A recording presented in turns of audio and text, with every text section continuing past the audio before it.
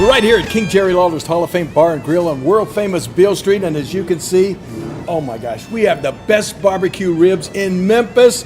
Oh my gosh, the gumbo is out of this world, but you gotta try the King's Triple Decker Slam Burger. You'll love it. At Earnhardt's Property Management, no job is too big or too small. From landscaping to lawn care, we do it all, including yard leveling, chat driveway installation, and yard restorations. For all your property management needs, give us a call today. The best things in life never change. They just get better, like Hardee's Original Bag. Back and better than ever. Just $6.99. Mix and match any two full-size favorites. A juicy charbroiled double cheeseburger, melty hot ham and cheese sandwich, or crispy hand-breaded chicken tender wrap. Any two plus fries and a drink, all just $6.99. Hardee's Original Bag, loaded with handcrafted goodness. It's the greatest meal deal for your buck. In football, every play starts with one goal: protect the ball. It takes strength, teamwork, and focus to keep it safe. At First State Bank and Trust, we protect what you worked hard for, your finances. With us, you'll have a team that's always alert, keeping your money safe from every angle, through every challenge. We're here to protect your finances, because at First State Bank and Trust, your financial security is our game plan. First State Bank and Trust. Strong, secure, trusted. Member FDIC. Equal housing lender.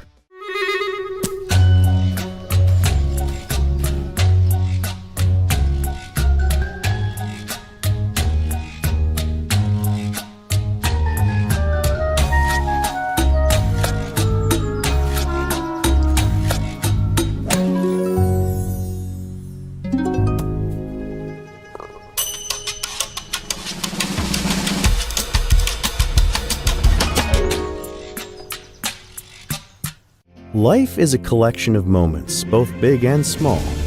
At FSCB, we understand the importance of embracing the little moments. That's why we have an account tailored just for you.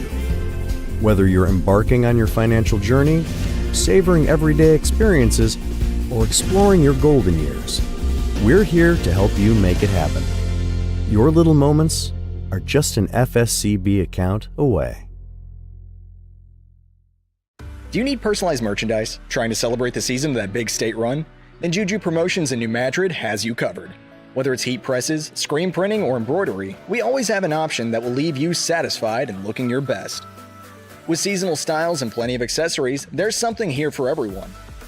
So come in and shop around. You'll be welcome with a smile and leave more fashionable than ever. Call us at 573-748-4040 or visit us in New Madrid.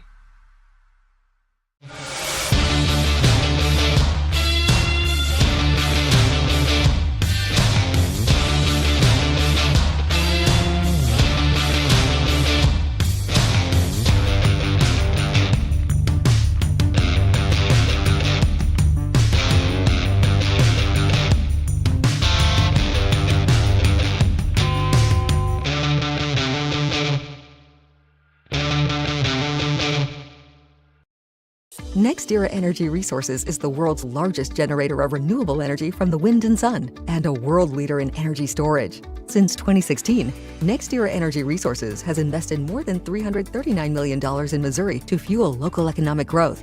Today, our company owns and operates one wind energy facility in the state and is looking to invest even more in the Show Me State. We are committed to being a trusted community partner and look forward to providing affordable, clean, renewable energy for generations of Missourians to come.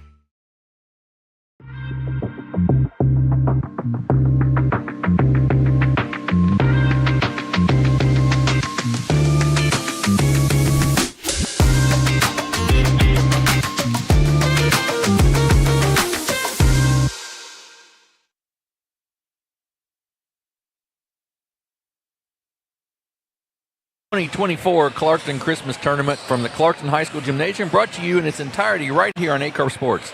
Our opening game is the 4-5 matchup between a new team in the tournament, the Greenville Bears, and last year's runner-up, the Portageville Bulldogs. I'm Jim Riker, and I want to welcome back to the broadcast booth after a week and a half or so off my buddy, Bobby Alford. Jim, great to be back alongside for this Clarkton Christmas Tournament. I'm going to tell you, we had a fantastic time down here at this tournament last season.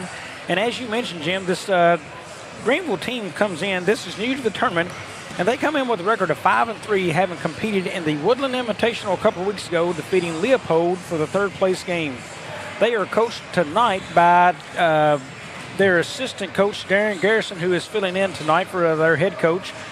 And they will oppose the Portageville Bulldogs. They come in with an entirely different team than last season's second-place team here at the Clarkton Christmas Tournament. The only player returning with any significant experience is Xavier Bogan, and we will see if he has enough to carry them to the championship night. Yeah, it's a real difference. As you look out here at the Portageville, I mean, you and I have watched Portageville the last number of years, and these kids do not look familiar at all. I mean, because it was a total turnover of the team pretty much. Yeah, I think we've got Higginbottom, who played a little bit last season, yes, and also Bogan. And that's the names and faces you're going to see on the floor familiar. And everything else for me, Jim, that I look out there tonight is brand new for those guys. Yeah, exactly right. You know, some of the names are familiar. Mason Babb, I think, played football. The Parton kid, Houston Parton, he starts for him. He played football. You know, Windsor played, but we've not seen him on the basketball floor before. And kind of a fresh look at them, and, you know, a look at the Bears, too. But who is this Portageville team? Because we're going to have them here in about a week and a half at the Bloomfield Christmas Tournament. A lot of unknowns about this team. You know, the very little we've seen is early season on film. Who is the Portageville Bulldogs? I think that discovery starts tonight here. Yeah, I would agree. I'm very interested to see what they're going to be like. I believe they are the I don't remember I believe the 13th seed. Isn't that right? That is right, I believe. Yeah, so they will because they take on Bernie in that first round of the Bloomfield Christmas Tournament, I believe. So Greenville is, we said, 5-3 coming in, so they've had a nice season so far, and we are just about ready for some starting lineups. And the first game of 3 that we'll have for you tonight here on Aycorp Sports from Clarkton at the Clarkton Holiday Tournament. Risco is the number 1 seed in this tournament, East Carter 2, and we will be, and Doniphan number 3, and we're just getting ready. On the scoreboard, the Greenville Bears will be the home team. The Portageville Bulldogs will be the visiting team. And for Portageville, they'll go like this. Number 0, Antonio Higginbottom. Number 2, Xavier Bogan. Number 5, Houston Parton. Number 11, Jack Bell. And number 22, Eli Wheeler. Bell, the biggest starter at 6'2". They're coached by T.J. Smith and Jalen Mosby. And for the Bears of Greenville, number 1, Ty Burchard, a junior. Number 5, Eli Evans, a sophomore. Number 10, Jackson Bollinger, a junior. Number 22, Cooper Sturgeon, who is a senior, and another senior, number 30, Jimmy Marler. As we mentioned, they're coached by Darren Garrison tonight. And we are just about set to go. The first of 3 tonight. We'll have 3 for you on Thursday night, and then the Consolation Championship, the third-place game, and the championship game on Friday night here from Clarkton. Jim, right away, the first thing you notice, maybe size, not a whole lot more, but I think thickness and body-wise, Portageville is going to outdo Greenville right there. But, it'll look down to the post, too, as Sturgeon's a big kid. Portageville with the basketball. Bogan with it up top. Bears start out in a man-to-man, it appears. Back door to Higginbottom. He tries to drive baseline, then kicks it off and throws it over Parton's head out of bounds. Will go back or go to the Bears. Full court pressure, 2-2-1 full court press by the Bulldogs. They are 1-3 on the season. Their lone win came against the Gideon team earlier. Left side for Greenville, inside in the lane, up, and an offensive foul is going to be called on Jimmy Marler. Yep, dropped his shoulder right into the man's chest. Easy call down there for Jay Piles. Portageville to bring it up. Xavier Bogan will bring it up to 5'7". I believe he's a junior, maybe? I would believe that is correct. He takes it all the way to the basket, misses the shot. Nice strong rebound by Sturgeon. Gets it up the floor quickly. Maybe got an extra step there. Then they kick it back out, and they'll reset the offense against the 2-3 zone of Portageville. Long 3, Sturgeon rims out, no good. Nice rebound by Wheeler. Down the floor to Bell. He drives in, kicks it off. Nobody over there, out of bounds. Turnover on Portageville. Jim, the size may not be on Portageville's size this season, but I can tell you they are a fast team. You can tell in these traps right here. Look how well they'll get out and trap the basketball and move to it. Marler up the floor, loses it. Taken away, and quickly for Bell. Kicks it in the corner to Higginbottom. He drives baseline, across in the corner. Jumper up and off the mark by Bogan. Rebound taken down by Sturgeon. Both teams 0 for the evening so far. Jump shot up and good by Ty Burchard. Gives the Bears a 2-0 lead.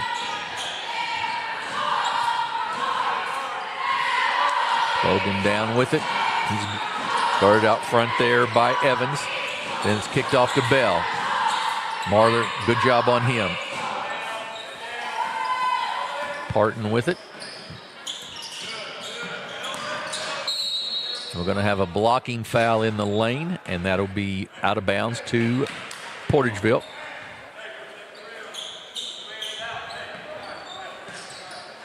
Goes to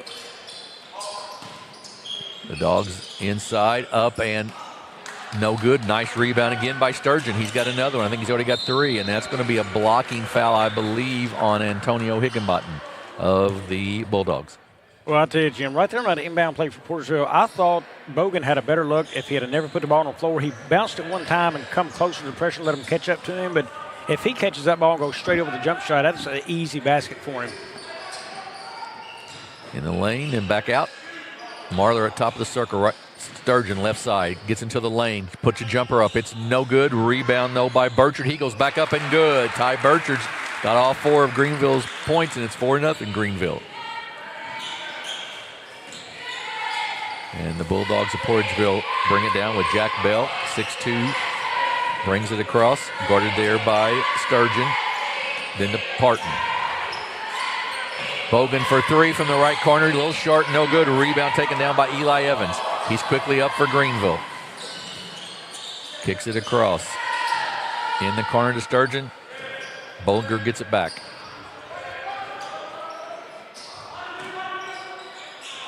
Up to Marler. They work it around the defense. Drives down the baseline. Nice kick. Skip pass up and the 3 up. No good. Tipped out of bounds. Off of Portageville will stay with the Bears. Good skip pass there. Just couldn't connect on the shot, Bobby. Yeah, good ball movement right there. And they found a wide open shooter. Sturgeon with a good catch inside in the lane. He goes up strong. Short, though, no good. Rebound taken down. And here comes Parton for the Bulldogs. He's going to take it to the basket. It's knocked away. He runs it down, and then we've got a out of bounds. Just out of bounds on the Bears is all. And we'll go back to good job by the officials there to discuss that and figure it out. So Parton on inbounds for the Bulldogs. He gets it up top to Bogan.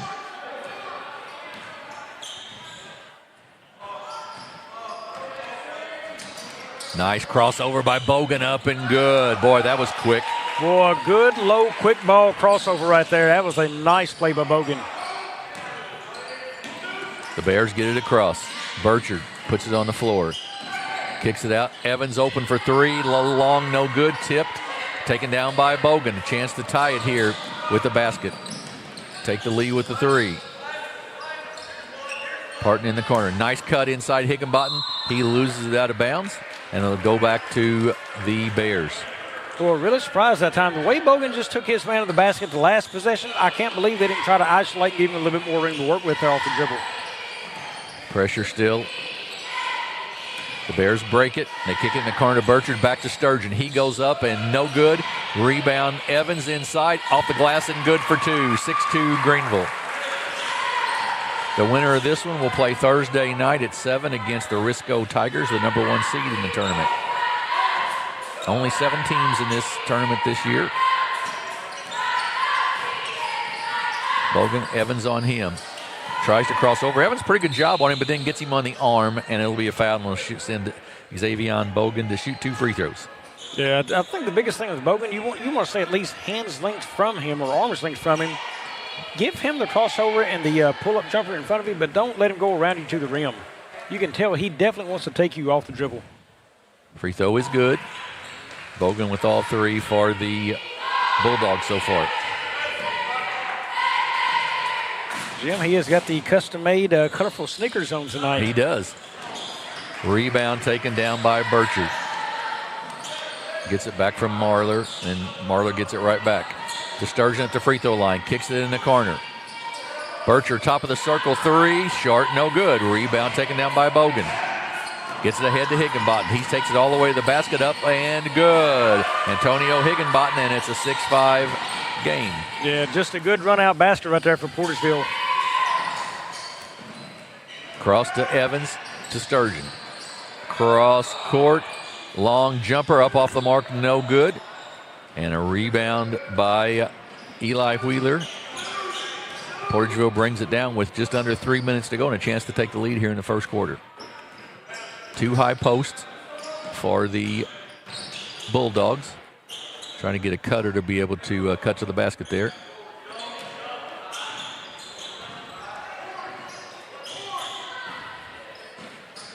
Parton gets it out to Bogan. Nice step around, 3, good. Xavion Bogan, nice step around, and Portageville leads 8-6. Yeah, I'm going to change my mind. Don't give him that open jumper, Jim. Yeah, no kidding. I thought the same thing, Bobby. I'd make him shoot the 3 and show me, and he did. So, and he's so quick. When I saw the crossover move, he kept that crossover so low and quick. I said, he's going to get around you if you try to guard him tight right there and keep a hand in his face. So give him that shot away from the rim. But, man, he just drained that nothing but net. Logan Rogers checks in for Greenville, and then it's a steal by Bogan. Quickly down the floor. Nice dish off to Higginbottom up. It's good, and he'll be fouled by said Logan Rogers, and it'll be sending Higginbottom to the line to shoot a free throw. Timeout by Darren Garrison. He'll take a 30-second one. We'll keep it right here, and right now, as you saw in the replay there, the run-out has really worked well for the Bulldogs. Run-outs work well when you have team speed, and they know one thing. They want to run the floor is what I'm getting right now from Portageville.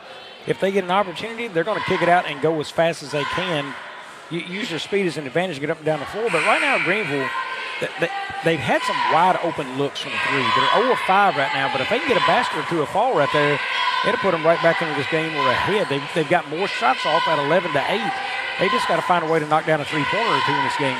Yeah, not shot that. You're right. They've had good looks on the 3, just not knocked it down. So 10-6, and we've got Higginbottom at the line to shoot 1 free throw. Greenville's high point total, they scored 88 against Perryville earlier in the season, and a 62 against Clarkton earlier. Free throw by Higginbottom, good. Also, Portageville has sort of had trouble scoring. They've not put a lot of points up so far, so we'll see how that works out. Cross court to Bollinger. Pulls it down up to Sturgeon. Sturgeon and Marler, the 2 seniors on the floor right now for Greenville. They give it back and forth.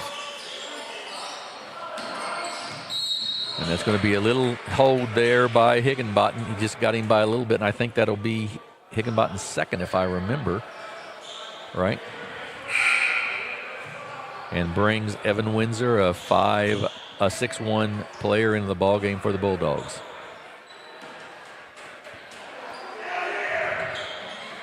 Boy, and he is late getting there. That's going to be an illegal strain. It sure was. And that's going to go on, I believe, on Sturgeon. Did it not?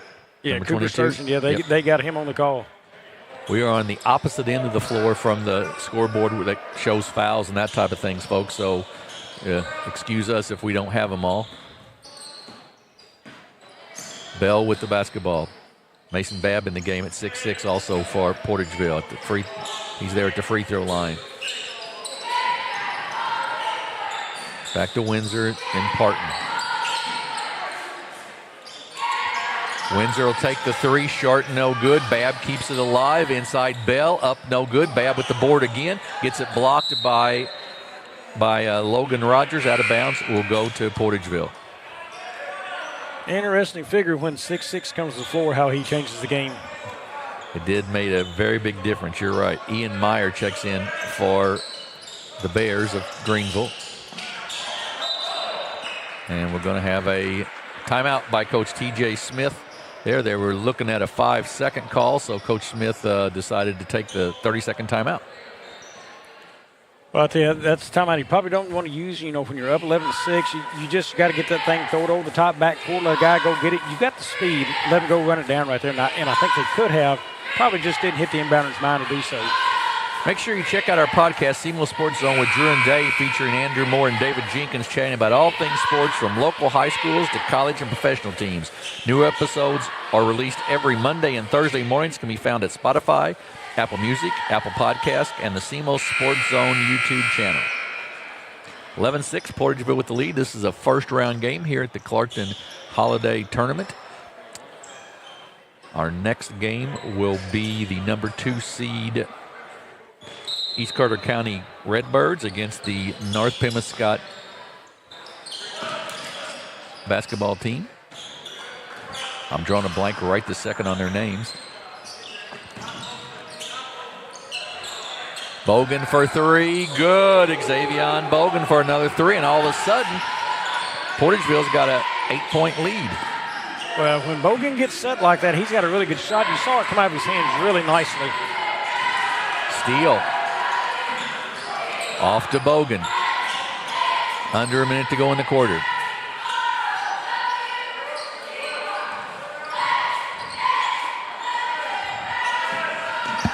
Back out to Bell. To Bogan with 35 seconds to go in the quarter.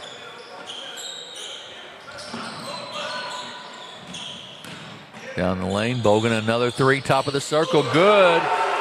Well, there's the problem. That is his third three-pointer of the game. He's about to shoot him out of that zone. They're going to have to take a different look. Exactly right. Ball's tipped in to Parton, back to Bogan, up and good.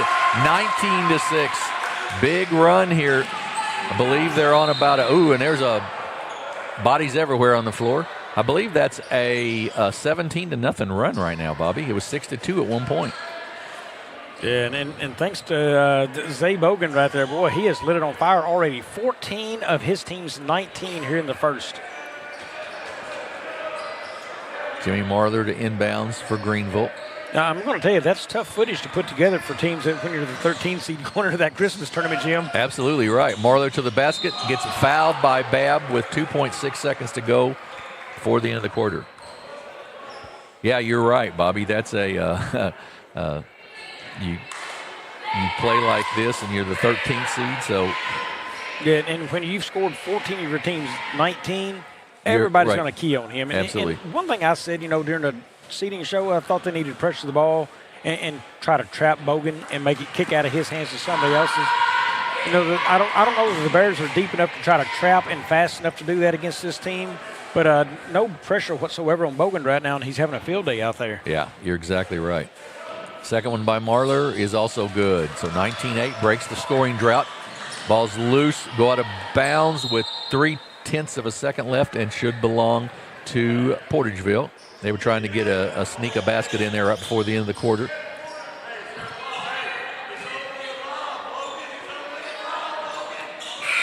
And Logan, he was going for the lob as Coach Garrison was yelling at him, and he knocked it away. Rogers did, and that ends the first quarter. It is Portageville 19 and Greenville 8.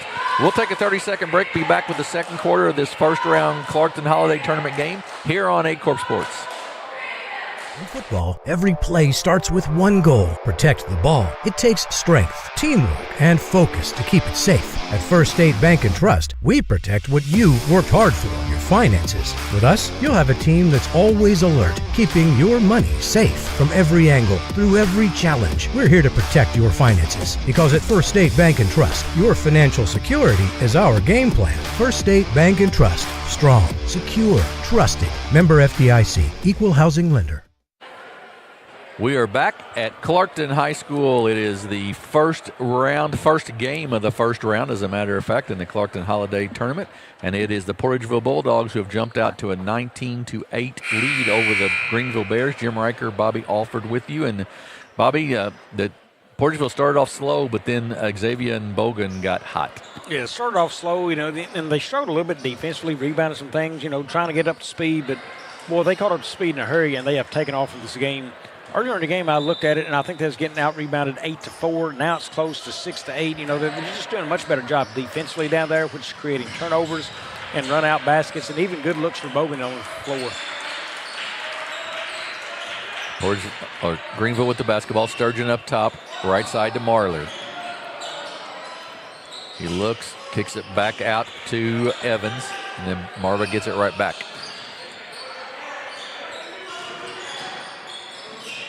Marler open for the three. Short, no good.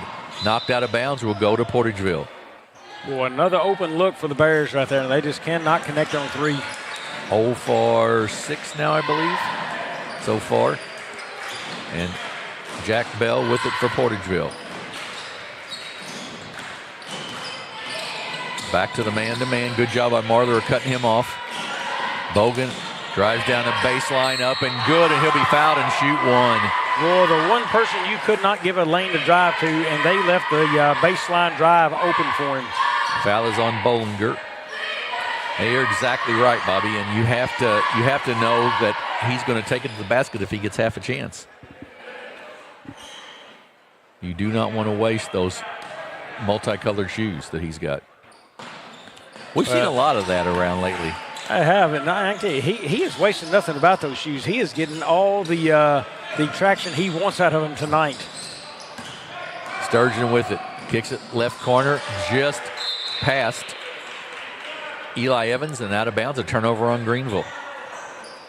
Well, I tell you, Coach Garrison over here knows the game of basketball, been around a lot, but, you know, as you're sitting there thinking, what do I do with this Bogan kid? I don't know what they can do. You could try to face guard him, but, I mean, he's going to find a way to get loose. And even if you face guard him, you don't have a kid fast enough on his team to keep up with him. I mean, so that eliminates that possibility out of the game, really. Windsor with it back to Bogan. They've gone back to the man-to-man. He gets around because of the screen. Good help defense there, and it goes back to Greenville. And maybe that's what you challenge him to do, is try to drive to the basket and bring help defense. Marler tries to drive baseline, but he's going to be fouled there, and that's going to go, I believe, on Parton with the foul. Into the ball game is Tanner Hopgood, a 5'11" player for Portageville.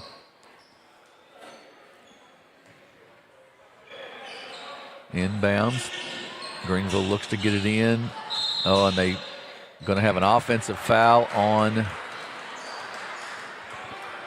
I guess, on Cooper Sturgeon. Was that who it was on, possibly?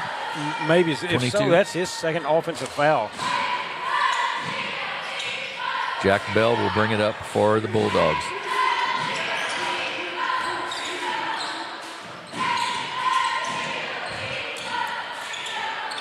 Bell with it up top, kicks it off to Windsor.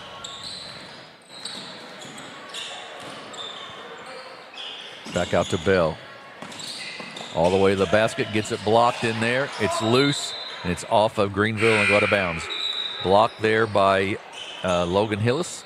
The one thing we can definitely say for Greenville right now, they are trying to protect the rim a lot stronger. Ty Burchard back in for them. The Greenville, that is. Into Bogan. To Bell. He's going to take it down the lane, stop, jumps, and good. Jack Bell with the basket. Nice job of Bogan of getting some other kids involved in the offense, too, since they're really focusing on him. Marler down the baseline. He's going to be fouled there by Tanner Hopgood. But Bogan heard we said the scouting report's going to be all about him, and he said, hey, let's get somebody else involved in that scouting report, I believe. Exactly right. Bollinger with it. Into the lane, Burchard tries to dump it down to Sturgeon, but it's stolen. Instead of clear out for Bogan here. Good job of cutting him off by Marler.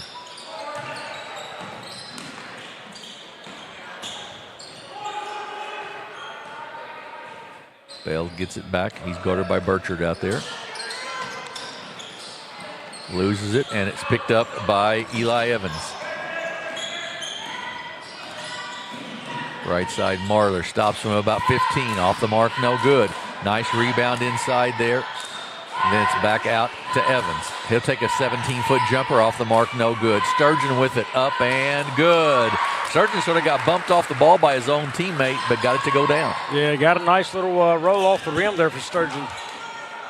24-10, a 14-point lead for Portageville with 4:40 to go before halftime. Jim, I really believe that's what they are trying to do is face guard Bogan a little bit there, because as soon as the ball leaves his hands, they try to stay glued to him on the floor. Sturgeon to Marler for three. Off the mark, no good.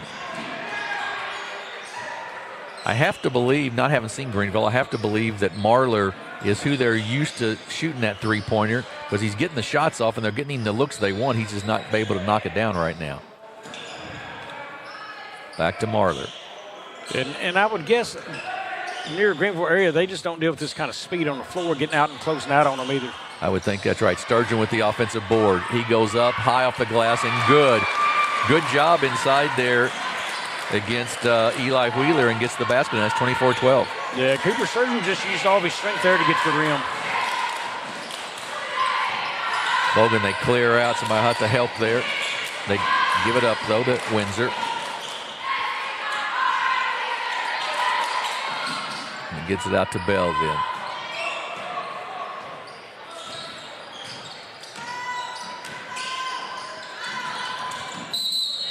Yep. Little push there on the back by Marler, I believe, against Tanner Hopgood.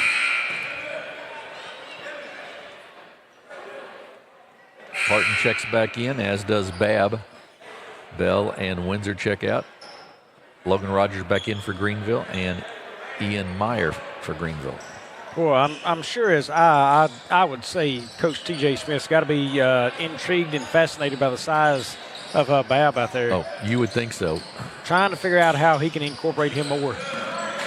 Good job of double teaming that time, Bogan, and he loses it as he drives to the basket. Greenville gets it back.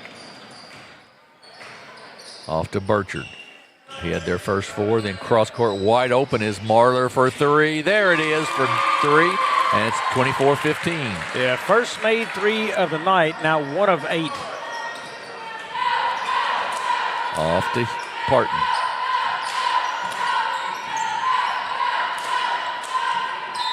Parton loses out of bounds. The stay, though, with Greenville was knocked out of bounds by Ty Burchard.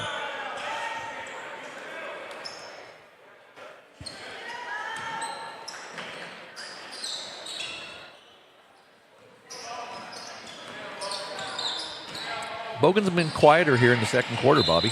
Yeah, a lot quieter, and here we go. That's going to be an offensive foul. Will. I believe that went on Eli Wheeler, possibly. He pointed toward the man, but I never did see the foul called in. That may have been Cale Williams that called in the foul rather than Jay Piles there. I was watching Jay for the call, and I never did see it. Yep. Back to Marler in the corner. Down the baseline, little runner, short, no good. Out front, run down by Marler of Greenville. They've cut the lead to 9 now. In the lane, they get Marler wide open, 17-foot jumper, good.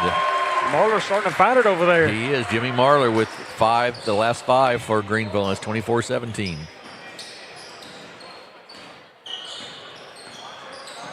Bogan guards Bogan. He looks inside, nothing there.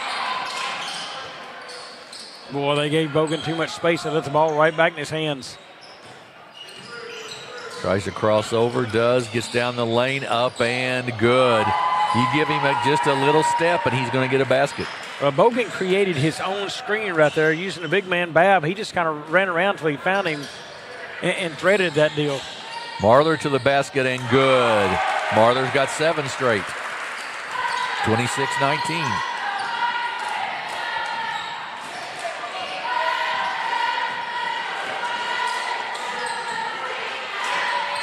Inside to Babb. He goes up off the glass. Good, and he'll be fouled there by Logan Rogers. That's a great job by the young man there. He caught that ball high, put the foot on the floor, and went straight up. He never brought the basketball down. You see so many kids want to do that. He caught it, went straight up for the score. I mean, if Coach T.J. Smith is looking for things like that right there, that was one. You're exactly right. He kept it high. That's one thing I usually harp on air when we call games, Jim. And right. I mean, he did it textbook. 28-19, 29-19. It's a 10-point lead. Marler with it in the backcourt. Evans gets it across to Marler. And he's going to be fouled there. Well, that's a bad foul right there for Portageville. You had him trapped up some, and just don't give the push. Stay tight, but, don't go that extra step. Windsor checks back in. He'll replace, I believe, Parton, and that foul was on him. Greenville with the basketball. Evans with it. Eli Evans to Rogers.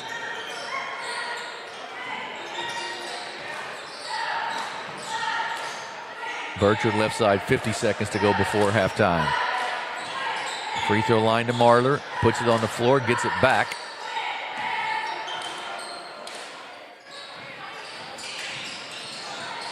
Tries to drive it down the lane.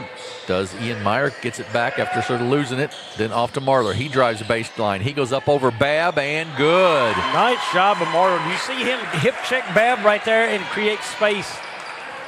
Exactly right. Jimmy Marler has taken Greenville on his back here. Just cut the lead down to 8 with 17 seconds to go in the half.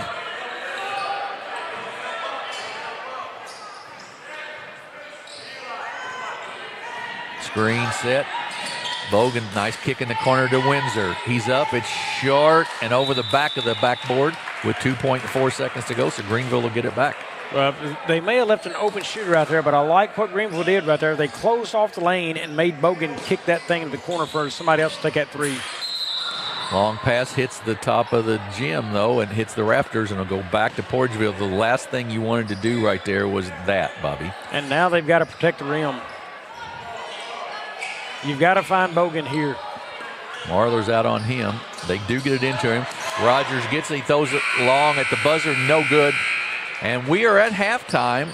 Portageville Bulldogs, the number 5 seed, lead the number 4 seed Greenville Bears 29-21 at the half. We'll take a break. Be back here in just a few minutes with some statistics and then the second half of this first round game. You're watching the Clarkton Holiday Tournament on Aycorp Sports.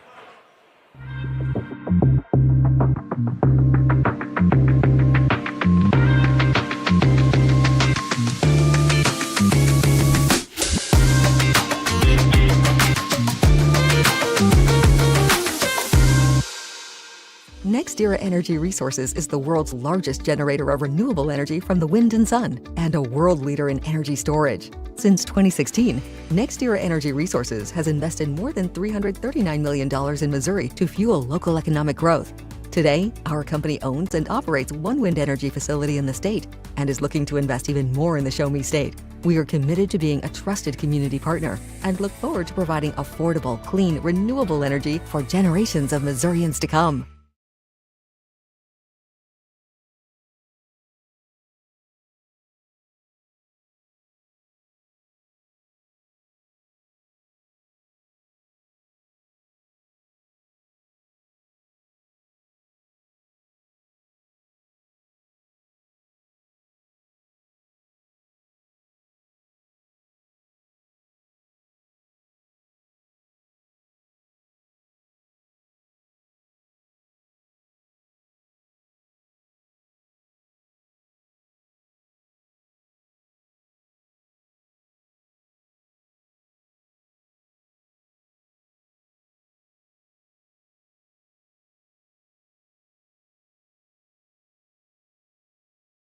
NextEra Energy Resources is the world's largest generator of renewable energy from the wind and sun, and a world leader in energy storage. Since 2016, NextEra Energy Resources has invested more than $339 million in Missouri to fuel local economic growth. Today, our company owns and operates one wind energy facility in the state and is looking to invest even more in the Show Me State. We are committed to being a trusted community partner and look forward to providing affordable, clean, renewable energy for generations of Missourians to come.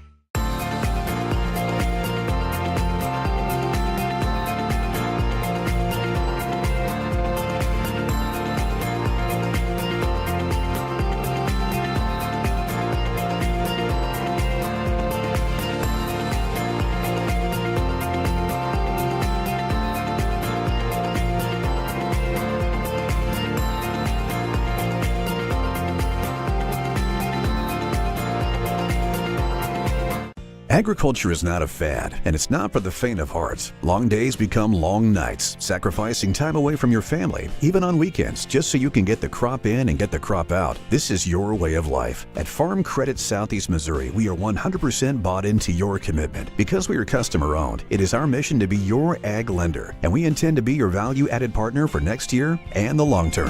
Your ag lender will always be there.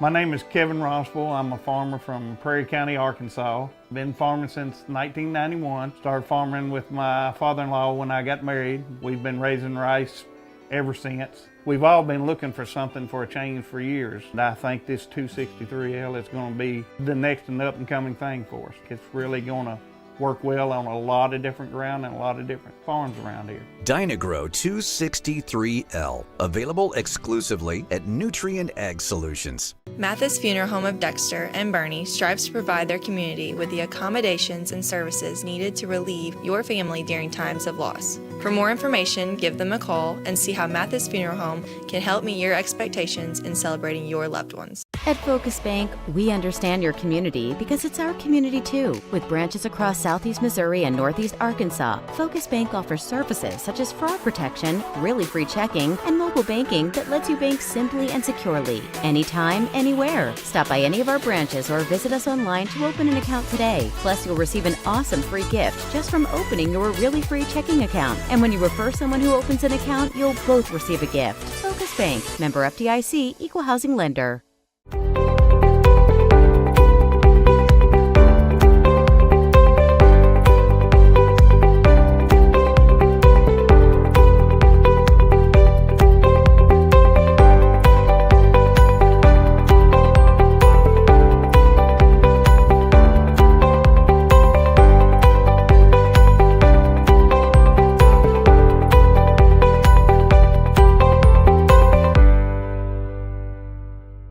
At Young Real Estate, we understand the importance of face-to-face interactions. Our experienced agents are here to listen to your needs and personalize your home buying or selling experience. But we also recognize the power of technology. Young Real Estate offers virtual showings, allowing you to explore properties from the comfort of your own home.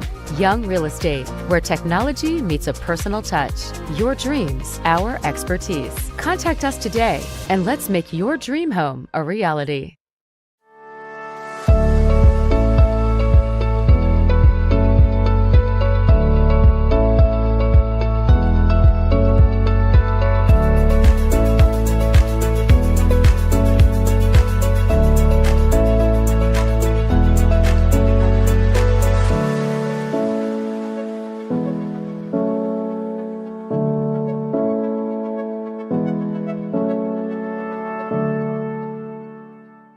At SEMO Health Network, we strive to provide caring and affordable health care while making our patients feel welcome in our warm and friendly atmosphere. With locations throughout Southeast Missouri, we provide medical, dental, OB, and behavioral health services to anyone and everyone that may need it. Visit SEMO Health Network for your wellness exams, COVID and flu vaccinations, lab services, dental exams, counseling, and more. For more information, visit our website and let SEMO Health Network take care of you. We do things the right way, we do it honestly, and we do it well. We go to trial with confidence that in Southeast Missouri, when we work hard and we do a good job of presenting the case to the jury like we know we can do, justice will be done and the client will be taken care of. If you need someone to represent you at trial, call Cook Park Pet Ponder and Waltz.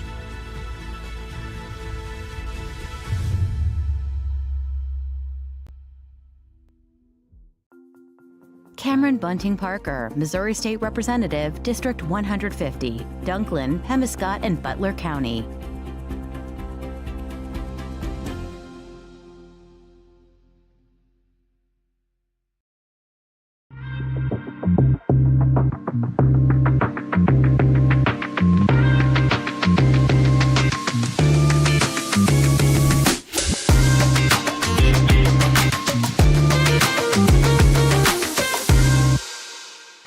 We are back at Clarkton High School at the Clarkton Holiday Tournament. Jim Riker and Bobby Alford with you. And halftime, 29-21 in this first game. The number 5 seed Portageville Bulldogs lead the number 4 seed Greenville Bears. And Bobby, let's look through some statistics. Well, I'll tell you, for the Portageville Bulldogs, it was made really easy. Xavion Bogan, he has 19 of his team's 29 points, and followed by Antonio Higginbottom with 5, Jack Bell with 2, and Mason Babb with 3. That rounds out their 29 points as they have shot 50% from the floor from the team.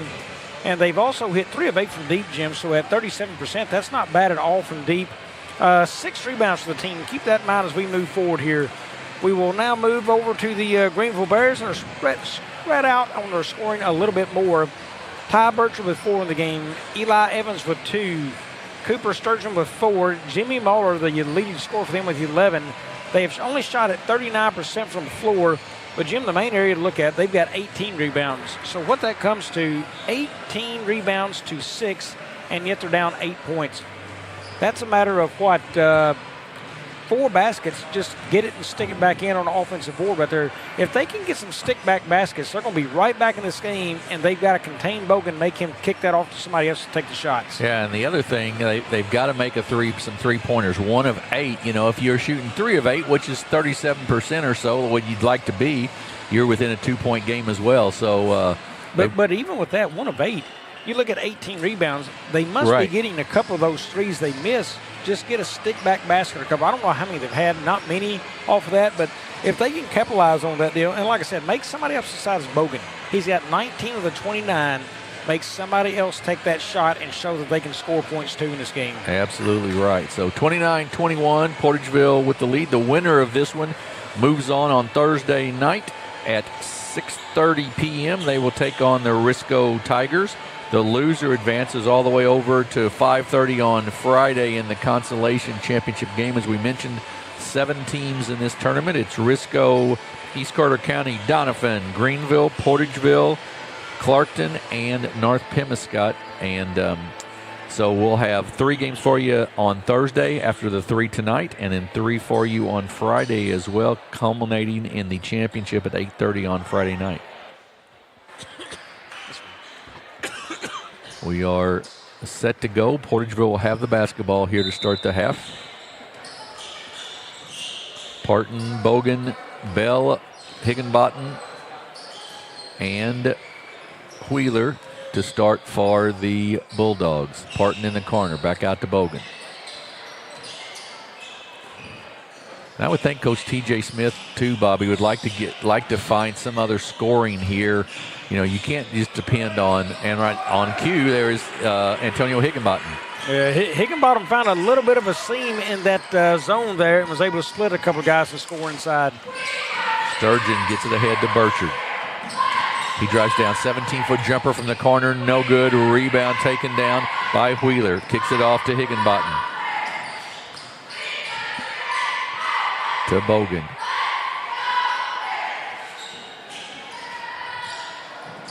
Swinging across to Bell for 3. Air ball, no good. Higginbottom with the rebound.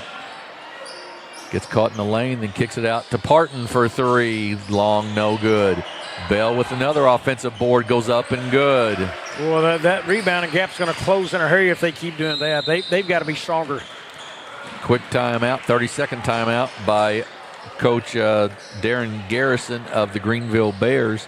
And 4 quick points for the Bulldogs, Bobby, and they've gotten on the boards really solid in the second half. Yeah, the 0 blocking out there by Greenville, and it just left them in a bad spot. Higginbottom getting back, Bell getting it back, and, you know, they've converted some points off that already here in the third. 33-21, our next game will be the East Carter County Redbirds, the number 2 seed, against the North Pemiscot Mustangs, the number 7 seed in this tournament. And we've got the Bears coming out here. They've got, I believe, Bollinger, Evans, Burchard, Marler, and Sturgeon on the floor to start the half, the same 5 they started with. Sturgeon drives inside, kicks it across, and then back up top. Good catch there by Evans. Tries to drive inside, not there. Burchard gets it back inside to Marlar. He goes up. It is no good, but he'll be fouled on the floor to go out of bounds to the Bears. You can tell Marlar is the guy they seem to rely on a lot. Yeah, you're exactly right. The ball has to go through him offensively pretty much, at least to a certain extent here. Inbounds to Evans. Bollinger with it. Marlar at the high post, and he pops out, and then inside to Burchard. Good in the lane. Burchard flashed across, took the pass, and makes the basket. Yeah, but Burchard's showing he's liking that little short jumper right there. Bogan with it for Portageville. They're looking for their second win of the season tonight. Shot up, long, no good by Eli Wheeler. Taken down in there by Eli Evans. To Marlar, kicks it in the corner to Burchard. Three-pointer up and no good. Rebound, going to be a foul called there, and it will be on Parton. And I believe it will send Cooper Sturgeon the line to shoot 2 free throws. Parton missed. He is the unlucky guy because that ball, I thought, got a part of that cable right there, Jim. I thought the same thing, Bobby. I thought it sure did too. Talking about an unlucky bounce, he got it. Sturgeon makes the free throw, the senior. He's got a second one here.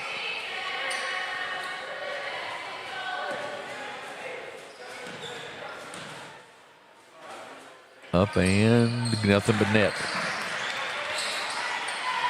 It's a little full court pressure here by the Bears.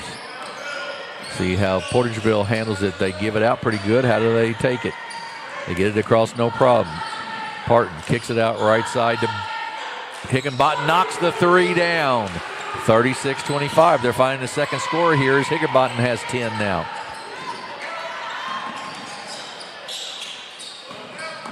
In the corner to Marlar. He drives to the basket. He goes up. Partially blocked to Sturgeon. Good hustle inside. Muscles his way up. It's good, and he'll shoot one. Really nice strength there by Cooper Sturgeon.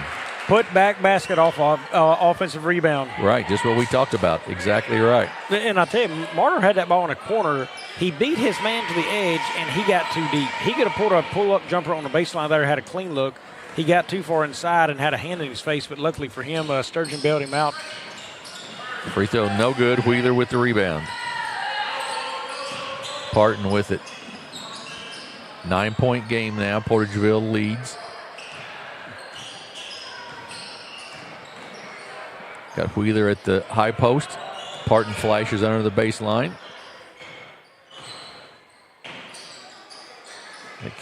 Inside to Wheeler. He goes up and no good.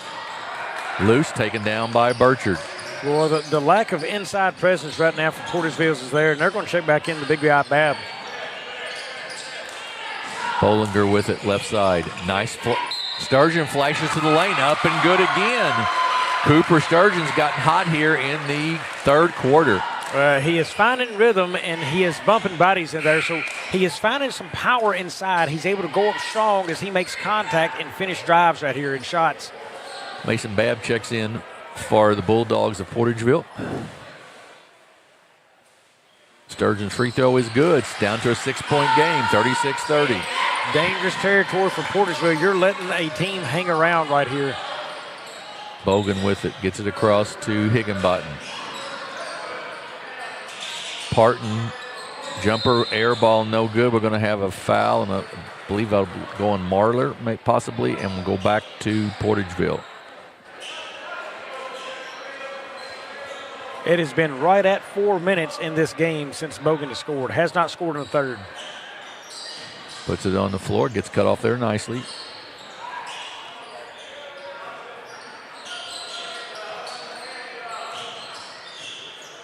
Hasn't scored, Jim. This is the closest the Bears have been since early in the game. That's exactly right. They had an early 6-2 lead, and then Portageville went on a, I believe, 17-0 run. To Bell. Tries to drive down the baseline, gets cut off partially, but gets the shot up and good. And it's 38-30. Evans with it, gets it across to Bollinger.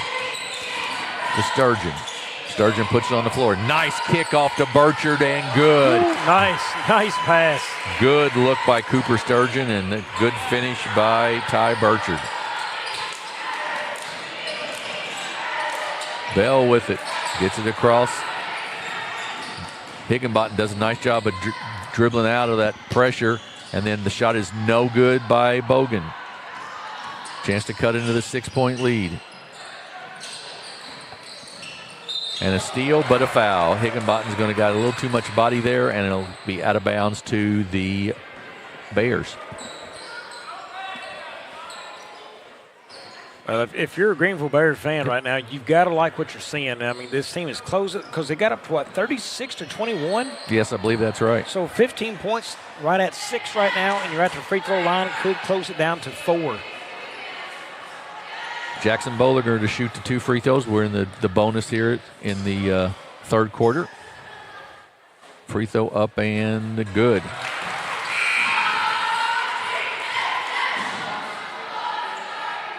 Higginbottom out. Evan Windsor in for Coach Smith's team. Second free throw also good. So we've got a 4-point game. It's 2-2-1 full court press has affected a little bit. Not a lot of turnovers, but has sort of changed the offense a little bit. And there's a turnover right there. Sturgeon to the basket. Good hands by Bell, out of bounds. Will go, though, still to Greenville. Nevertheless, they got a turnover and a chance to score under the basket here. Got to watch Sturgeon. He has been powerful down low. Bollinger gets it in to Sturgeon up top. Guarded there by Babb. Puts it on the floor, then kicks it across. I would go to Sturgeon right there. Swing it to him, give it to him right there. And they do. Babb's trying to defend him. He goes up, gets it blocked by Babb this time. Taken down by Bogan. You had to challenge the young kid Babb right there to see if he could defend it, and he did. Windsor for 3, it's short, no good. Sturgeon with the rebound. He got quickly. 1-on-2 break. Gets it, kicks it in the corner, jump shot up and good. We've got a 2-point game. Eli Evans, it's 38-36. Bell with it. Up 15 in this third, and it's now down to 2. And again, Bogan has not scored in the third quarter. He gets the basketball with 2:16 to go. He's going to put it on the floor, take it to the basket, up and good, just like that. His Xavier first Bogan. basket in almost 6 minutes, Jim. Exactly right. We're going to have a timeout here by Coach T.J. Smith of the Portageville Bulldogs. It's 40-36. It's going to be a 30-second timeout, so we'll keep it right here. 40-36, though, Portageville with a lead, but Greenville's done. What have they done to get back in this game? Well, look at the rebounds. They're still leading that by a wide margin, 25-12, but really they've kept the ball out of Bogan's hands on shot opportunities. They've made him be a distributor out top to pass to somebody. They're giving another player for Portageville the looks. Portageville just hadn't found the guy who can connect. Higginbottom has some. You know, he has scored some here, but, I mean, the consistency and somebody they can trust with the basketball is just not there outside of Bogan. And right now, Cooper Sturgeon, he's come out of nowhere. He's now up to 11 points. I think he had maybe 2 or 4 at the half. Right. He's played strong underneath, the put-back baskets and the rebounds he's had, and he's played through contact, which has been very key for him. Yeah, 10 rebounds as well for Sturgeon, so he's got a double-double already as we're with 2:10 to go in the third quarter. And that's another thing they've done. Look, their defense that they've played, that they have gotten through and played really good zone defense down there. Parton misses the shot. And off again, the steal. Jim, that's one at the rim Portageville missed. Marler's going to take it to the basket. He loses it, though. Windsor comes away with the Portageville. Then it's knocked away. Ty Burchard comes away with it. Kicks it off to Bollinger. It's been a little helter-skelter here on the turnovers in the last about 30 seconds. To Burchard. Thought about the 3, doesn't take it. Marler will take the straight-on 3. It's off the mark, no good. Rebound by Bollinger. Another offensive board. I can't wait to look at the end of the third quarter what the offensive boards are. Long 3 up and good. Ty Burchard, and we've got a 1-point game. Burchard now with 11. So 3 players with 11 for the Bears. And a steal by Bollinger. He gets it ahead. Ooh, good hands by Bogan. He gets the steal there. And then he throws it out of bounds. And it'll go back to the Bears. I'm going to tell you right here, if Portageville is seeing this, number one, they got to get some screens and get Bogan the chance to create plays for him. He has got to get loose on the floor. 40-39.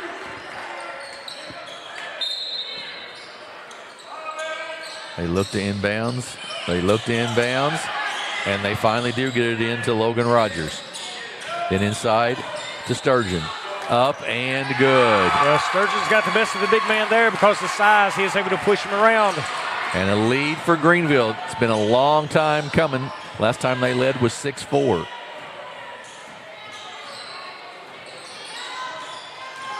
Bogan up top against the 2-3 zone. Nobody coming out to set a screen for Bogan. Hopgood with it. Kicks it across to Windsor. Bell drives down the lane, goes up and good. Good runner in the lane by Jack Bell. It's 42-41. Sturgeon again. Nice kickoff to Logan Rogers. Missed the shot. Sturgeon with the offensive board. Gets it blocked by Babb. What a battle between Sturgeon and Babb. There's a lot of physicality going on in there right now. You're exactly right. I continue to like what I see of Babb. I think at some point Coach Smith is going to have to dedicate a lot of more time to that kid. A steal down the floor. Ahead to Marler. He goes up and good. Good pass there, too, to get it down there. And we're at the end of 3. And the Greenville Bears have come all the way back. 16-point turnaround in the third quarter.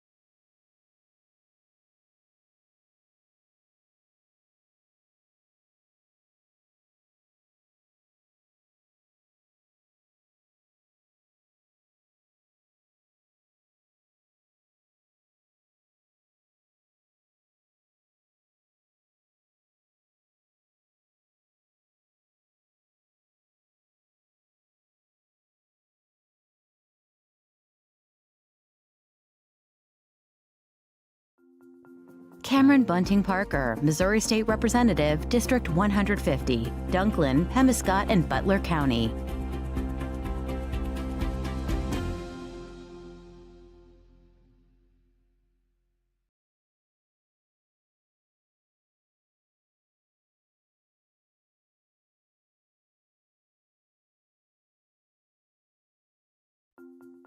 Cameron Bunting Parker, Missouri State Representative, District 150, Dunklin, Pemiscot, and Butler County.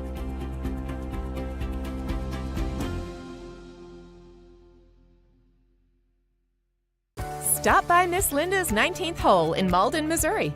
Open to the public, we have something for everyone. Daily lunch specials, a Sunday buffet, catering, and a banquet room for rent.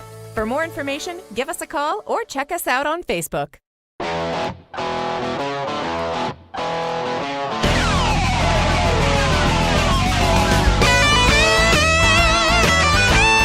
We're right here at King Jerry Lawler's Hall of Fame Bar and Grill on world famous Beale Street, and as you can see, oh my gosh, we have the best barbecue ribs in Memphis. Oh my gosh, the gumbo is out of this world, but you gotta try the King's Triple Decker Slam Burger. You'll love it. At Earnhardt's Property Management, no job is too big or too small. From landscaping to lawn care, we do it all, including yard leveling, chat driveway installation, and yard restorations. For all your property management needs, give us a call today. The best things in life never change. They just get better, like Hardee's Original Bag. Back and better than ever. Just $6.99. Mix and match any two full-size favorites. A juicy charbroiled double cheeseburger, melty hot ham and cheese sandwich, or crispy hand-breaded chicken tender wrap. Any two plus fries and a drink, all just $6.99. Hardee's Original Bag, loaded with handcrafted goodness. It's the greatest meal deal for your buck. In football, every play starts with one goal: protect the ball. It takes strength, teamwork, and focus to keep it safe. At First State Bank and Trust, we protect what you worked hard for, your finances. With us, you'll have a team that's always alert, keeping your money safe from every angle, through every challenge. We're here to protect your finances, because at First State Bank and Trust, your financial security is our game plan. First State Bank and Trust. Strong, secure, trusted. Member FDIC. Equal housing lender.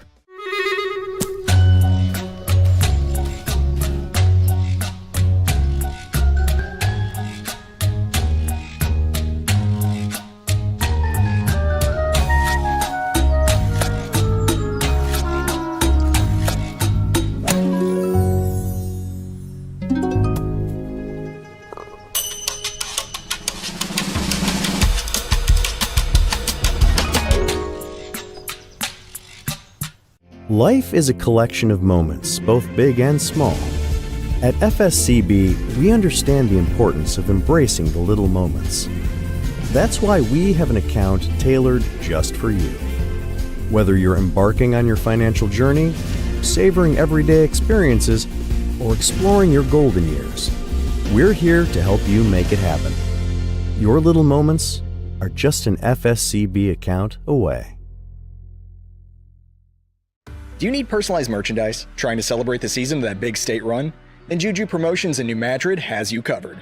Whether it's heat presses, screen printing, or embroidery, we always have an option that will leave you satisfied and looking your best. With seasonal styles and plenty of accessories, there's something here for everyone. So come in and shop around. You'll be welcome with a smile and leave more fashionable than ever. Call us at 573-748-4040 or visit us in New Madrid.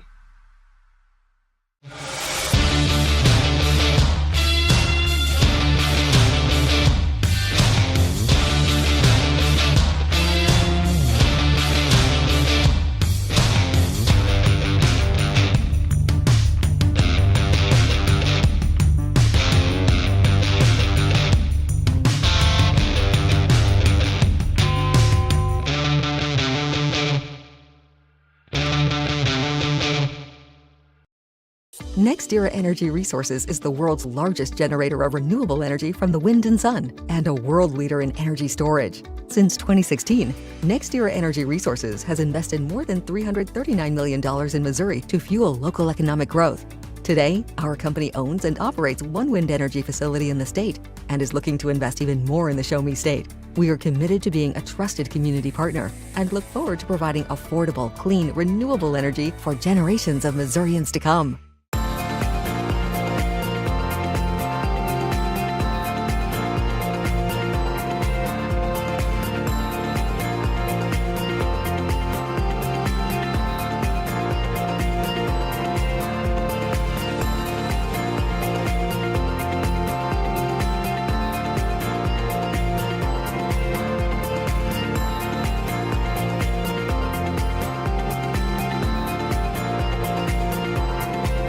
Agriculture is not a fad, and it's not for the faint of heart. Long days become long nights, sacrificing time away from your family, even on weekends, just so you can get the crop in and get the crop out. This is your way of life. At Farm Credit Southeast Missouri, we are 100% bought into your commitment. Because we are customer-owned, it is our mission to be your ag lender, and we intend to be your value-added partner for next year and the long term.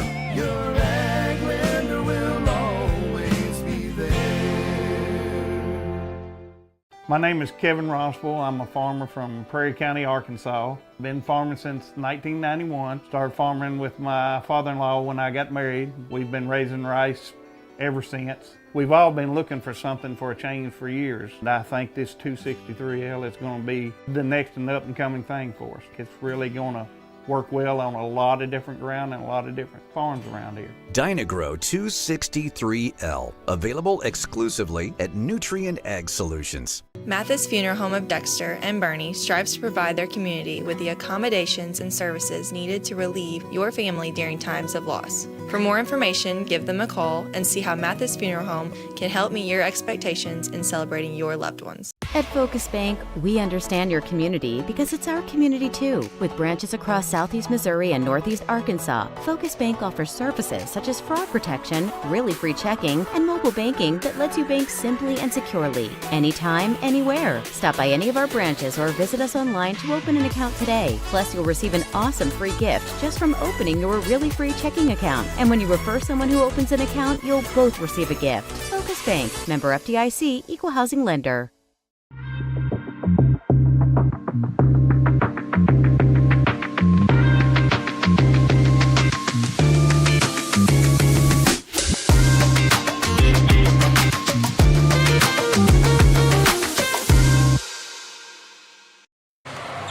We're back at Clarkton High School. We're continuing opening night coverage here of the Clarkton Holiday Tournament on Aycorp Sports. Our second game of the opening round pits the number 2 seed East Carter Redbirds against the number 7 seed the Mustangs in North Pemiscot. Back along my broadcast partner, Bobby Alford, I am Jim Reichard. Jim, our second game of the night features the East Carter's Redbirds. The Redbirds are coached by Kurt Penn, who went to school at Portageville, of all places here. They come in with a record of 4-2, and they are rejoining the Bloomfield Christmas Tournament this year as we did those seedings just this past Saturday. They got the 12th seed in that. And with that, the Mustangs are also coached by Matt Babb, and they have several really tough seasons over the last few years. Their only win of the last season come right here in this tournament. Jim, you and I had the call on that game. Right. And on this young season, they are currently 0-4. I did look up, I think, and I hate it for the North Penn kids. I believe they have won 8 games in the last, 6 years or something total. So It's been a tough go, certainly, for North Penn in basketball. But the one plus is they do have a lot of kids that we were recognizing the names from last year. So they're starting to build a little something up, a little program at least. And hey, they got a tough seed right here, but you know what, Jim? Lightning does strike in Clarkton, Missouri. It does. We know that. The internet has gone out here because of a lightning strike, and we saw a lightning strike in that first game as Jack Bell hit a three-pointer with 4.4 seconds to go to give Portageville the 57-56 win over East Carter County. So we are set to go here, and we will have our starting lineups coming right now, and it will be like this. For the North Pemiscot Mustangs, they will start a freshman, number 10, Talon Sawyer, a junior, number 11, Blake Ham, a sophomore, number 12, Carson Thomas, a junior, number 23, Connor Lacey, and a junior, number 34, Carson Liu. As Bobby said earlier, they are coached by Matt Babb and are 0-4 on the season. And they are the visitors on the scoreboard tonight in their black uniforms trimmed in red. For the East Carter Redbirds, they go like this. A 5'10 junior, number 10, Cardell Duckett. A 5'8 sophomore, number 14, Chase Kirby. A number 15, a 6-foot junior, Kason Price. A 6'3 junior, number 24, Bryce Stahl, and a 6'5 junior in the middle, number 50, Will Balgus. They're coached by Kurt Penn, assisted by Alan Kirby. So we are just about set to go here in this second first-round matchup. And it is a North Penn, as we said, has struggled, and but they have got more kids out this year. They've got a few other kids. I'm a little surprised. The one thing I'm a little surprised that number 1, Miles Brown, doesn't start. He was, to me, maybe their best player last year. Yeah, kid with a lot of energy, and he stayed in foul trouble a whole lot. So that's true. Maybe something there they're trying to look at a little differently with him. But first look this year, also Jim, at the East Carter Redbirds, as they look to be an improved team this year. East Carter with the basketball. Jumper up and good by Kason Price. He gets them on the board early. They're going to go into a 1-2-2 full court press. Lou with it. Loses it, so steal. And ahead Up and good, and there'll be a free throw on that as well. That's Cordell Duckett with the basket. And the foul's going to go on Talon Sawyer, the freshman for the North Pemiscot Mustangs. Sawyer's free throw up and off the mark, no good. Long rebound, he runs it down, no. Kick off to Price. Loose on the floor to Stahl in the corner. He'll take the three. It's up, it's good. Bryce Stahl for three. 7-0 early here for the Redbirds, and Coach Matt Babb calls a timeout. Well, that's where you get started right there. You get a good steal, you get a score, and then you get a wide open three and drain it. I think, Bobby, as we watch video of East Carter, they got beat by Doniphan the other night in overtime, and I think that really dropped their seed at the Bloomfield Christmas Tournament. Before that, I had them possibly in the top 8 even. Yeah, I had them around that 7-8 seed, and, I like the size down low with Backus. They've also got Stahl down there, and they've got a kid that comes off the bench, too, about the size of Backus as well, some size. But and they've also got some kids who can knock down shots outside of Stahl, just knock one there down. Price as well, some of the kids that get involved. That they are a different team than last year already, I've seen on tape, because at this tournament they scored tremendously offensively and so young. And this year you can see the maturity. Ball's loose but comes away. North Pem loses it, gets it ahead. Up and good by Stahl. He's got 5 now, and it's 9-0. And that East Carter bench is loaded with players, I know that, so we'll probably see a lot of them tonight. Ahead, another turnover. Kirby with it. Now kicks it across. Three-pointer up and off the mark, no good. Duckett with the rebound. Kicks it out to Stahl. He goes baseline, reverse layup and good. I remember Bryce Stahl from last year, and I was impressed with him as a sophomore, and he's gotten better.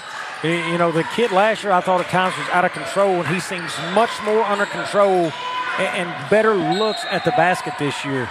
Playing it a lot more aggressively to score instead of, just trying to get down the floor and make something happen. Chase Bradshaw is going to check in for East Carter, a 6-foot sophomore. And out will go Kason Price. We've got Whitaker comes in for the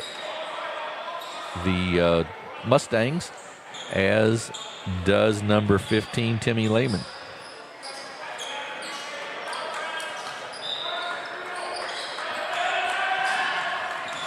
Basketball, Lou with it. He gets double teamed there, picks up his dribble, and finally gets it off. Knocked away, and that'll be a foul on East Carter County. On Balgus, I believe. Nope. Not sure who exactly, but it's going to go to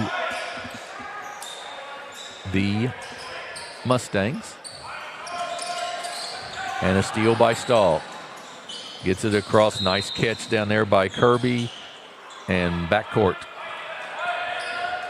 Boy, I tell you, Backus just looks like the lumberjacker out there of all the men, don't he? Yeah, he does.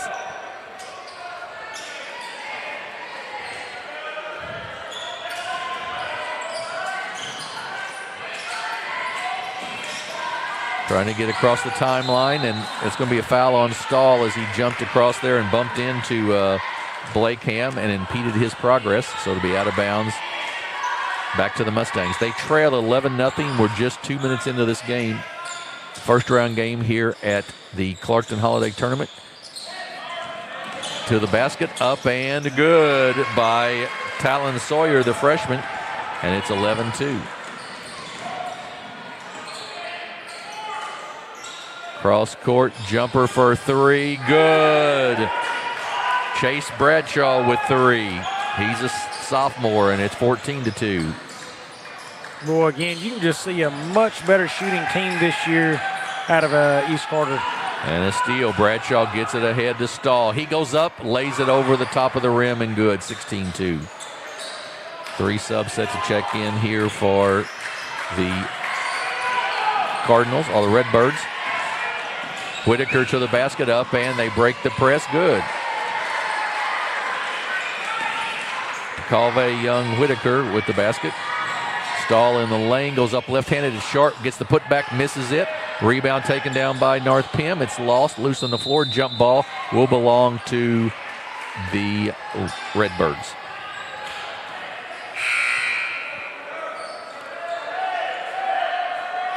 Let's see, we've got Colton Harvey checking in. I believe we got Xander Reynolds checking in and Kason Price back in for the Redbirds. So it left Bogus and Stahl on the floor.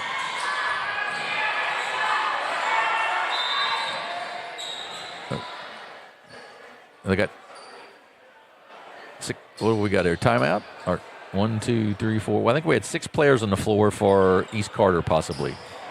That doesn't work out so well. Yes, 6 on the floor. So I'm guessing that should be a technical foul. I think that's what he was saying, yes. I believe that's what he was saying.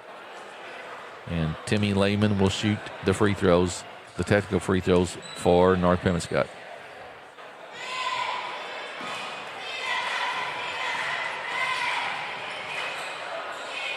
Free throw up and good. Nothing but net. He'll have a second. Up and. So, yeah, the 6 players on the floor, it works great if you can get by with it, but if you can't, that's a little bit of a problem. At some point, during all those bodies, some ref catches up with it, and it gets you a technical foul, evidently. Yes, it does. Yes, it does. Inbounds to Whitaker. Bogus right there for the steal. He's not scored yet tonight. He gives it off. Good dish off there. Turnaround jumper is no good. Rebound taken down by North Pemiscot. Ham with it. Tries to get it across the timeline. Can't. Reynolds for the basket. No good, but he'll be fouled and will shoot 2 free throws. That foul will go on Sawyer. I believe that's his second.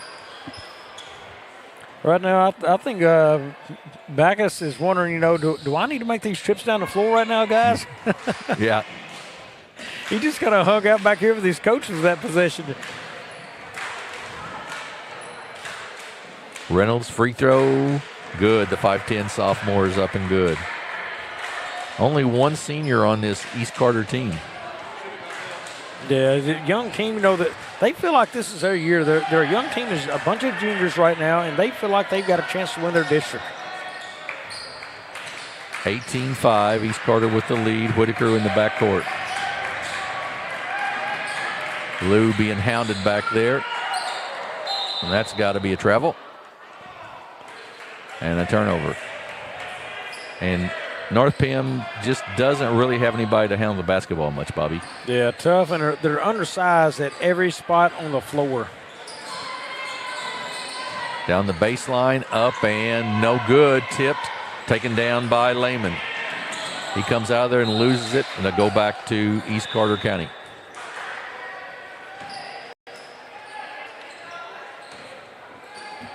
.4:18 to go in the first quarter. 18-5. Three-pointer up and a little long, no good. Tip taken down by East Carter.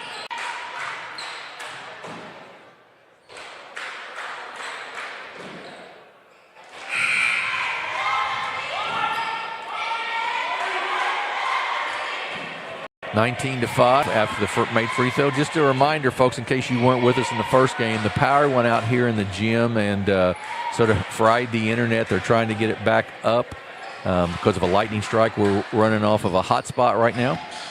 So we think we're good to go, which is a good thing. And it's 20-5, and we're going to have a travel on North Pemiscot. So if you haven't been with us, East Carter County leads North Pemiscot 20-5 here in the first quarter, and really it's been a tale, Bobby, of just not being able to handle any kind of pressure for North Pemiscot right now. Yeah, just undersized, hadn't got the ball handling the other team does with the speed, and they've just been dominated all over the floor right now. Lou with the basketball, and it's a steal by Harvey. They kick it in the corner and then out of bounds. And this is one of those games that if you're East Carter County, or at least it looks this way, if you're East Carter, that what you don't want to do is you don't want to get into bad habits. Correct, yeah. Just stay away from those and just keep working what you've been told in practice. It's going to be tough. Steal. Reynolds goes down the floor with it for the layup. No good, but he'll be fouled there by Whitaker and will shoot 2 free throws. You know, you do right now for East Carter. You see a team playing aggressively right now, trying to create turnovers.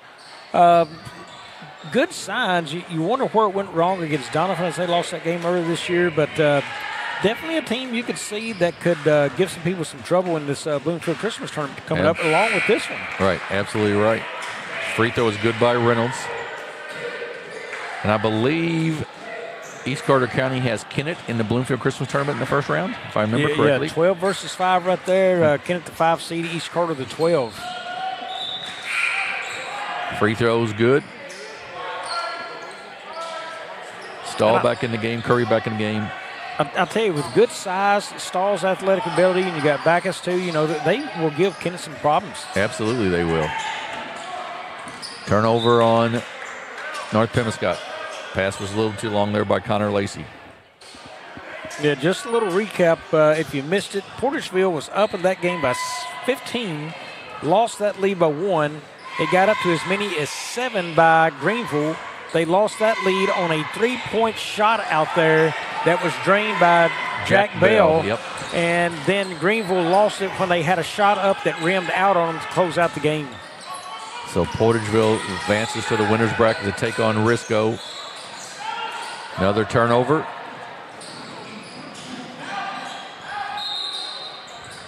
It'll be a foul and go out of bounds, and out of bounds to the Redbirds.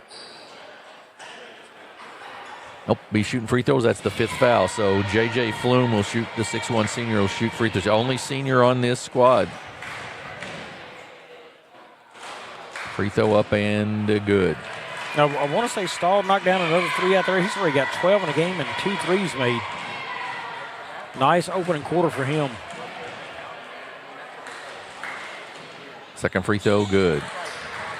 27-5. Into Whitaker. To Lacey. He breaks through the defense and loses control of it. And Duckett comes away. Off to Stahl. He goes up and lays it in for 2. The bench was looking for a dunk. He was just laying it in. Yeah, he's had 2 up there. They thought he was going to go ahead and get the dunk on, and he hadn't got either one of them yet. Kirby for the layup, no good. Rebound, though, East Carter. Stahl inside. Goes back up and good. A lot of contact down there, but no call, and it's 31-5. Yeah, this is getting a little wild out there, and they're keeping the clock running, but, boy, it's a little rough under the basket. 31-5, 2:08 to go in the first quarter. Into the ball game, P.J. Jackson. Yeah, it looks like a timeout. Kason Price, and a timeout called by, I believe, by North Pemiscot. It is a 30-second timeout. We're going to take a quick break here, and then we'll be back. It's 31-5, East Carter ahead. We'll be back in 30 seconds on Aycorp Sports. We do things the right way, we do it honestly, and we do it well.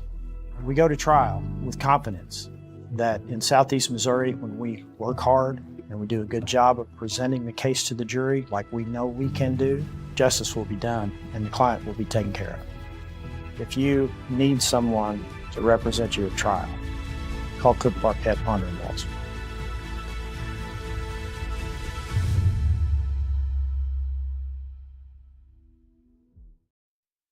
We're back at Clarkton High School, second game of the night, and the East Carter Redbirds controlling it right now, 31-5, 2:08 to go in the first quarter over North Pemiscot. And we did have if you were watching earlier, we did have a lightning strike here at Clarkton and knocked out the internet for a little while, but I think we've got that fixed now, so we appreciate you all hanging with us through all of that. And we'll try to control Mother Nature if at all possible, which I think is probably doubtful for us. But Stahl with it for the Redbirds. Price for 3, off the mark, no good. Louis with the rebound, loses it, and taken down by East Carter County. Stahl with it, drives down the lane, kicks it left side. 3-pointer up short, no good. Whitaker comes away with it for North Pemiscot. He goes up for the layup, no good. Rebound, though, up off the glass, no good, taken down by Duckett.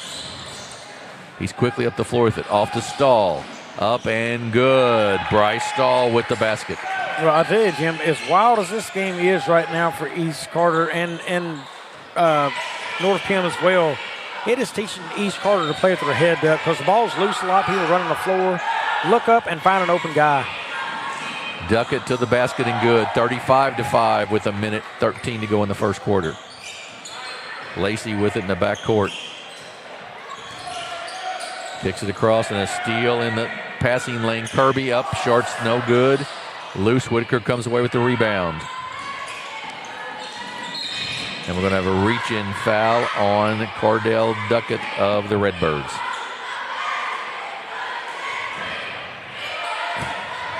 (35-5), 57.4 seconds to go. Louis with the basketball, gets it down to Lehman. He pulls it back out and then gives it off to Louis.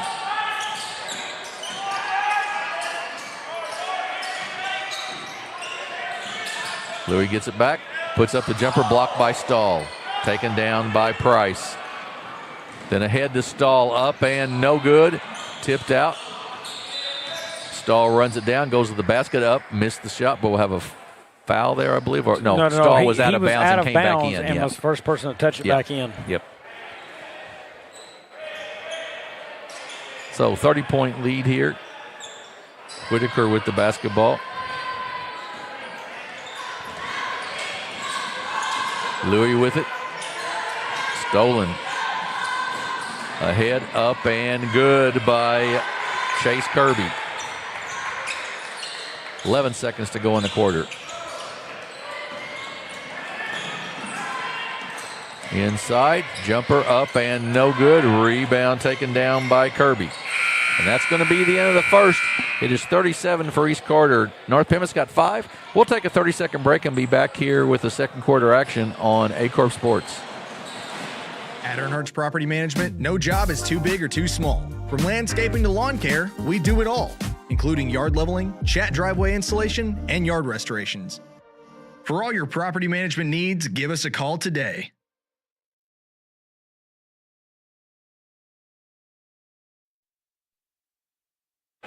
We're back at Clarkton High School. This is the second game of 3 tonight on Aycorp Sports from the Clarkton Holiday Tournament. Jim Riker and Bobby Alford with you.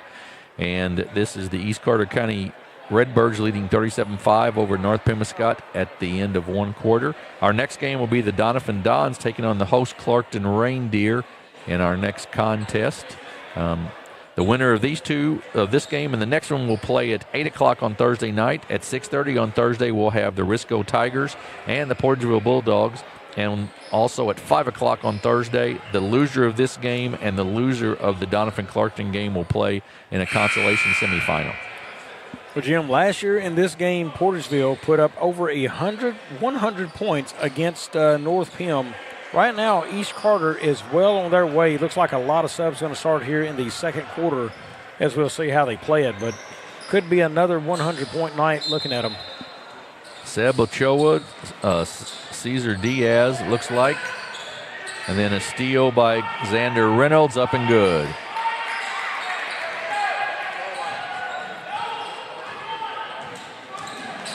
Whitaker with it for North Pemiscot. Kicks it off to Lacey.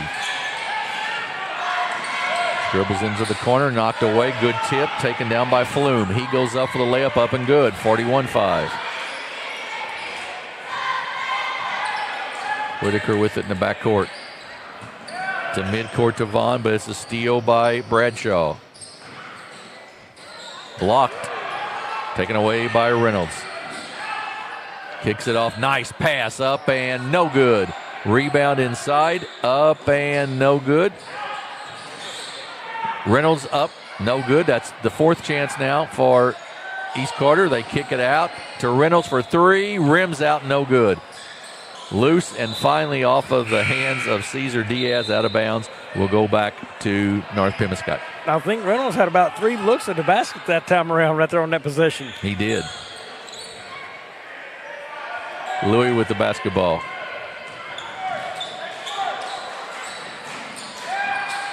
It's loose, out of bounds, and stay with North Pem. 6:53 to go here in the first half. 41-5.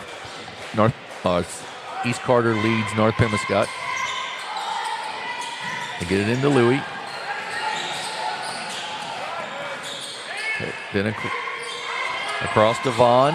He's got it up top. To Louis in the lane. He goes up with the shot. It is no good. Knocked away by Diaz, and he pulls it down. Ahead to Bradshaw. He gets bumped in there by Sawyer, I believe, the freshman. And will be out of bounds to East Carter.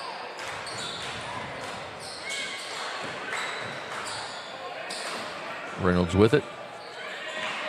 Kicks it off, three-pointer up and good. Chase Bradshaw, the sophomore, with a three, and it's 44-5.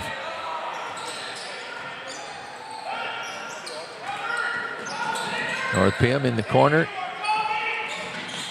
Sawyer with it. Kicks it across. Whitaker runs it down to Louis. He'll take the three. It's up. It's short. No good. Rebound taken down by Bradshaw. Ahead Flume with it inside. He goes up and good. Well, I tell you, you'd like to see the aggressiveness and the heads-up play out of East Carter this year.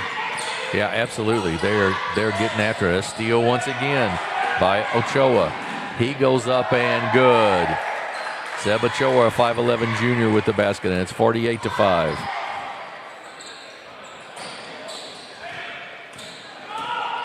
Lehman brings it up, gets it ahead, just a little out of the reach of Marshall Vaughn. It'll be a turnover.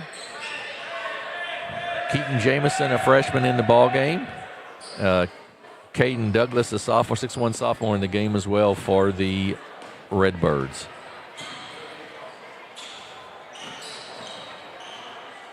I think Coach Penn has pretty much used everybody on his bench so far. Yeah, a lot of playing time for the younger kids tonight. Inside to Diaz, up and good, and it's 50-5. 5 minutes to go here before halftime. Steal, up and no good. Rebound Whitaker of North Pemiscot.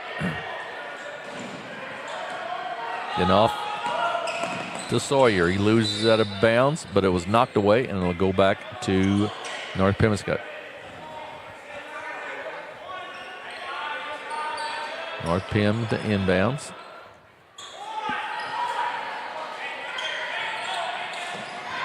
Whitaker with it. Gets it knocked away. That's going to be a foul reach in on Chase Bradshaw, I believe. And we'll go back to North Pemiscot. Jim, I am wondering, a senior, no way. Sorry, it was 22. I guess is the only guy I haven't seen the senior Plum, and I'm wondering if that's he sitting at the end of the bench there. No, he's played. He's 22 has played. Plum has played. I am trying to figure out who the big guy is there at the end of the bench, and is he hurt or does he contribute much? Because that's a big body they could use. Right. Another steal for East Carter. Up the floor is Bradshaw. Fall away jumper, good. Looks like the starting five may be coming back in for East Carter. Here with 4 minutes to go in the half. Vaughn down the lane, kicks it right side to Lehman. He's up and long, no good. Rebound taken down by Bradshaw. Loses it, but gets it back. And across to Ochoa. Nice pass inside, but taken away by North Pim, and they kick it off to Whitaker.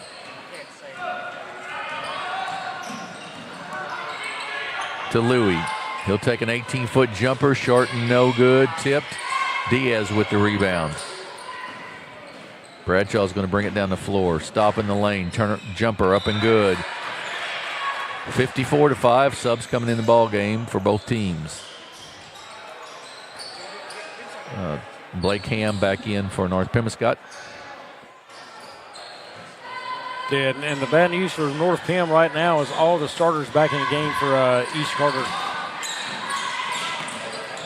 And you might wonder why they do it, but you got to get the kids have got to get their minutes in. A three-pointer by Talon Sawyer. Kids have got to get their minutes in a game. Yeah, you got to get minutes. You got to keep their legs kind of pushed for a week-long run right here. Then you got Christmas break interrupting your workout, so you've got to get kids playing time, no doubt.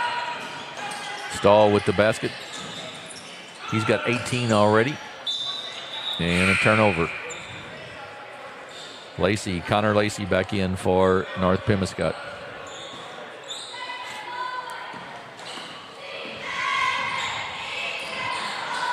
Inside Baugus. Got it too far underneath the basket, hit the bottom of the backboard there. Kick it off to Ham. He's guarded there by Duckett. Stahl with the steal. Good job. Ahead to Kirby. He's up and no good. Missed the layup. Save, though, and it comes away to North Pemiscot.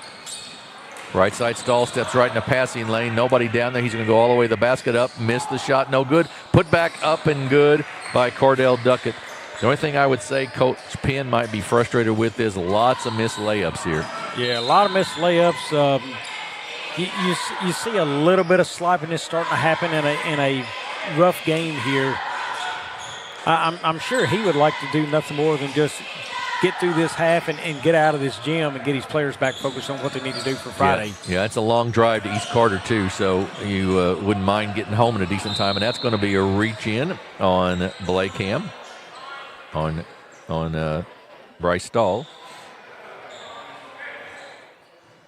It'll be out of bounds to East Carter. They lead by 50, 58-8 with 2:07 to go here in the first half. Step back, jumper, long, no good. Long rebound, run down Lehman for North Pemiscot. He loses it, gets it back, and then it goes out of bounds off of Lehman and it'll belong to the Redbirds.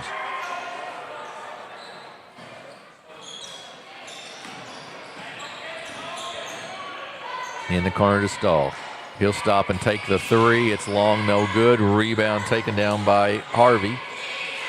Top of the circle, three, well off the mark and no good. Tipped out. Lehman with it once again for North Pemiscot. He takes it to the basket. He's going to be bumped there, and that foul will go on Cason Price. And that will send Timmy Lehman to the line to shoot 2 free throws.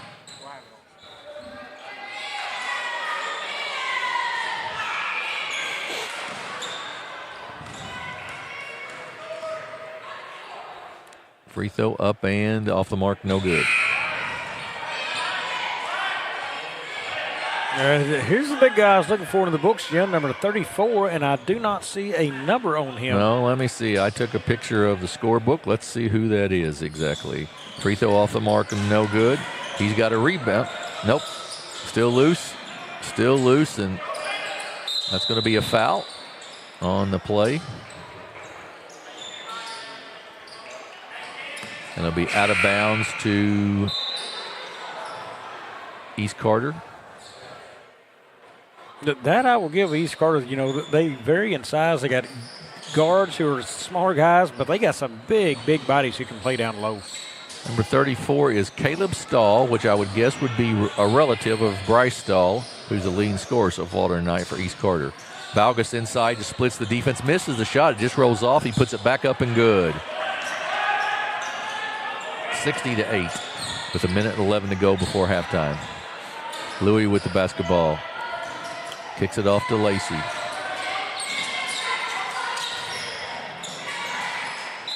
After it, and it's going to be a foul.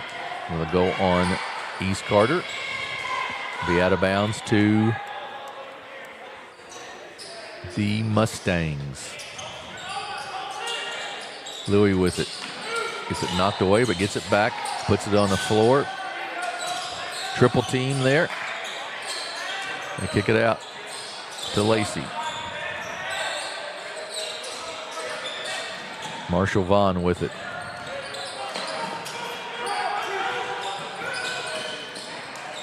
Lehman up top. To Louis. Jumper up off the mark, no good. Rebound Stahl. Kicked off to Price. 25 seconds to go in the quarter. Price in the lane. Jumper up and no good. Stahl up and good. 62-8.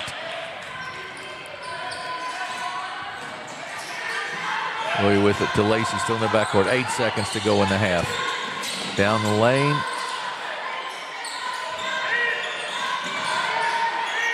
To Lacey, and that's going to end the quarter. So we're at the end of halftime, or to the halftime, and it is The East Carter Redbirds 62, the North Pemiscot Mustangs 8. We'll take a break, be back with some statistics in about 7 or 8 minutes. And then the second half of this one, you're watching the Clarkton Holiday Tournament on Aycorp Sports.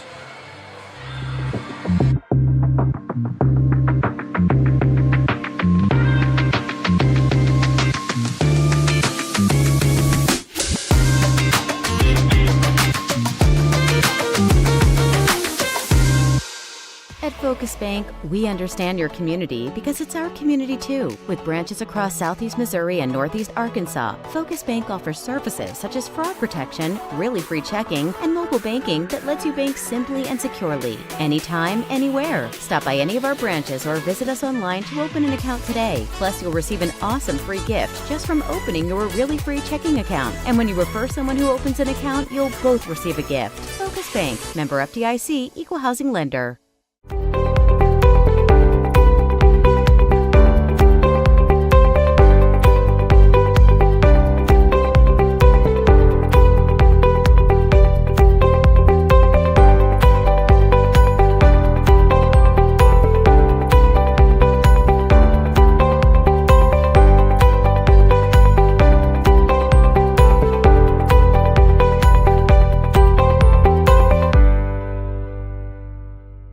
At Young Real Estate, we understand the importance of face-to-face interactions. Our experienced agents are here to listen to your needs and personalize your home buying or selling experience. But we also recognize the power of technology. Young Real Estate offers virtual showings, allowing you to explore properties from the comfort of your own home.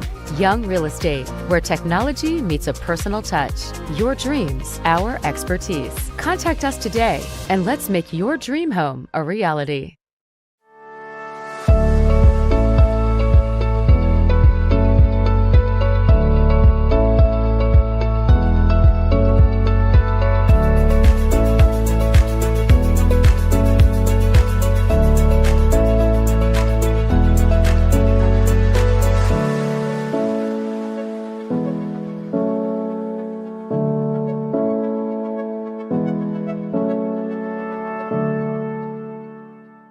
At SEMO Health Network, we strive to provide caring and affordable health care while making our patients feel welcome in our warm and friendly atmosphere. With locations throughout Southeast Missouri, we provide medical, dental, OB, and behavioral health services to anyone and everyone that may need it. Visit SEMO Health Network for your wellness exams, COVID and flu vaccinations, lab services, dental exams, counseling, and more. For more information, visit our website and let SEMO Health Network take care of you. We do things the right way, we do it honestly, and we do it well. We go to trial with confidence that in Southeast Missouri, when we work hard and we do a good job of presenting the case to the jury like we know we can do, justice will be done and the client will be taken care of. If you need someone to represent you at trial, call Cook Barquette, Ponder & Walsh.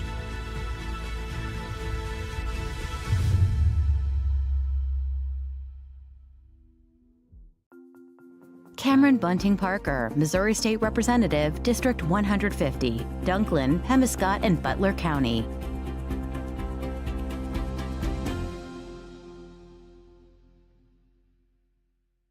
Stop by Miss Linda's 19th hole in Malden, Missouri.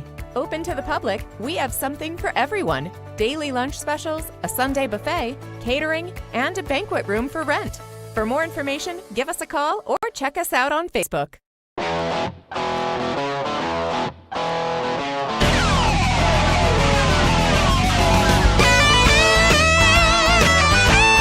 We're right here at King Jerry Lawler's Hall of Fame Bar and Grill on world famous Beale Street, and as you can see, oh my gosh, we have the best barbecue ribs in Memphis.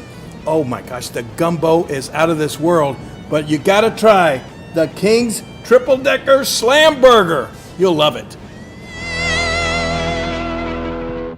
At Earnhardt's Property Management, no job is too big or too small. From landscaping to lawn care, we do it all, including yard leveling, chat driveway installation, and yard restorations. For all your property management needs, give us a call today. The best things in life never change. They just get better, like Hardee's Original Bag. Back and better than ever. Just $6.99. Mix and match any two full-size favorites. A juicy charbroiled double cheeseburger, melty hot ham and cheese sandwich, or crispy hand-breaded chicken tender wrap. Any two plus fries and a drink, all just $6.99. Hardee's Original Bag, loaded with handcrafted goodness. It's the greatest meal deal for your buck. In football, every play starts with one goal: protect the ball. It takes strength, teamwork, and focus to keep it safe. At First State Bank and Trust, we protect what you worked hard for, your finances. With us, you'll have a team that's always alert, keeping your money safe from every angle, through every challenge. We're here to protect your finances, because at First State Bank and Trust, your financial security is our game plan. First State Bank and Trust. Strong, secure, trusted. Member FDIC. Equal housing lender.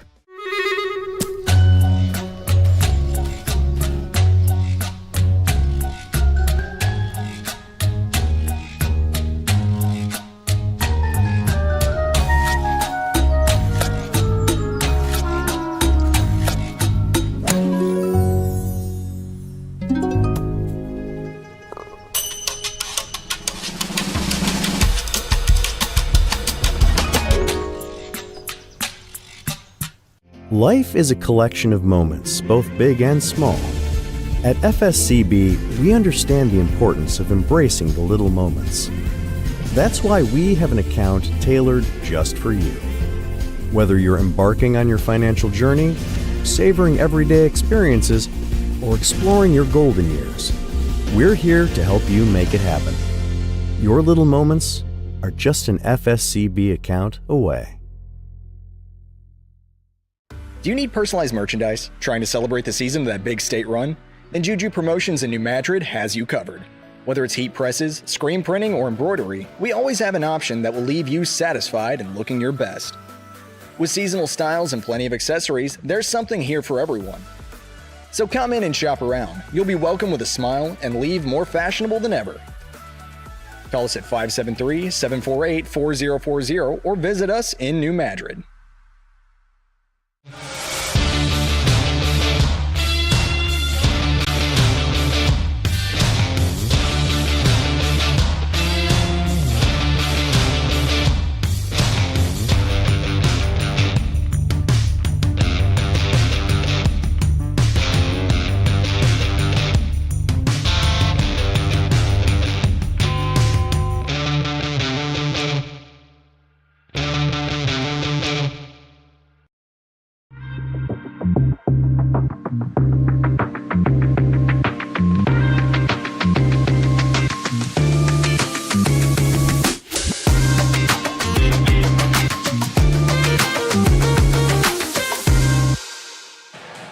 Welcome back to Clarkton High School. We're at halftime of the second game of the evening, and it is East Carter with a huge lead, 62-8 over North Pemiscot. East Carter, the 2 seed, North Pem, the 7 seed.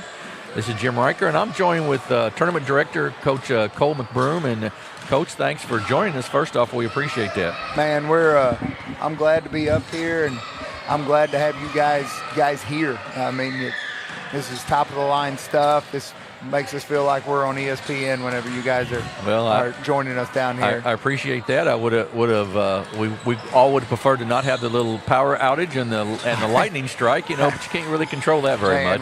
I guess we had a sail come through. We had some lightning hit our server room, so I'd say we're fortunate to be where we're at right now. But boy, the good people watching the stream got to miss a heck of an ending between Greenville and Portageville. They did. It was a really good game. So tell us a little bit about like your sponsors and all that goes on here. So I mean, we have such a great outreach from not only our sponsors but from our community for this tournament, and it's just so fun to see the community come together for this tournament. And so our sponsors, we've obviously got you guys down here. I don't know if you count as a sponsor or not, but we're going to show you some love because we just appreciate what you guys do. And then we have Sparklight, who Friday night is going to do a halftime shootout. They're like our big sponsor. But then we also have R6 Construction, which is Casey Redden. And he got some shirts made up, and Thursday and Friday night of the game, at halftime of each game, they've got shirts and bracelets that they're going to throw out. It's got all the teams on the back of the shirt and then his little logo on the front. if you guys need something fixed or built, holler at him. All right. And then I'm sorry, I No, don't go mean right to ahead. interrupt, but out in the hallway, we've got our beta silent auction. We've got just items upon items out there. The Beta Club takes this opportunity to really try to raise some money, and that's beta's a big deal. Throw it down, big fella. Throw it down. Oh, his dad and his uncle would have, back in the day. But our Beta Club, every year it seems like they're going to state or nationals, and this year we've got 3 groups going to nationals. Oh, really good. So they're trying to raise money. So if you guys feel it in your heart to come out and bid on an item, see something that you like, they've got that going on. And then we've got the seniors.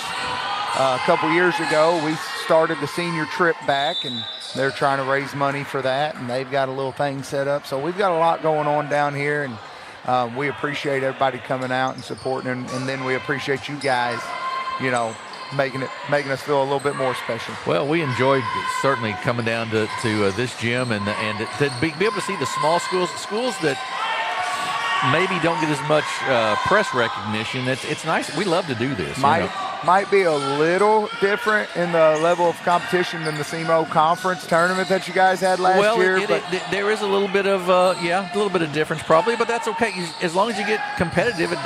We're good no matter what. That first game was as good of the as night it gets. Yeah, I don't know if you remember the semifinals and the finals night from last year, but this place was rocking. It was, man. Absolutely, it was. I still remember down there in that corner where people enter, where the police officers are right now. We had people. We had a bigger guy standing down there in that corner, and his belly was actually on the court. I had to go down there in the Malden Risco game, and hey man, we got to back up just a little bit, okay? You're in play. You're going to get an assist tonight if you don't back up. So yeah. It's a well-run tournament, and we always feel very at home here too, which is nice because that doesn't always happen. So we love coming down here. And then I noticed some of your players as they were walking in had on pink socks tonight. Yeah, and I'm gonna try real hard not to get emotional talking about it, but we've got a family here in town who the mother of the family this morning, about 4 o'clock in the morning or so, she lost her battle with cancer, and they're a private family, so I don't want to say their name, and they're a strong family, but they're one of our families. It's 6 kids from 2 years old to 19 years old, and man, we just want them to know that we're with them, and all the kids to know that they're never alone. And oh goodness, I get it. It's a tough situation, and there's nothing you can really do to make it better. Like you said, you just have to hope that they understand that you guys care about them. Yeah, we love them, and we're always going to do anything they need us to do to help them. And golly, my heart just breaks for them. But I know that those kids and their dad they're going to be just fine. So our prayers and my heart, whatever. I don't even know what to say, but I understand. We reach out for them. Yep. And we wanted to just do something small and subtle to let them know that we've got their back. That's right. Somebody cares. That's the biggest thing right there. So, anything else with the tournament or anything else going on you'd like to talk about? I just want to make sure people know that with that Sparklight shootout, that they'll come in. There's a sign in the lobby, and they scan a QR code and they fill out a couple questions, and it puts them in a drawing. So that goes on the whole night or the whole tournament, and then championship game. They'll do a drawing at halftime, and you have to be present, obviously, to get that. But man, we want this place rocking Friday night, and we think we've got some chance for some really good matchups. I think you absolutely do. This group right here, the number 2 seed, the East Carter, they're playing very, very well. They've got a lot of, and they're a young group, really. I do the starting lineups for the games. That's not ours, and I noticed that they don't start a senior, and they only have 2 on the roster. Right. So we're looking forward to either maybe a matchup with them Thursday or having a really good East Carter team back next year. And just think about it, as good as they've played, they're the number 12 seed at the Bloomfield Christmas tournament. I mean, you know. My big brother's the number 5 seed, the first round matchup. Yeah. Oh, yeah, that's right. And as soon as you guys revealed it on your show, I texted him. I said, I think that's a tough draw. And then he goes, well, I mean, is there an easy draw in this tournament? And I'm like, you know what? There's really not much of one. You're exactly right. There's not much of an easy draw in the tournament this year. Because Greenville beat Doniphan, who beat East Carter. Right. And then Portageville just beat Green, Right, exactly right. And that's the kind of tournament it's going to be. 13 or 14, whatever they are. And last night, the 3 seed Dexter gets beat by the 8 seed Richland. Oh, my gosh, Richland being an 8 seed, my goodness. Yeah, exactly. Those kids. Did you see that dunk by Tucker Hughes? I did last night. It was impressive. It was impressive. He did that, and I'm like, I text my buddies. I said, that looks like me in high school. And they said, who? The guy that got dunked on? So, but, as far as the tournament goes, we think we've got some good matchups coming up. We're excited. We've got a lot of stuff going on in the hallways and in the lobbies. We're asking people to support. And then, last but least, I think we all get a good life lesson today, and knowing that, sometimes there are bigger things in life than basketball, high school basketball, and, making sure your people know that they're your people. Yeah, we need that reminder sometimes. You're exactly right. Yes, sir. You're exactly right. So, well, Coach, I appreciate you coming up and visiting with us, and good luck tonight in the whole tournament, and hopefully we'll see you down the road this week. Fear the deer, baby. All right, thanks. That was Coach Cole McBroom with us. His Clarkton Reindeer, of course, they host this tournament. His Clarkton Reindeer will play next against the Doniphan Dons. And a lot of stuff going on down here. You'll want to join. If you get a chance to come down, if you're in this area, come down Thursday and Friday. There'll be 3 good matchups Thursday night and 3 good ones Friday night as well. Of course, we'll also have it here on Aycorp Sports, so you'll want to join us there. 78-12 now. Clarkton with the lead. The clock is running. That's a 3-pointer out there by Taylon Sawyer, the freshman, and it's 78-15. Clock is running. Pass stolen by Sawyer. And then taken right back, but I believe we'll get a foul possibly on Colton Harvey. And we'll go out of bounds to North Pemiscot. That is correct. So clock continues to run here in the third quarter, 78-15. Our next game will be the Doniphan Dons and the Clarkton Reindeer. That'll be the third of the night.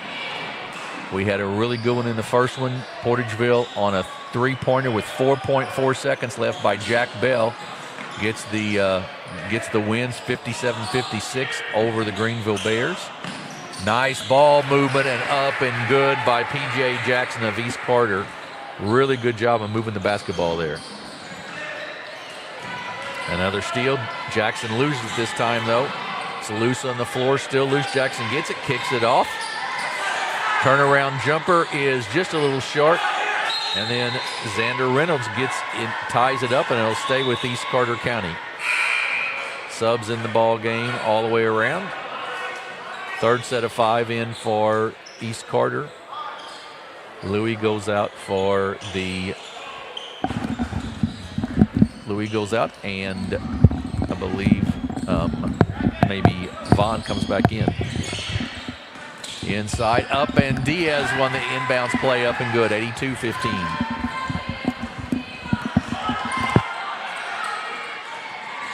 Whitaker with it. He's going to be fouled out there by Flume. J.J. Flume, the only senior, I believe, on this East Carter roster. 53 seconds to go in the quarter. It's 82-15. Steele, Flume with it down the floor. He's going to take it to the basket. He's going to put a jumper up. It's no good. Rebound by Stahl. Kicks it out. Jumper up and a little long. Rebound by Flume. He goes back up, partially blocked, and then taken down in there by Vaughn. He comes out of there for the Mustangs.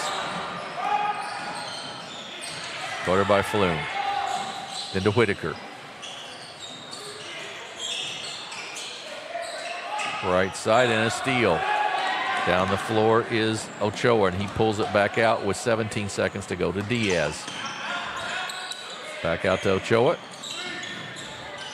Flume Way short, tip.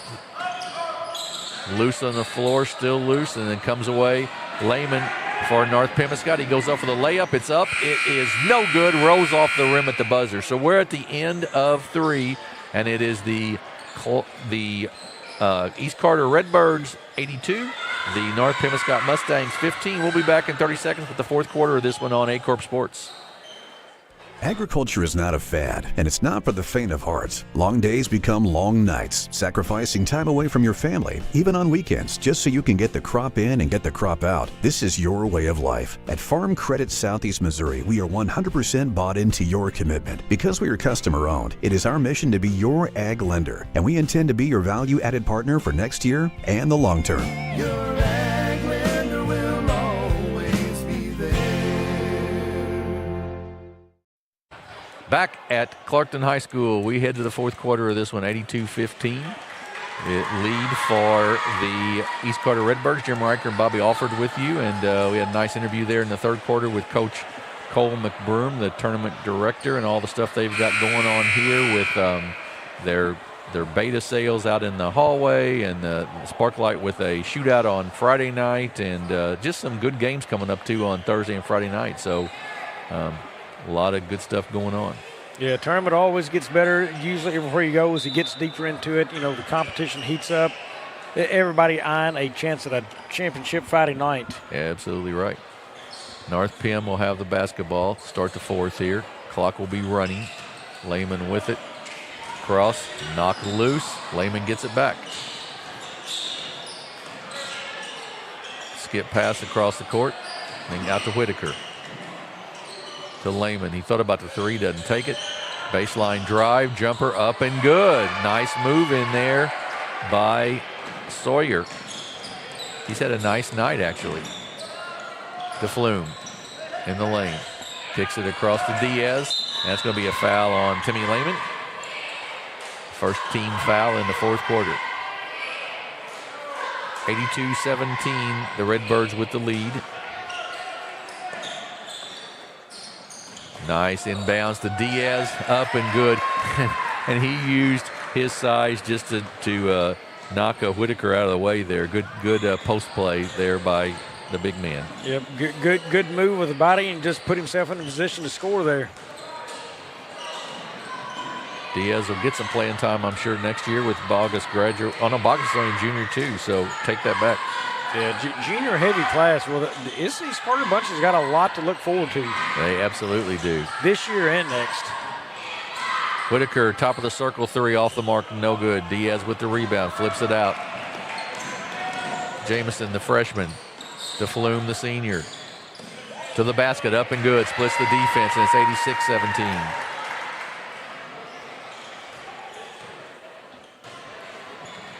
Whitaker will walk it up.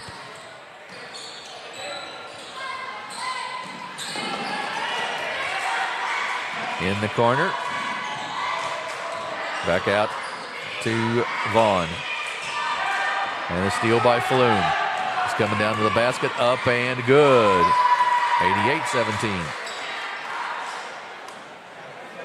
Well, Coach Penn getting ready to sub again some more young guys in. Nice for him to get younger people in this game. Absolutely. Seeing some of these sophomores and freshmen in the ball game.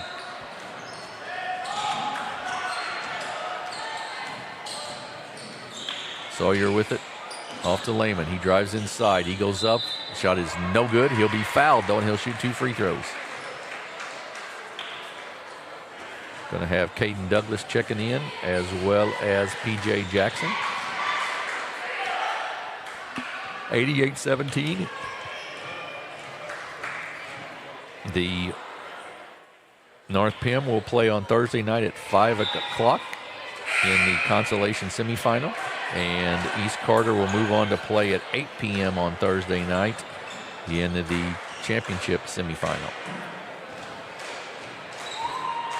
I know I'm being a little presumptuous, but I'm pretty sure a 70-point comeback is not going to happen tonight. Yeah, not in the cards at all. Nice move by the freshman. Missed the shot, but a good move there, and he's going to pick up a foul on the rebound. Well, the good thing is you saw the spin move there, gathered himself for a nice jump shot. Good body control. Lehman kicks it off to Whitaker.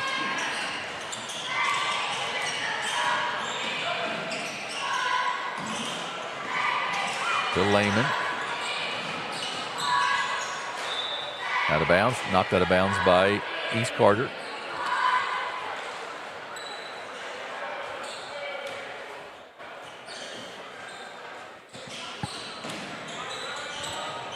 Lehman with it in the corner.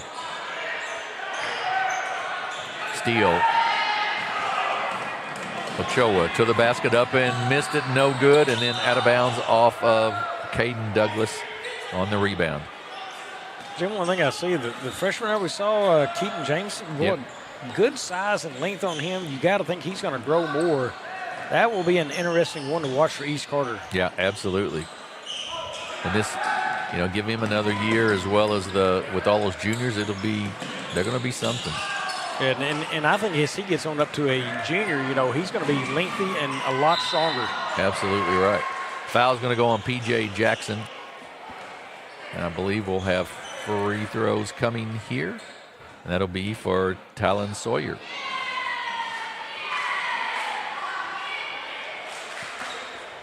Sawyer with 12 of the 17 tonight for North Pemiscot. Up and off the mark, no good. Sub coming in the ball game. Louis coming in the ball game. That is Carson Louis.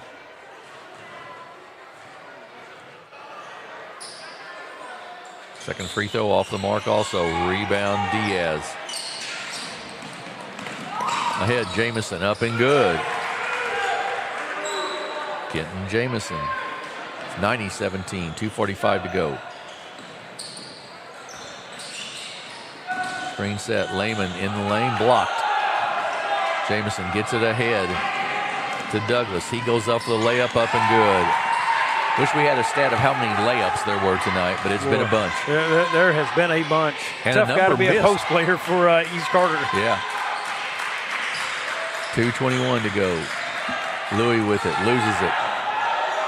Ahead to Douglas once again. He runs it down, kicks it off to Ochoa, up and good. Good unselfish play there by Caden Douglas, and Seb Ochoa is the beneficiary of that. 94-17. And we're going to have a timeout by Coach Matt Babb, a 30-second timeout, I believe, with 1:58 to go in the ball game. So the next game, as we mentioned, will be Doniphan and Clarkton. And then we'll be back on the air Thursday night for 3 and Friday night for 3. And then we're going to take about a week break or so before the Bloomfield Christmas tournament. And for these guys, these technical guys in particular, a well-deserved break. For us broadcasters, maybe not so much, but for those guys, a well-deserved break as they have to set up and tear down. And then we'll be in Bloomfield on the 26th for action from Bloomfield. 8 games on the first day, 8 games on the second day. I believe you tip us off there, don't you, Jim, at 10 o'clock that morning? I believe I am. I believe that's right. Oh, that's the freshman we just talked about exactly there. Right. Off balance and hit that. Yeah, it's going to be out of bounds. It was on the floor, but we got to let the referee touch the ball, boys, before we get it in play. And it'll go in bounds now, 94-17. They get it into the freshman once again. Jamison, turnaround jumper, and good. He's got a chance to be good, Bobby. Yeah, I think he's going to be a good one. Yeah. You know what? I don't know what the future holds on that East Carter getting into the Bloomfield Christmas tournament, but I tell you, I hope they stay in for a couple of years because I want to watch that kid. Yeah, me too. It'll be a good one. Louis out front, 96-17. And providing they do stay in it, Jim, I'm going to tell you, this is a junior-heavy team next season. Oh. You're looking at a top 5 seed possibly out of them. Absolutely, I would think. Layup up and no good, missed.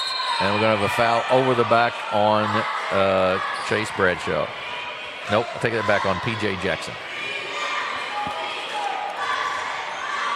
And it'll be free throws, I believe, as it's the double bonus. Oh, only 4, so we'll come back down here.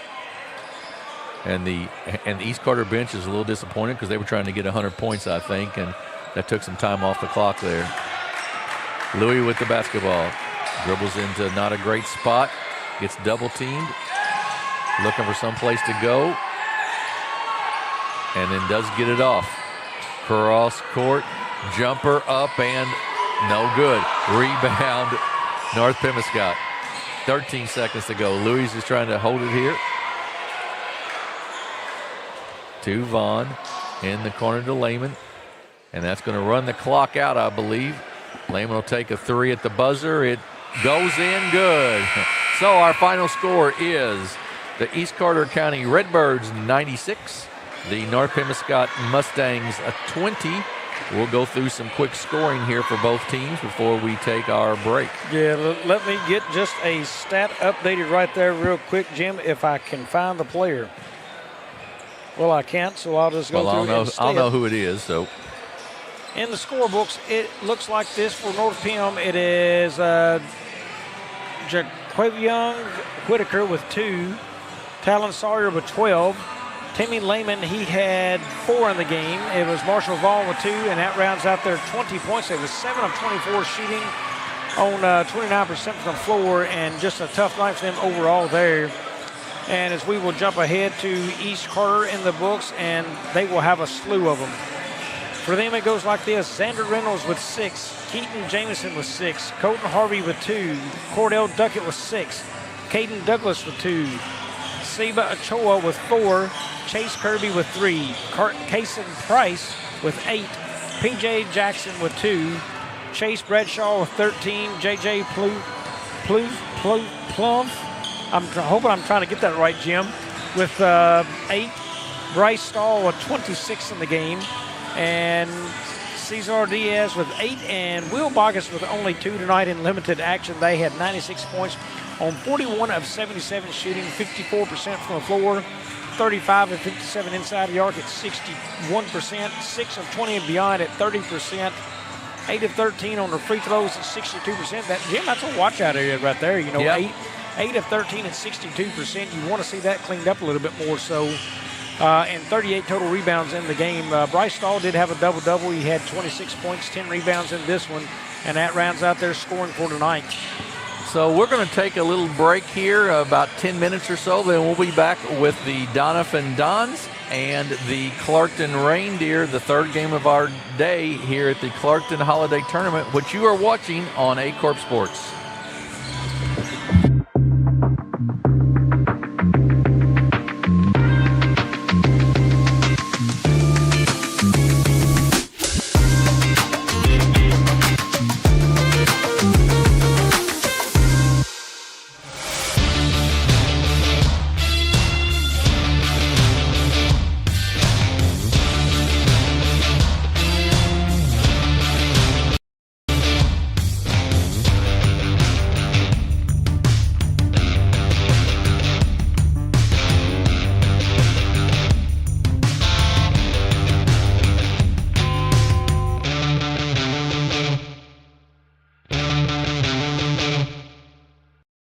NextEra Energy Resources is the world's largest generator of renewable energy from the wind and sun, and a world leader in energy storage. Since 2016, NextEra Energy Resources has invested more than $339 million in Missouri to fuel local economic growth.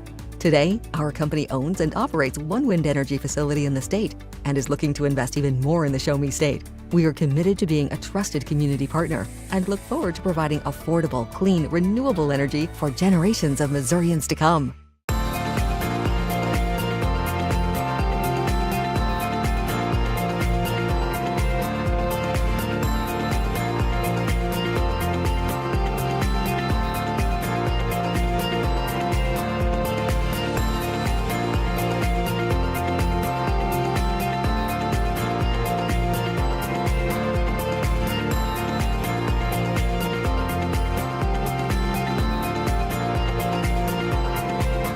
Agriculture is not a fad, and it's not for the faint of heart. Long days become long nights, sacrificing time away from your family, even on weekends, just so you can get the crop in and get the crop out. This is your way of life. At Farm Credit Southeast Missouri, we are 100% bought into your commitment. Because we are customer-owned, it is our mission to be your ag lender, and we intend to be your value-added partner for next year and the long term.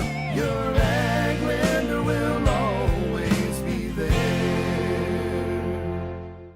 My name is Kevin Rossville. I'm a farmer from Prairie County, Arkansas. Been farming since 1991. Started farming with my father-in-law when I got married. We've been raising rice ever since. We've all been looking for something for a change for years. And I think this 263L is going to be the next and up and coming thing for us. It's really going to work well on a lot of different ground and a lot of different farms around here. Dynagrow 263L, available exclusively at Nutrient Ag Solutions. Mathis Funeral Home of Dexter and Bernie strives to provide their community with the accommodations and services needed to relieve your family during times of loss. For more information, give them a call and see how Mathis Funeral Home can help meet your expectations in celebrating your loved ones. At Focus Bank, we understand your community because it's our community too. With branches across Southeast Missouri and Northeast Arkansas, Focus Bank offers services such as fraud protection, really free checking, and mobile banking that lets you bank simply and securely, anytime, anywhere. Stop by any of our branches or visit us online to open an account today. Plus, you'll receive an awesome free gift just from opening your really free checking account. And when you refer someone who opens an account, you'll both receive a gift. Focus Bank, member FDIC, equal housing lender.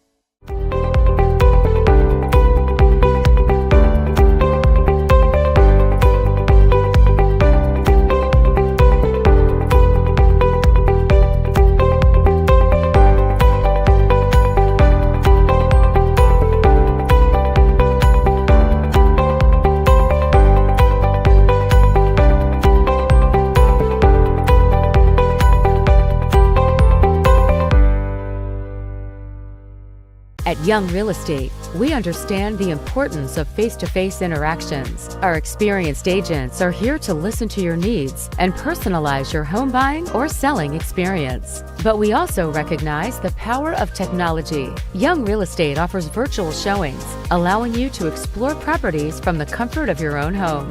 Young Real Estate, where technology meets a personal touch. Your dreams, our expertise. Contact us today and let's make your dream home a reality.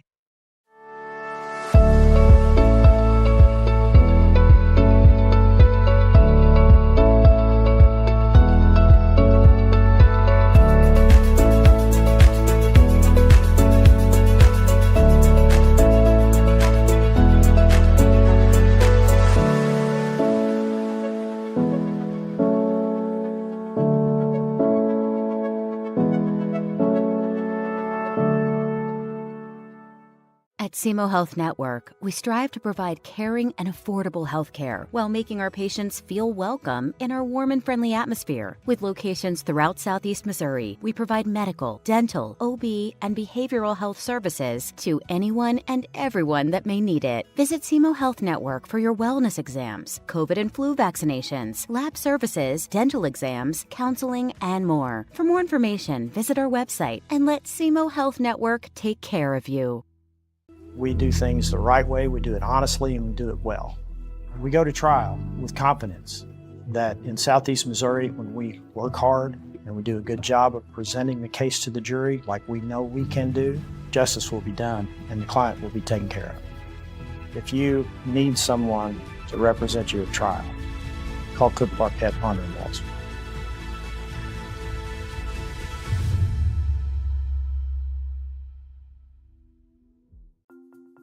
Cameron Bunting Parker, Missouri State Representative, District 150, Dunklin, Pemiscot, and Butler County.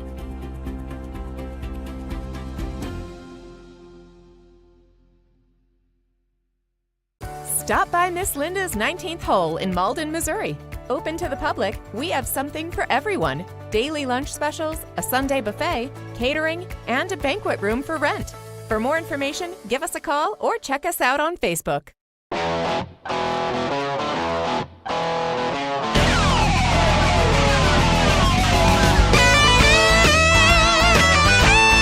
We're right here at King Jerry Lawler's Hall of Fame Bar and Grill on world famous Beale Street, and as you can see, oh my gosh, we have the best barbecue ribs in Memphis. Oh my gosh, the gumbo is out of this world, but you gotta try the King's Triple Decker Slam Burger. You'll love it.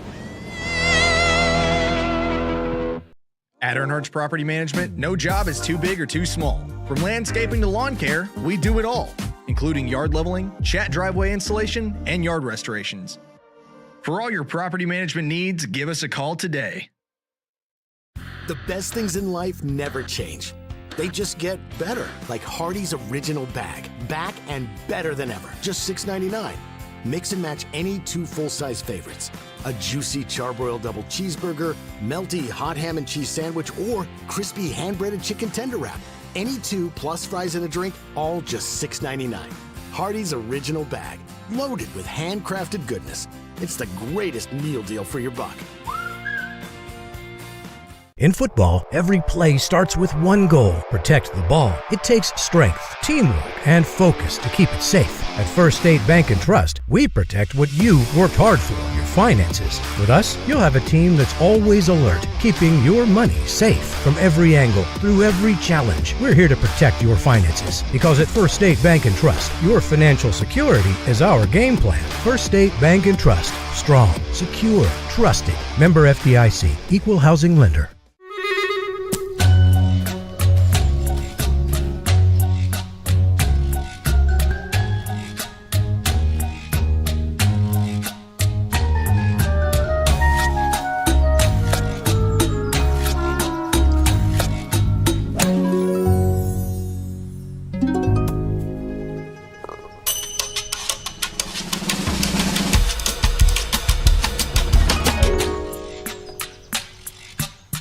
Life is a collection of moments, both big and small.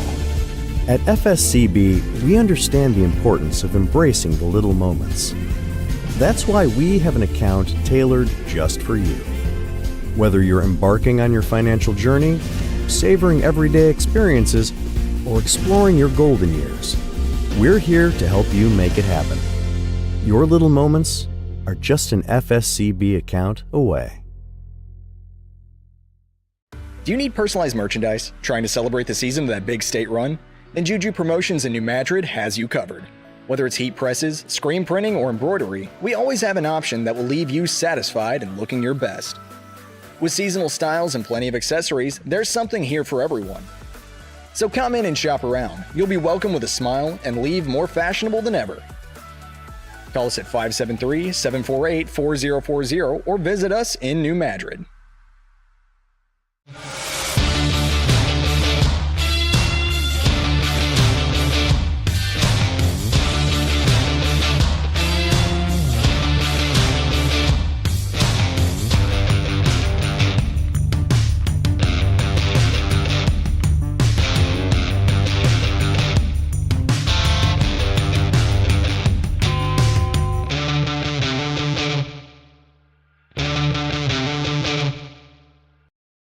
NextEra Energy Resources is the world's largest generator of renewable energy from the wind and sun, and a world leader in energy storage. Since 2016, NextEra Energy Resources has invested more than $339 million in Missouri to fuel local economic growth. Today, our company owns and operates one wind energy facility in the state and is looking to invest even more in the Show Me State. We are committed to being a trusted community partner and look forward to providing affordable, clean, renewable energy for generations of Missourians to come.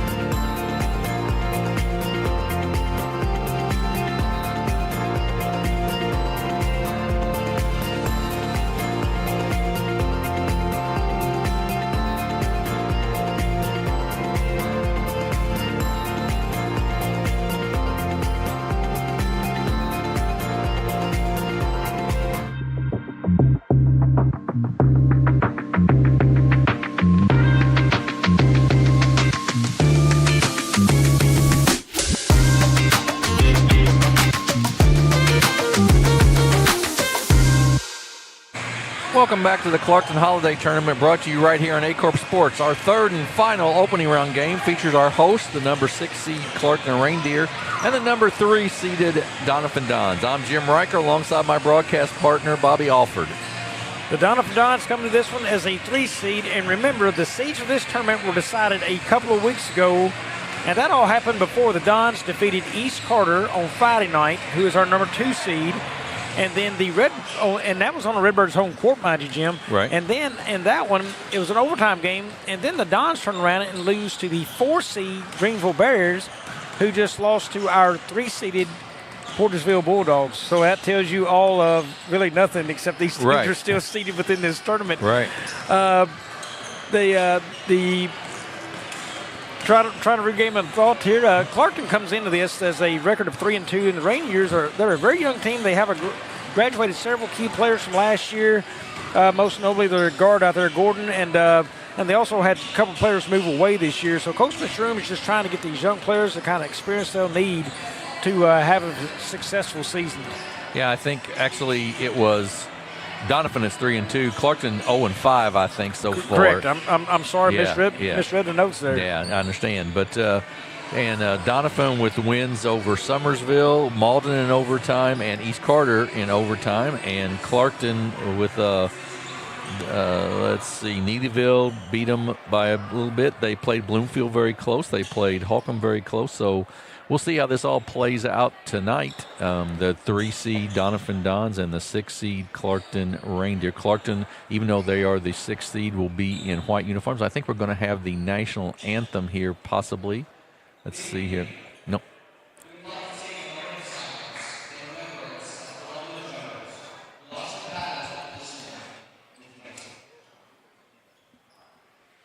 So we have a moment of silence here.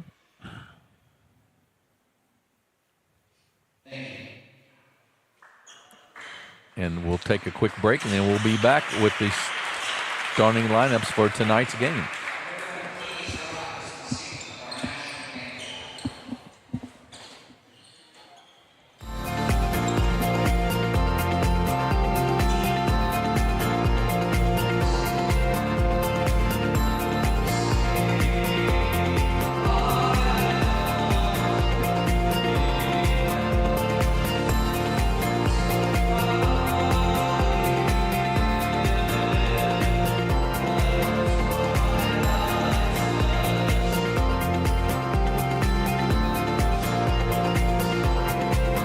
Agriculture is not a fad, and it's not for the faint of heart. Long days become long nights, sacrificing time away from your family, even on weekends, just so you can get the crop in and get the crop out. This is your way of life. At Farm Credit Southeast Missouri, we are 100% bought into your commitment. Because we are customer-owned, it is our mission to be your ag lender, and we intend to be your value-added partner for next year and the long term.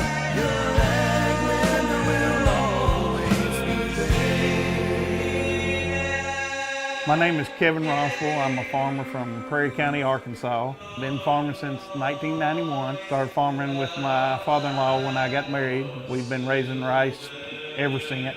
We've all been looking for something for a change for years. And I think this 263L is going to be the next and up-and-coming thing for us. It's really going to work well on a lot of different ground and a lot of different farms around here. Dynagro 263L, available exclusively at Nutrient Ag Solutions. Mathis Funeral Home of Dexter and Bernie strives to provide their community with the accommodations and services needed to relieve your family during times of loss. For more information, give them a call and see how Mathis Funeral Home can help meet your expectations in celebrating your loved ones.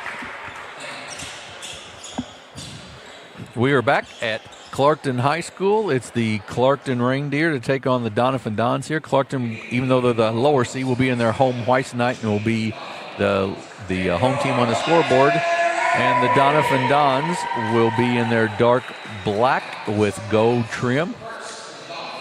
And let's start with the Doniphan starting lineup. A junior, number 1, Devin Alfonso. Number 2, a junior, Corey Haygood. Number 21, a senior, Lane Allen. Number 23, a senior, Emmett Jones, their typically leading scorer. And number 30, a junior, Tyler Lowry. They are coached by Hunter Dilbeck. And for the Clarkton Reindeer, they will start like this. A senior, number 20, Alex Juarez. A freshman, number 2, Braxton Cowart. A senior, number 23, James Johnson. A freshman, number 30, Caleb Redden. And a senior, number 33, Caleb Guyton. They are coached by Cole McBroom and Nathan Burnett. And Bobby, when you look down this roster, lots of freshmen. And Coach McBroom off the air was telling us He's really excited about the future. He really likes this freshman class. His 8th grade class went undefeated, I think, so he thinks they've got some potential down the road here. Yeah, a lot of youth on the floor, and when you're looking at tough seasons right there, you start to look to your youth. You try to get them experience. Hopefully they'll get some good playing time in and grow from that with a few older kids on the floor helping them out. So, a lot of focus on the future here for Coach McBroom. We are just about set to get started here. It will be, I believe, Haygood, and it will be Guyton to jump center here. Tip is taken down by the Dons. They get it to Jones. He loses it out of bounds off his foot. It'll be a turnover, and will go immediately to the Reindeer. Half-court trap for Doniphan. Juarez with it. Gets it across and gets it right back. Inside, knocked away, turned over. Lowry with it for the Dons. Cut off there nicely by Johnson.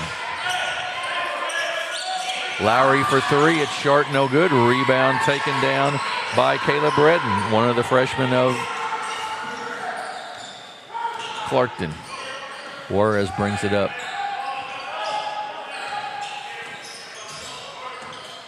Juarez gets it back. Braxton with it. Looks. Redden, nice pass up to Guyton, up and good. Yeah, good ball move right there, but Clarkton getting a look down low and right on the rim. In the lane, good job by the freshman Redden with the steal.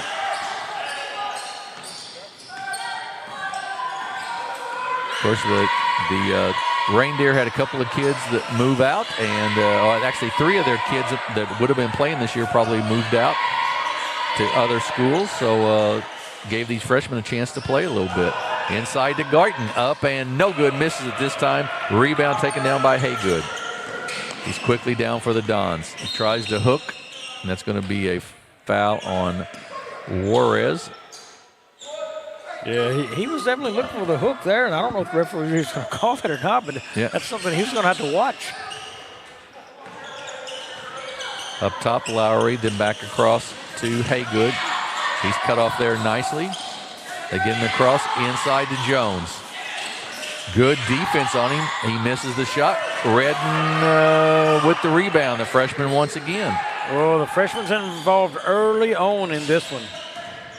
To Juarez.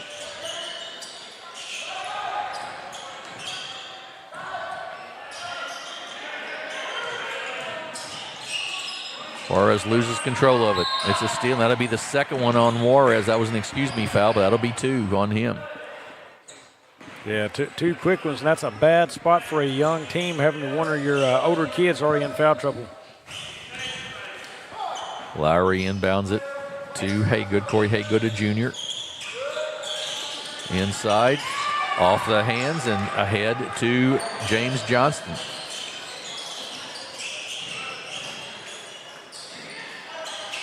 Inside to Redden. Spin move, nothing there. Coward up and no good. Rebound Emmett Jones for the Dons. He's quickly down with it. He's cut off there, and he'll be fouled, and that'll be the 3rd team foul already on the Reindeer. And that's going to go on Redden, I believe. It'll be his first. And we'll send Emmett Jones to the line to shoot 2 free throws, the senior.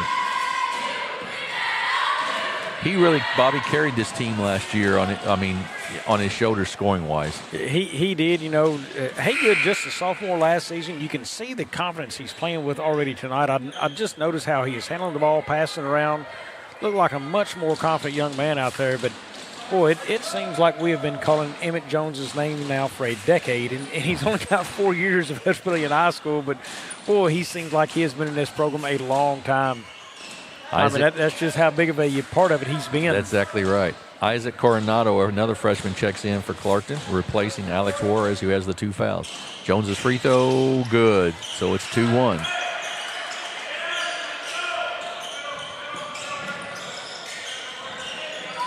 Johnson with it to Guyton. Kicks it across to Cowart.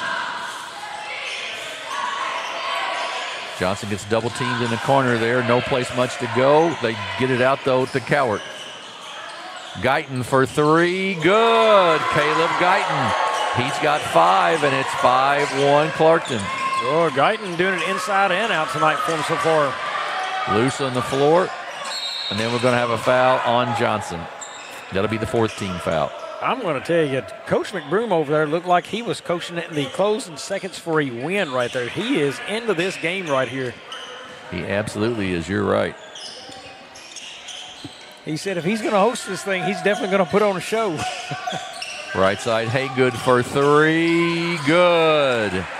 Well, what are my notes on that young man, Corey Haygood? He looked like he shot the 3 better this year, much more confident, and there he drains one. 5-4 now. Cowart gives it off to Redden.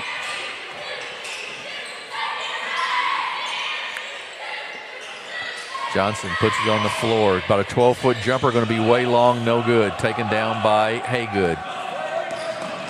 Kicks it off across the floor, nobody home, and it's going to be a turnover on the Dons. Eli Pavey checks in. He replaces Braxton Cowart.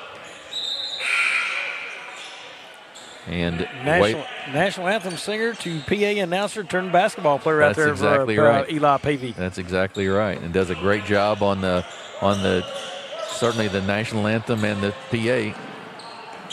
Off to Johnson. Gets it ahead to Guyton if he can bring it in, and he can't quite. Out of bounds, be a turnover on the Reindeer. Waylon Kelly, a sophomore in the ball game for the Dons now.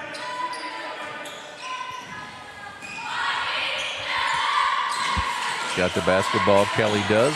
Up top, Haygood, a long 3. Off the mark, no good. Rebound taken down by Coronado. Ahead to Johnson. Puts it on the floor, tries to drive inside, does drive inside, gets it blocked in there by Lane Allen. And Haygood to the basket. Runner up and good, and it's 6-5 Doniphan.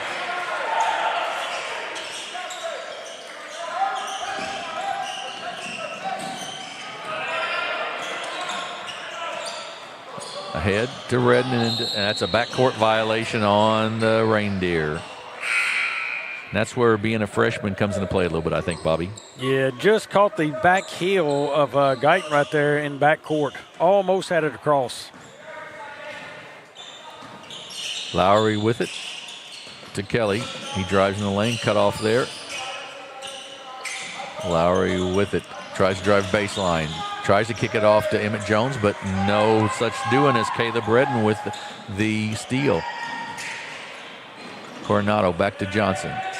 I'm going to tell you right now, you got to be happy with the job Caleb Redding's done so far. I agree. And that's going to be on Redding. That'll be his first, and that will send Waylon Kelly to shoot 2 free throws. But you're right. Redden has done a really nice job as a freshman. Yeah, coming in, playing hard down low, getting rebounds, involved in a lot right here. First free throw is good by Waylon Kelly. It's 7-5 Doniphan.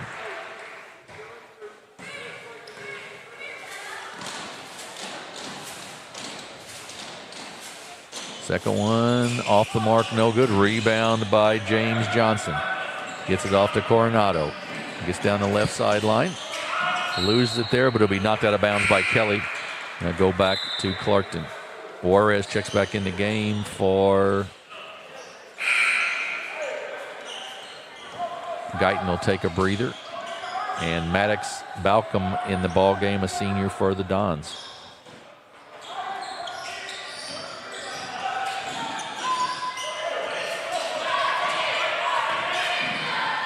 Juarez with it.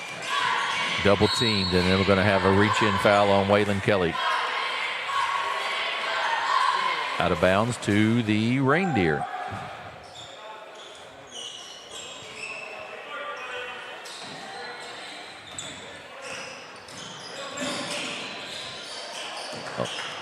Redden threw it to no one, unfortunately, and it's a turnover on the Reindeer. 7-5. The winner of this one will take on East Carter Thursday night at 8. Yeah, you can quickly tell that East Carter stuck around, set up the stands, watched a little bit of this game. Out of bounds, shot was no good, so it'll go back to the Reindeer. Jim, little do they know they could have watched this game on a bus ride home and tuned into us, correct? Exactly right. And could have got home earlier. So we got a timeout here by Coach Dilbeck. 30-second timeout, 7-5, and so far the Reindeer have hung around pretty nicely. Yeah, keeping this game kind of slow pace right here. You know, keep the ball moving some and playing defense. Really keeping Doniphan away from the goal right now.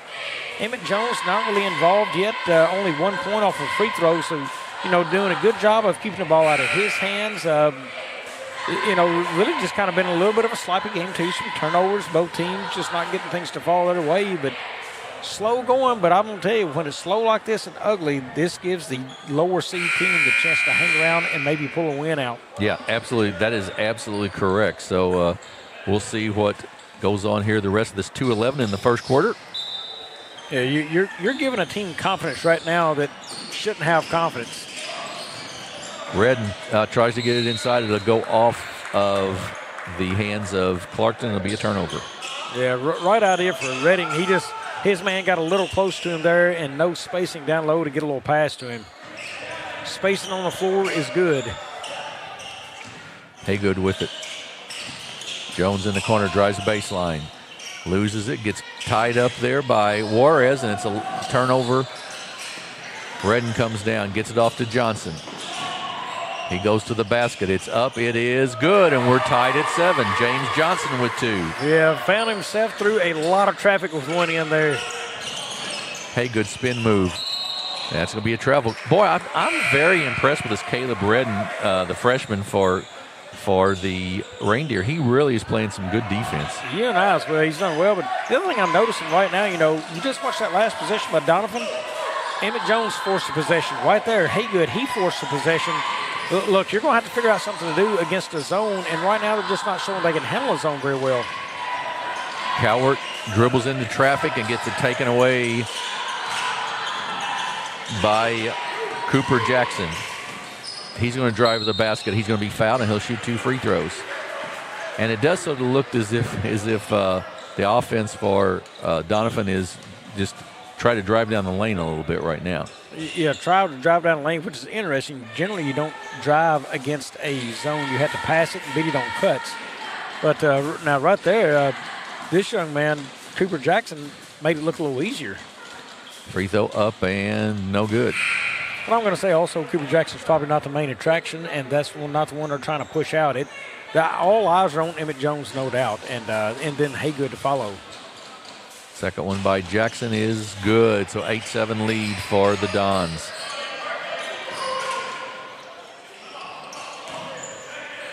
Juarez in the corner.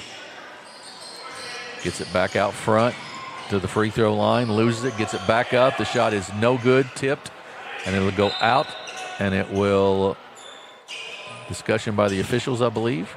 It'll stay with the Reindeer with exactly a minute to go in the quarter.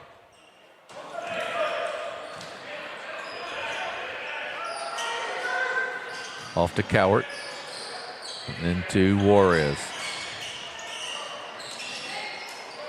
Juarez will take the 3, short, air ball, no good, out of bounds. So 49.9 seconds to go, and Doniphan will get it back.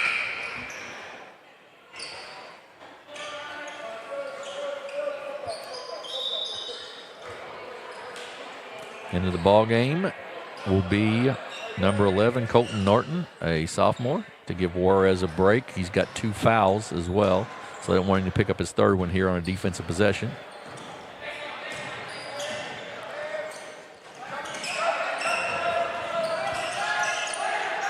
Boy, they missed Jones. He flashed high and he was open. The chance to get him the ball in the middle of that paint. Turnaround jumper off the mark, no good. Cowart with the rebound. They get it back to Jones. Spin move inside. He gets fouled and will shoot free throws. Foul's going to go on, I believe, probably Caleb Guyton. Yeah, Guyton took a pretty good swing there. He got his money's worth on that foul.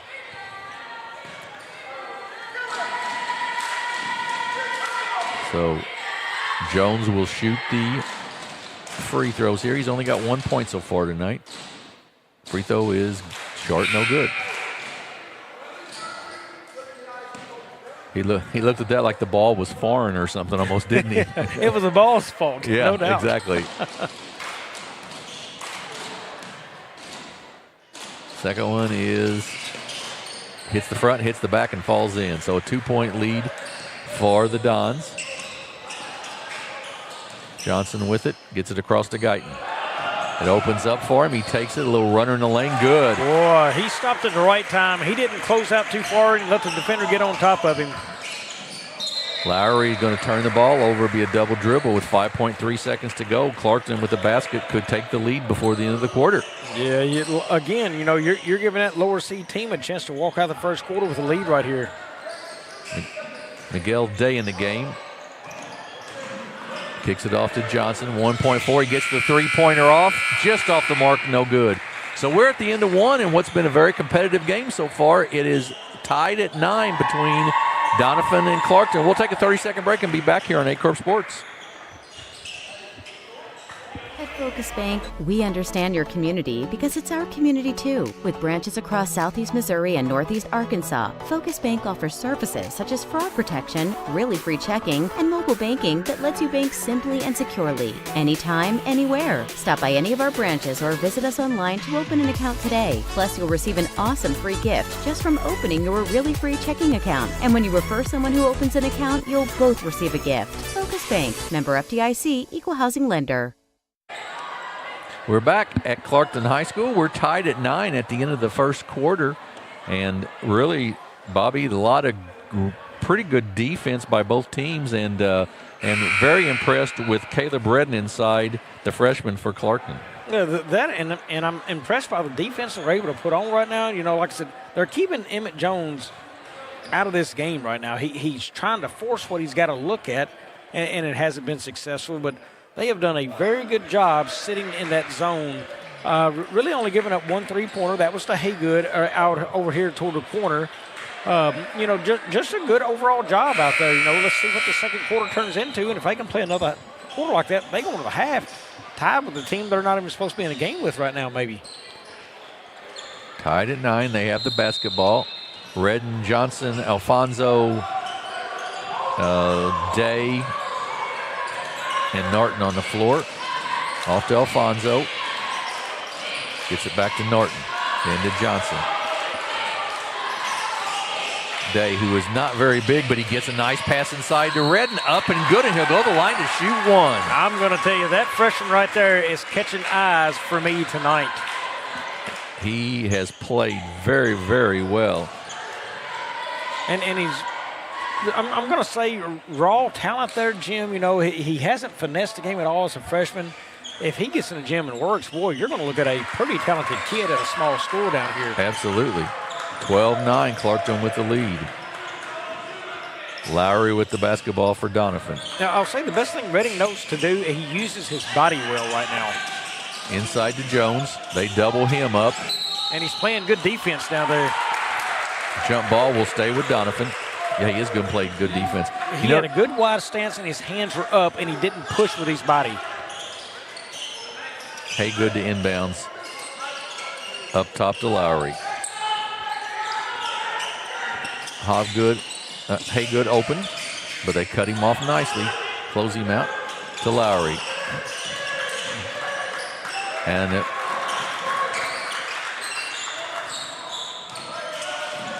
Haygood with it right side. Lowry will take a push three. Long, no good. Tip.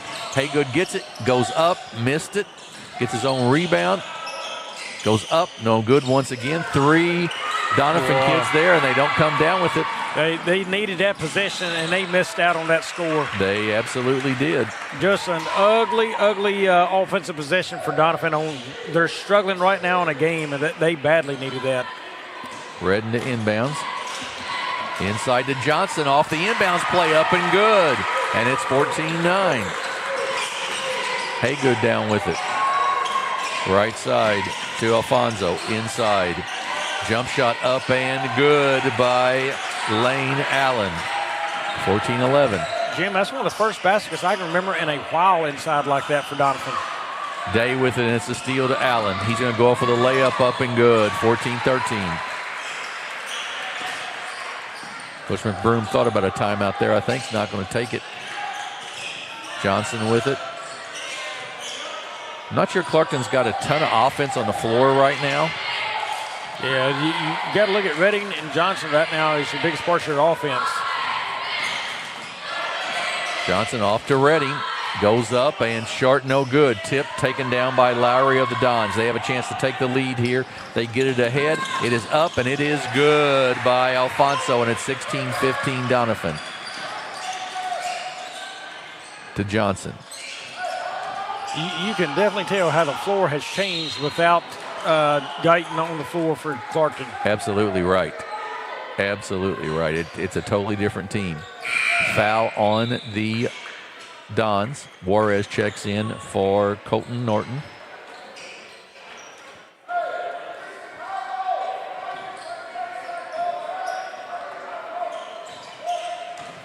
Right side to Johnson. Back out to Juarez.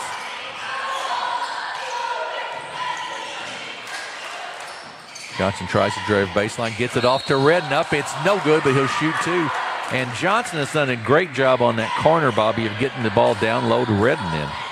And I'm going to tell you, what I'm seeing with Clarkton right now, and I'm impressed with it, I like, there's older players who could easily say, look, you're a freshman, and I just don't trust you. That's not the case. These kids are trusting Redding with a basketball in his hands. They are feeding him the rock down low. I'm telling you, another deal, again, where I think Coach McBroom has probably preached to them, sharing the ball, teamwork right here, some things they've got to do to be successful, and they're doing it right now. I mean, I love to see them putting that kind of trust in a freshman. Makes both free throws, and they puts Clarkton back up by one, 16-15. Lowry. Alfonso with it. Haygood inside. Forced that pass, and Johnson with the steal. Crossover, goes up, loses out of bounds, but it'll be off of Doniphan. Yeah, you're seeing a lot of things right now getting forced by Doniphan. Just not good-looking possessions at all. Dighton back in the ball game for the Reindeer. Well, and I'll tell you, right there coming off the floor for Clarkton, a guy way undersized out there, was able to give him some good minutes. Johnson with the steal. He puts it down low. It'll be a jump ball, but it'll stay with Clarkton. That's the deal right. Coach McBroom had to be nervous about. You put a guy in that's way undersized out there on the floor, gave him good minutes, and he really didn't give up a whole lot of point differential in that. Emmett Jones checks back in for the Dons. For Alfonso. 5:09 to go here in the first half. Clarkton with a 1-point lead. They get good steal by Haygood ahead to Lowry. He's going to take it to the basket. Nice dish off up and good by Devin Alfonso. 17-16. 1-2-2 trap now. Juarez figuring it out to Redden and then ahead to Johnson. He's going to take it to the basket. He goes up left-handed. It's no good. Gets his own rebound. Goes back up, reverse layup up and good. Well, Johnson's having a nice game right there under the basket. 18-17. Haygood with it.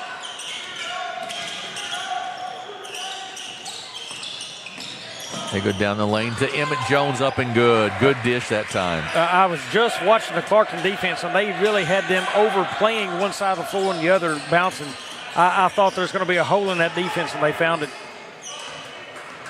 Juarez off to Guyton. He'll take a long three. Boom! Wow.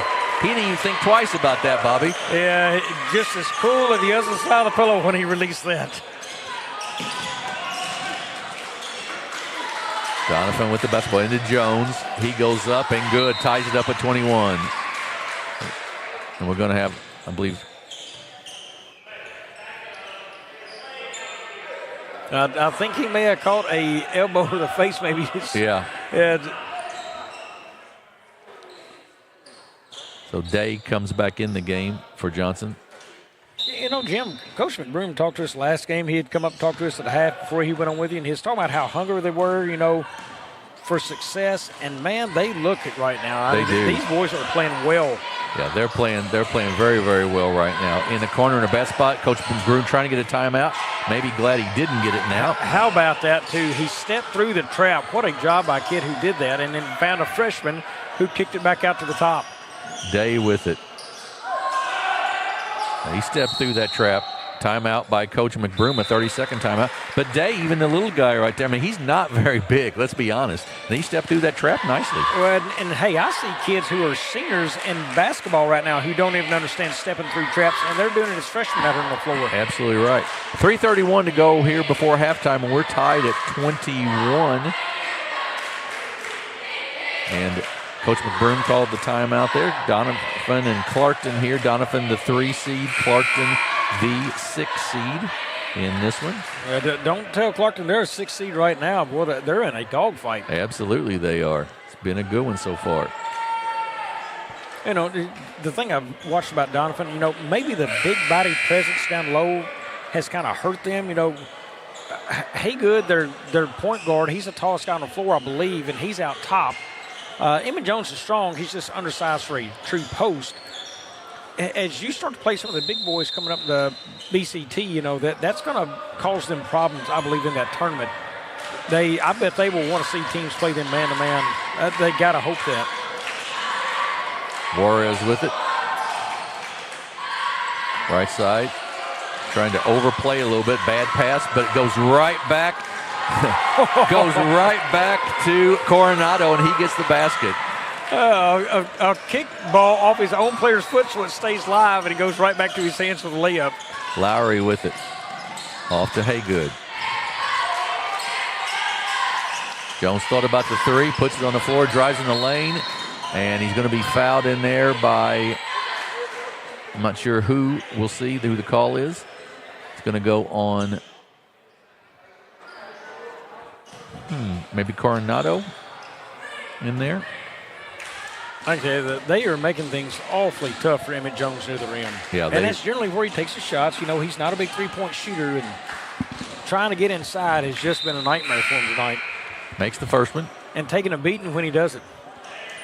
Johnson checks back in for the Reindeer. And Balcom and comes back in for Doniphan. Second free throw by Jones is no good. Johnson with the strong rebound. Then off to Coronado. Good job of Johnson to kick that ball out to an open guy.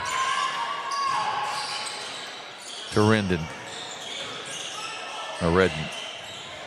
Inside to Redden. Puts it on the floor. Kicks it off to Coronado. Oh, missed the shot. No good. Great pass by Redden. Jones comes down the floor. Going to take it to the basket. And we're going to have a charge on Emmett Jones. Sure did. The reason it's a charge, his head was so low, and he just ran over him when he raised up his head and pushed through. Absolutely right. And they got away with one on the other end by playing bad defense, and there's a wide open man on the block who just missed a shot. That could have been 2 points the other way, really.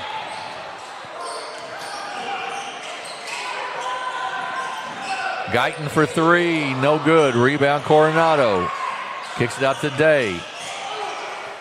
Tries to get it inside, gets it pushed away, but gets it down low to Redden, but gets blocked inside by Jackson. Ahead to Haygood. He goes up and good. 24-23. How about that? Haygood checked the man to make sure you had him right there, the bird in a cage kind of deal, and make sure he got the ball and then laid it in. Johnson with it. Little spinner in the lane, misses, no good. Rebound, Emmett Jones. Ahead to Haygood. He goes down, up and good. 26-23, and Coach McBroom wants a 30-second timeout here. He doesn't like the pace of the game all of a sudden. Yeah, neither team's still shooting it great right now. Clarkton 9 of 23, Doniphan 10 of 22, but I'm going to tell you, with still not great shooting, it's still been fun action on the floor. It has been. You're absolutely right. They have played. Both these teams are getting after it, and you got to like it. And I like that Coach McBroom there at that timeout was basically just got on one of his freshmen. You know, you've got to, and it's it doesn't matter to him if you're a freshman or senior. You got to do things the right way.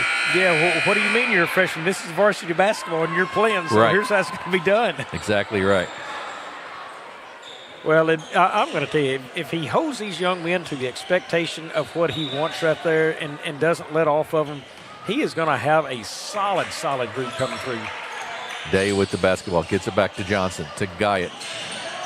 Well, I thought Guyot got away with his foot movement, and he got the shot. But he got the basket, and it's 26-25. Yeah, I thought the feet switched right there, but up top to Balcom. Haygood thought about it.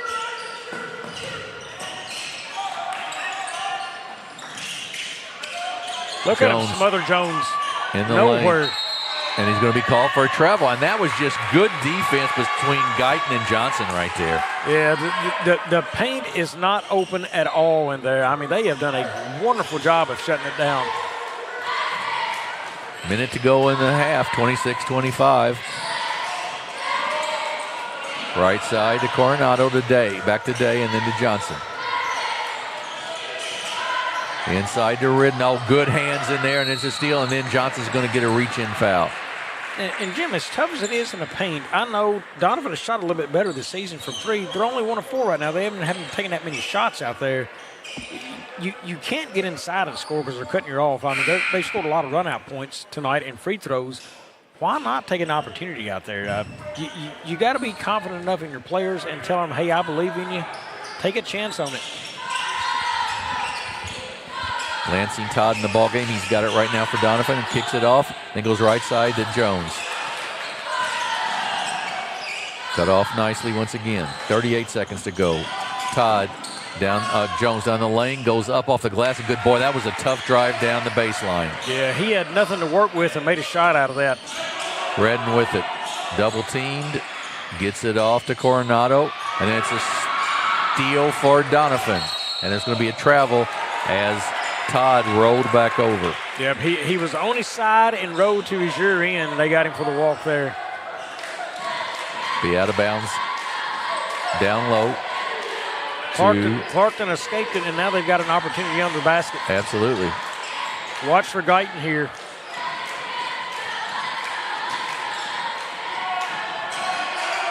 Oh, and they missed Johnson. Johnson with a good catch right there. Drives down the lane, low runner. It's short, no good. Redden is going to be fouled, I believe, and it'll go out of bounds back to the Reindeer. And that's the 5th foul, apparently, so that will send Redden to the line to shoot 2 free throws. Colton Norton and Eli Pavey going to both check in for Clarkton here on the 2nd free throw. Redden's free throw is good. You know, it's an unorthodox style. He sort of pushes it up there, but he's been really, really good from the free throw line. Solid, and I wonder what that young man has looked like this year. And here's the surprise move. He goes small with 14 seconds left before the half. 2nd free throw also good. 28-27. I think he just didn't want to pick up any more fouls on anybody, possibly. Haygood with it. Kicks it off. Todd for 3. Off the mark, no good. Rebound by Jones inside, up and good. Him and Jones with the basket. And we're going to have a violation here. He stepped over the end line with 0.4 of a second left. Well, I am puzzled right there. So Doniphan's only shot 4 threes under the pressure they've been under this whole game. And they just shot one there. And look at the size differential on the floor and the kids that's in alignment. I'm really surprised they didn't say let's go inside right there. 0.4 of a second. You just got to block the lob here, sort of. They do get the lob. Try to catch it. No. So we're at halftime, and in what has been a very, very entertaining game so far, it is Doniphan 30, Clarkton 27. We're going to take a break. We'll be back in about 7 minutes with the second half of this one. You're watching the Clarkton Holiday Tournament on Aycorp Sports.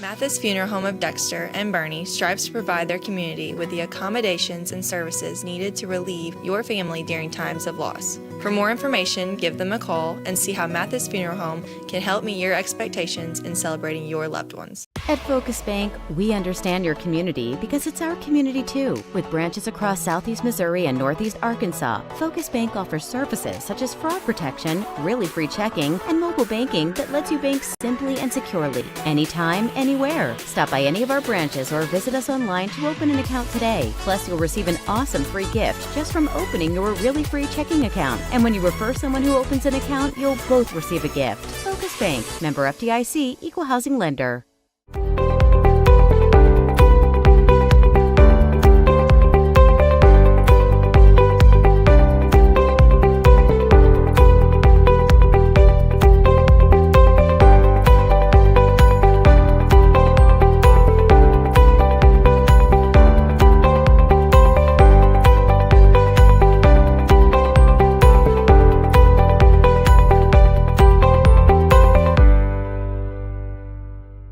At Young Real Estate, we understand the importance of face-to-face interactions. Our experienced agents are here to listen to your needs and personalize your home buying or selling experience. But we also recognize the power of technology. Young Real Estate offers virtual showings, allowing you to explore properties from the comfort of your own home. Young Real Estate, where technology meets a personal touch. Your dreams, our expertise. Contact us today and let's make your dream home a reality.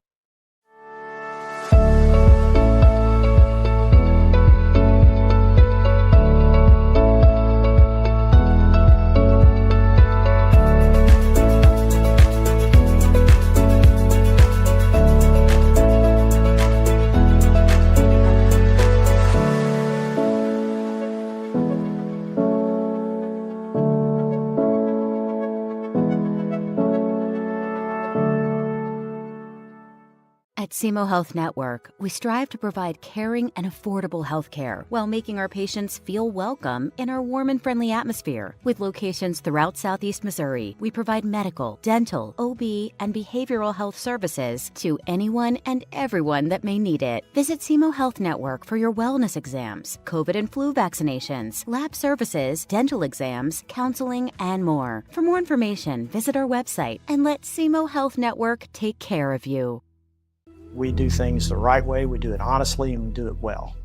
We go to trial with confidence that in Southeast Missouri, when we work hard and we do a good job of presenting the case to the jury like we know we can do, justice will be done and the client will be taken care of. If you need someone to represent you at trial, call Cook Parkett Ponder & Walls.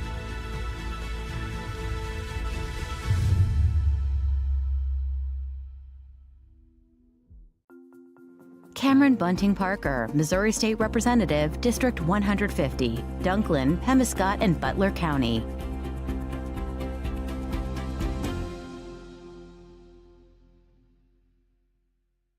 Stop by Miss Linda's 19th hole in Malden, Missouri. Open to the public, we have something for everyone. Daily lunch specials, a Sunday buffet, catering, and a banquet room for rent. For more information, give us a call or check us out on Facebook.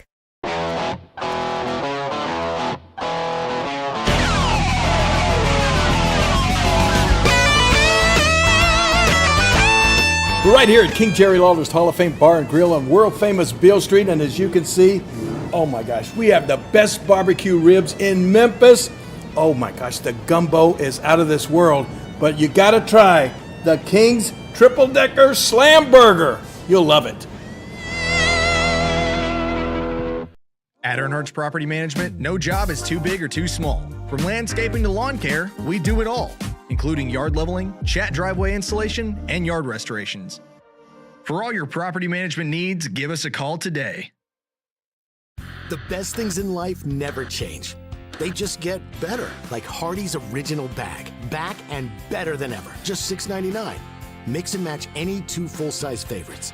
A juicy charbroiled double cheeseburger, melty hot ham and cheese sandwich, or crispy hand-breaded chicken tender wrap. Any two plus fries and a drink, all just $6.99. Hardee's Original Bag, loaded with handcrafted goodness. It's the greatest meal deal for your buck. In football, every play starts with one goal: protect the ball. It takes strength, teamwork, and focus to keep it safe. At First State Bank and Trust, we protect what you worked hard for, your finances. With us, you'll have a team that's always alert, keeping your money safe from every angle, through every challenge. We're here to protect your finances, because at First State Bank and Trust, your financial security is our game plan. First State Bank and Trust. Strong, secure, trusted. Member FDIC. Equal housing lender.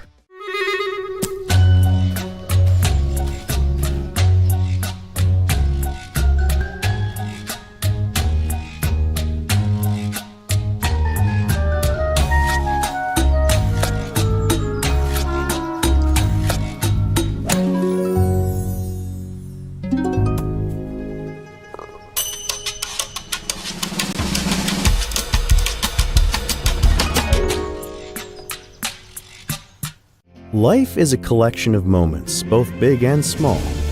At FSCB, we understand the importance of embracing the little moments. That's why we have an account tailored just for you. Whether you're embarking on your financial journey, savoring everyday experiences, or exploring your golden years, we're here to help you make it happen. Your little moments are just an FSCB account away.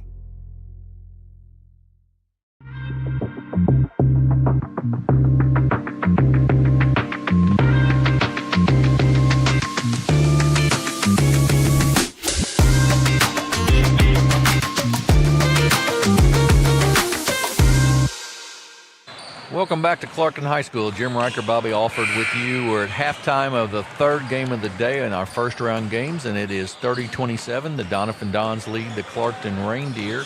And I know you've been looking at the stats a little bit, so let's talk about them.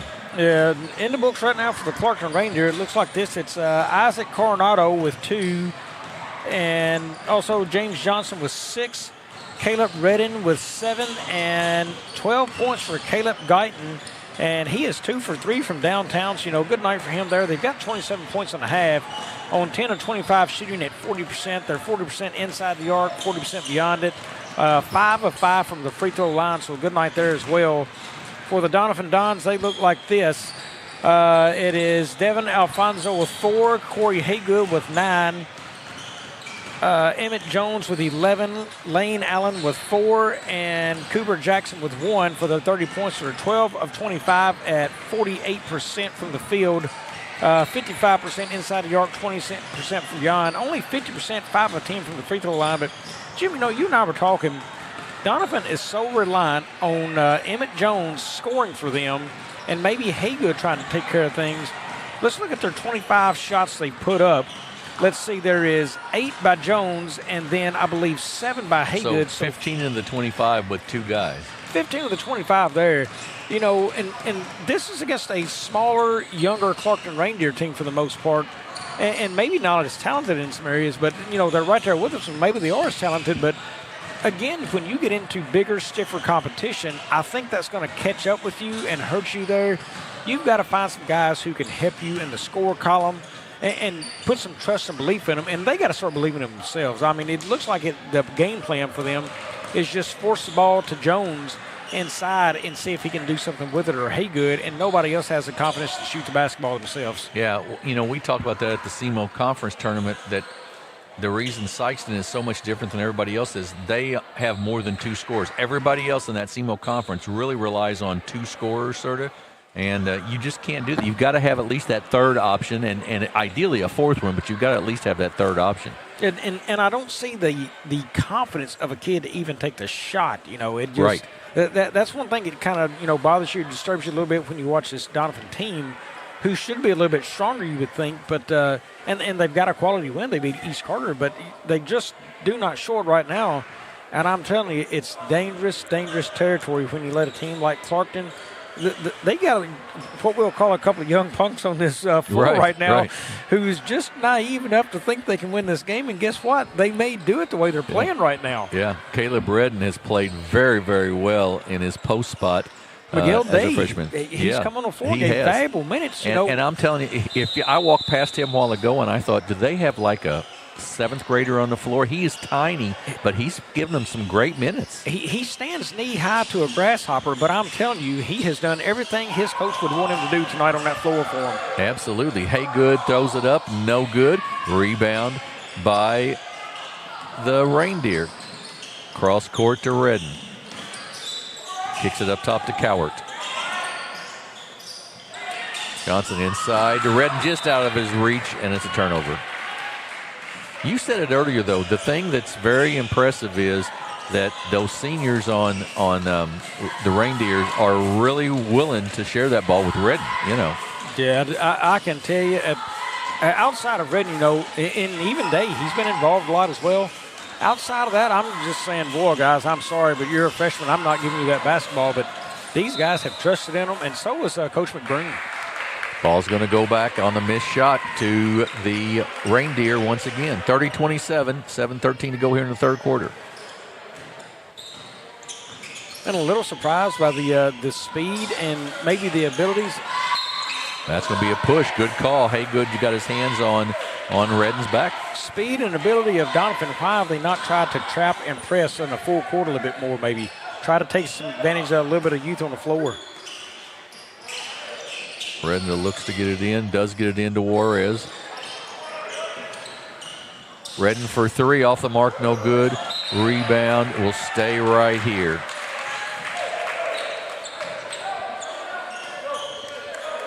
So Alex Juarez, the senior, point guard, will trigger it in, gets it into Redden. Good catch there by Redden. Then out to Johnson. In the corner to Juarez. Back into Johnson, and a nice job by Emmett Jones of reading that and knocked out of bounds. Well, there was Suarez again. He is trying to feed that ball inside to Redden.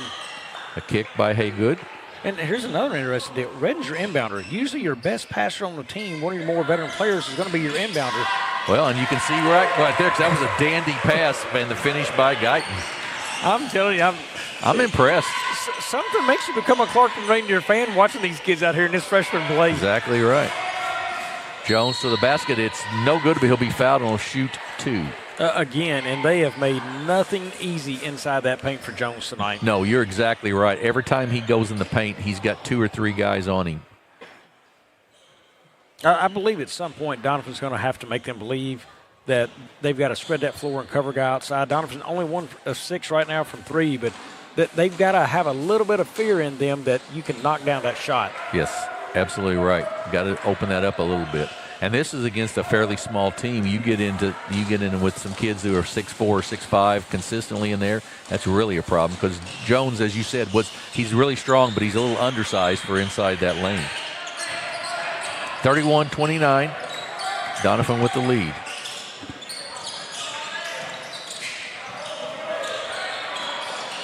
Loose tip, though, and Johnson gets it back. Juarez gets it right back. Boy, he missed him. He had Redden right there and didn't get it inside. Guyton will take the three. Little long, no good. Redden keeps it alive, and then it goes off of Cowart and out of bounds. Well, as much as they have relied on the freshmen, if you get chances to shoot it in there, you've got to shoot that or pass that thing into him hard and quick and let him try to go to work. And if not, he has shown the ability to kick it out. Lowry with the basketball. Goes right side to Haygood. He drives into 15-foot, dishes it off to Jones, up off the glass, and good. Not easy, and that's one of the best looks he's had down low. And that was not easy at all. You're right. 14 for Emmett Jones now. It's 33-29. In the corner, Guyton to Redden. He goes up off the glass, no good. Now be a foul, I believe, on Jones. And sends Redden, the freshman, Caleb Redden, the line to shoot 2 free throws.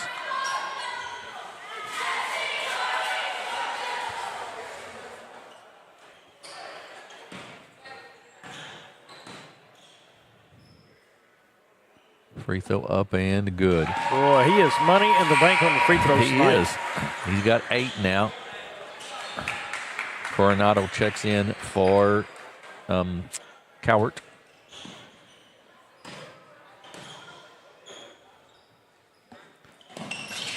(33-31). Said his style's a little unorthodox on the free throw line, but boy, it goes down inside. Nice job of defense against Allen. I mean, he just turned right into him. No foul there at all. Off to Johnson. Kicks it to Redden. And we've talked about him so much, Jim. He handled the ball coming down the floor just then. He did an offensive foul on Johnson, so he dropped the shoulder a little bit. And Miguel Day is going to come back in, I think, for Johnson probably. I think that may be Johnson's third foul. We don't have it in front of us, but I would guess that to be the case.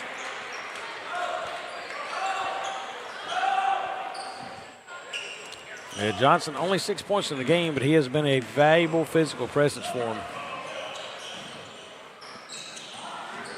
And look at the openness right there. They did not respect the ability for the three, and he's going to fire it. And Lowry does. He knocks it down. Tyler Lowry with the three, and it's 36-31.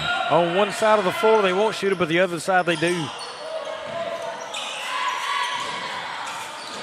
Whereas today,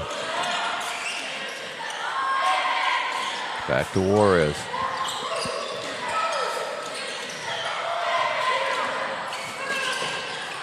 To Guyton. Nothing there. He splits the double team. Gets open. Misses the shot. No good. Emmett Jones with the rebound. Emmett Jones picked himself up off the floor and looked up and grabbed the rebound. Exactly right. Just fell into his hands. Sort of. Lowry's going to. I thought about the three again. Inside to Allen. Up. No good. But this time he's fouled by Guyton. Yeah, that was a great look for Lowry. He had it out there. He could have shot the three, but he had already pulled a man out toward his face right there. Loosened up the floor and dumped it down low. Lane Allen, the senior, will shoot 2 free throws. And that's what we was talking about. They just hit that three out there. Look how it pulled that defense out and spaced up that floor for Doniphan. Absolutely. Allen makes the free throw. Waylon Kelly checks in for Alfonso. Now it's a 6-point lead for Doniphan. They're starting to pull away maybe a little bit. Makes the second. And Cooper Jackson checks in for the Dons. Juarez with it. Gets it off today. And then a bad pass stolen by Kelly. Down for the layup. He's going to be fouled by Juarez. That's at least 3, maybe 4 on him. We're going to have a timeout by Coach McBroom here to talk about things. It's going to be a full timeout. So we're going to take a break. It's now Doniphan 38, Clarkton 31. We'll be back in 30 seconds here at the Clarkton Holiday Tournament on Aycorp Sports.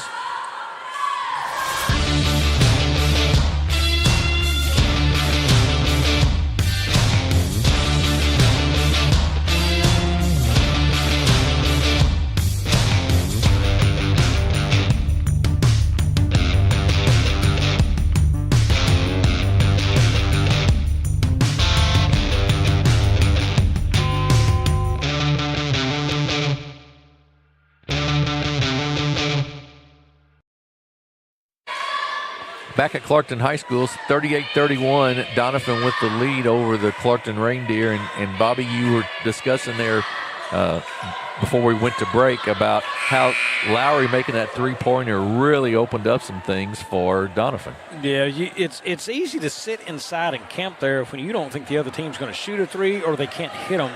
And one made three-pointer changed the game because, it pulled that man from the high post out. And it just put the guy on the low post because that ball swung around to him. It put the guy on the low post on the block there on an island by himself, and Doniphan quickly took advantage of it. So Waylon Kelly will shoot 2 free throws here for the Dons.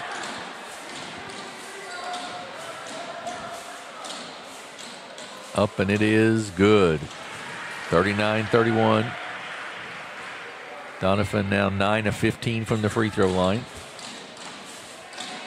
Second one, good also. So they've opened up a 9-point lead now, 40-31, 4:18 to go in the third. Biggest lead of the night right now for Doniphan. Coronado and steps it through. really seemed to be turning up their traps. Redden to Guyton, found the open man, and it's 40-33. Oh, and they got beat down the floor that time, and Coach McBroom hates that for sure, and it's Waylon Kelly with the basket.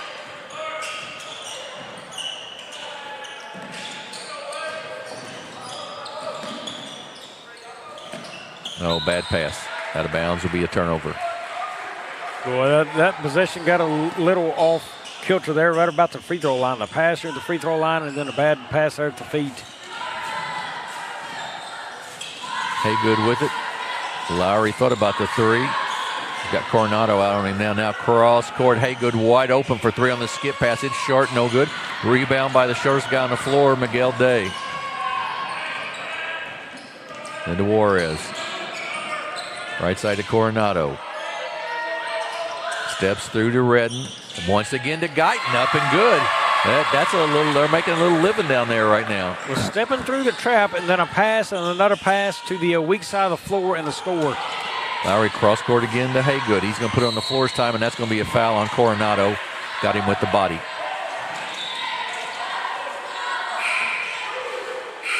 Be free throws here. That's the that's the bonus. So it will send Haygood to the line. Corey Haygood to the line to shoot 2 free throws. Well, you're really starting to see Clarkton over pursue up top on their defense. They're really chasing that ball hard. And when Doniphan reverses court quickly like this, it is leaving people wide open. Haygood's free throw is good. He's now got 10.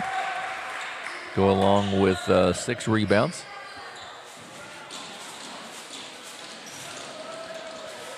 Second one off the mark, no good. Guyton with the rebound. Kicks it out to Coronado. To Redden. In the corner, they double team Coronado. He gets it out to Juarez, to Day, to Guyton. Cross court. Really forcing that double team and a steal. Lowry down. He's going to take it all the way to the basket. He's going to be fouled on the floor, and he'll shoot 2 free throws. One thing Doniphan is seeing is when the ball goes toward the corner, they are trying to trap Coronado over there. Really collapsing on him hard. Pavey going to check in. Eli Pavey on the second free throw. The free throw, Lowry up and good. And the athletic ability of Johnson, when he left the floor, the scoring started to push farther. He rebounded well, played hard defense in there, and it has kind of changed the game a little bit. Second free throw, also good. Yeah, you're right. Not having Johnson on that floor makes a difference for the Reindeer for sure. 10-point lead, biggest lead of the night now for the Reindeer.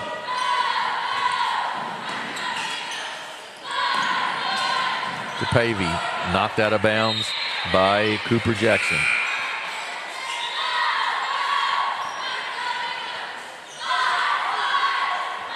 Maddox Balcom back in the ball game for the Dons.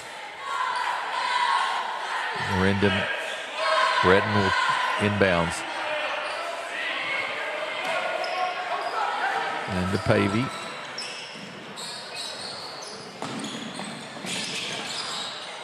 Nice pass into Redden. It'll be a blocking foul. Good call there. And that'll go on Balcom. Late to the spot and against a bigger body. Yep, absolutely right. Good pass in there by Caleb Guyton.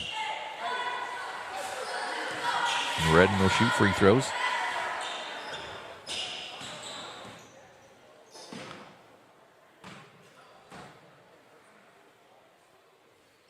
First one up and good. He does not play like a freshman. No, absolutely not. Second one up, and it is also good. And he's been perfect from the line tonight, as the Reindeer as a total has 9 of 9 now. Yeah, really impressive. Haygood for 3. It's going to be short, no good. Rebound. Bascom tries to save it, can't. Balcom tries to save it and can't, and it'll go back to the Reindeer, trailing by 8. Well, wide open look. You'd like to see Doniphan be able to knock him down like that. 2 of 9 from the three-point line now. Stolen by Kelly. Down for the layup. It's good, and he'll be fouled. That is Suarez. That is number 4, I believe. And that is on Juarez. You're exactly right. And that's going to bring Braxton Cowart back in the ball game. And that may be 5. They brought him in before the free throws. Oh, could be. Is that made shot? Did he count the made shot? He count the made shot. Yeah, so that's the reason he brought him in there. Yeah. So I think it's just 4. Free throw is good. Again, we are guessing because we can't see that board where we sit.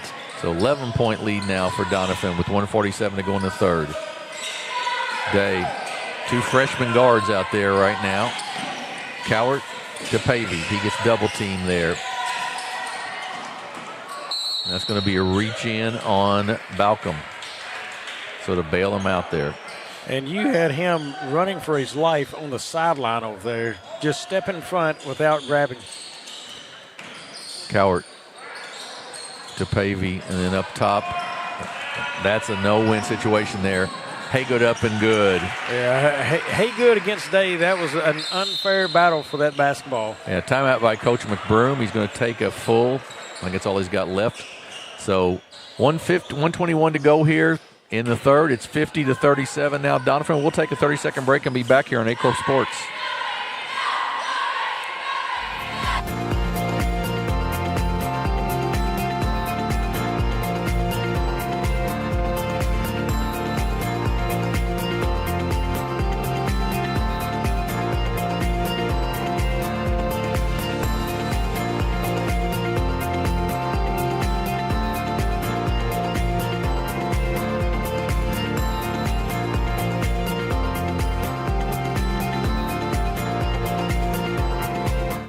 Back at Clarkton High School, 50-37 here with 121 to go in the third quarter. So some finals around the area. Scott County Central beats Kelly by 40, 87-47. Chaffee over St. Vincent, 48-46. The Woodland Cardinals defeat the Bernie Mules, 56-41. And we're looking here, and Kennett is up by 6 with 9 seconds to go, and the basketball against the New Madrid County Eagles. So here, down by 13, and really struggling a little bit with their guard play right now just because they've got both their senior guards on the bench. Yeah, the traps have come in to hurt them, and it was a 10-point loss that quarter for Clarkton. They had played so well, but, boy, you start to lose size on the floor, and the traps come against smaller players, and it really started to stack up against them. This will send Miguel Day to the free throw line to shoot 2 free throws. Free throw up and just off the mark, no good. Got a second one. First missed free throw of the night for Clarkton. Norton checks in for Pavey for the Reindeer. Day up and off the mark, no good. Missed them both. Haygood with it quickly down the floor to Jones. He's going to travel. He sure did. And a good defensive effort there by Caleb Guyton.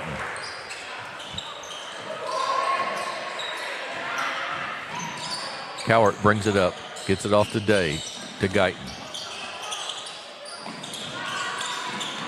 Inside to Redden. He makes a nice catch, goes up, misses the shot, gets his own rebound, and puts it back up and in. Boy, I am a big fan of Caleb Redden. I am too. 13 for him now.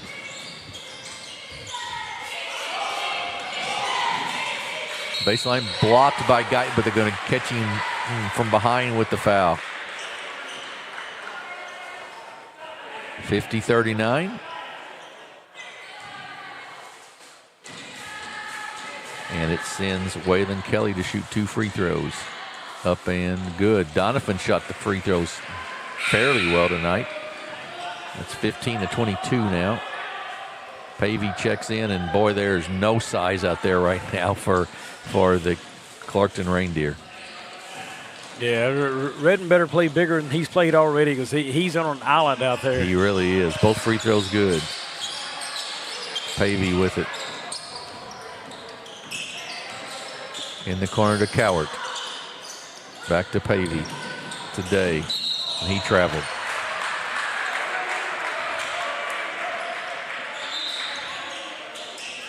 Emmett Jones in the ball game.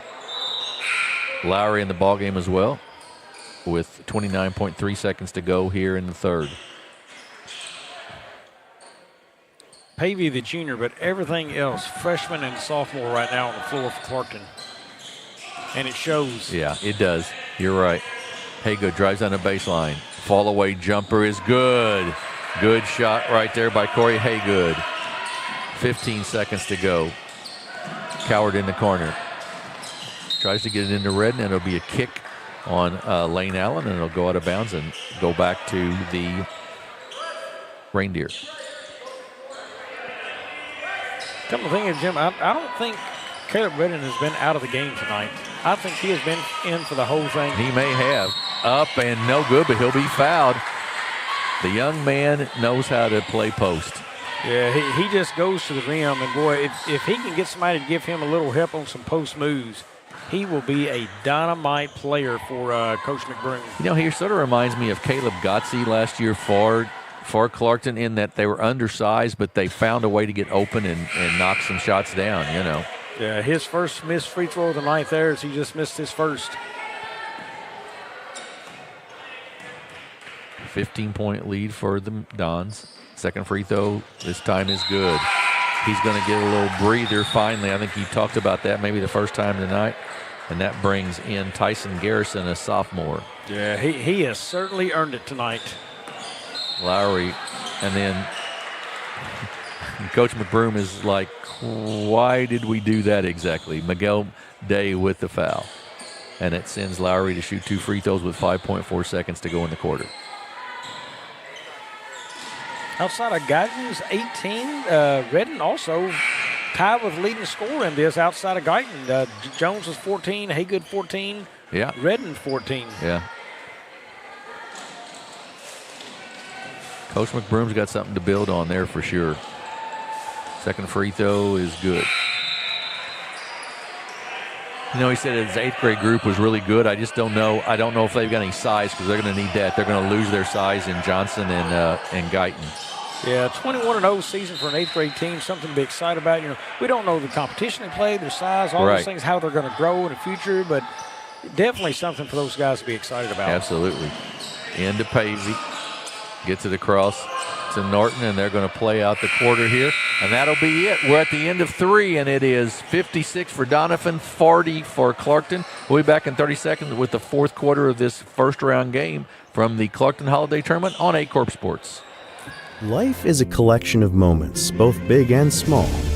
At FSCB, we understand the importance of embracing the little moments. That's why we have an account tailored just for you. Whether you're embarking on your financial journey, savoring everyday experiences, or exploring your golden years, we're here to help you make it happen. Your little moments are just an FSCB account away. We are back at Clarkton High School, 56-40 as we head to the 4th quarter. The 3rd-seeded Doniphan Dons lead the 6th-seeded Clarkton Reindeer. The winner of this goes on to play on Thursday at 8 p.m., and they will take on the East Carter County Cardinals, or Redbirds, excuse me. The loser will play North Pemiscot at 5 o'clock on Thursday. And so lots of, we've been talking a lot about this age of Clarkton, Bobby, and they're very, very young. A while ago they had one junior and a sophomore and 3 freshmen on the floor, and so they've got a chance down the road to be pretty good. They do, and you know, you got a couple of those guys. They haven't scored in the game. Coward hadn't scored in the game. They're both freshmen out there trying to fight for minutes and then a score, but you know, that puts a lot of pressure on the older kids, but Redden has stepped in now, and I don't even know that you classify him as a freshman anymore the way he's played. Suarez, another one, he hasn't scored in this game. I mean, the way that, nice. Wow.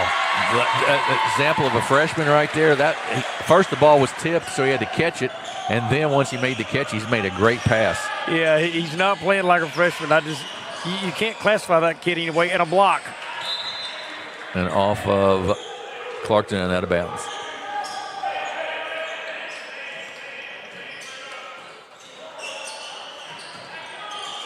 Out to Haygood. Jones at the high post. Cross court to Lowry.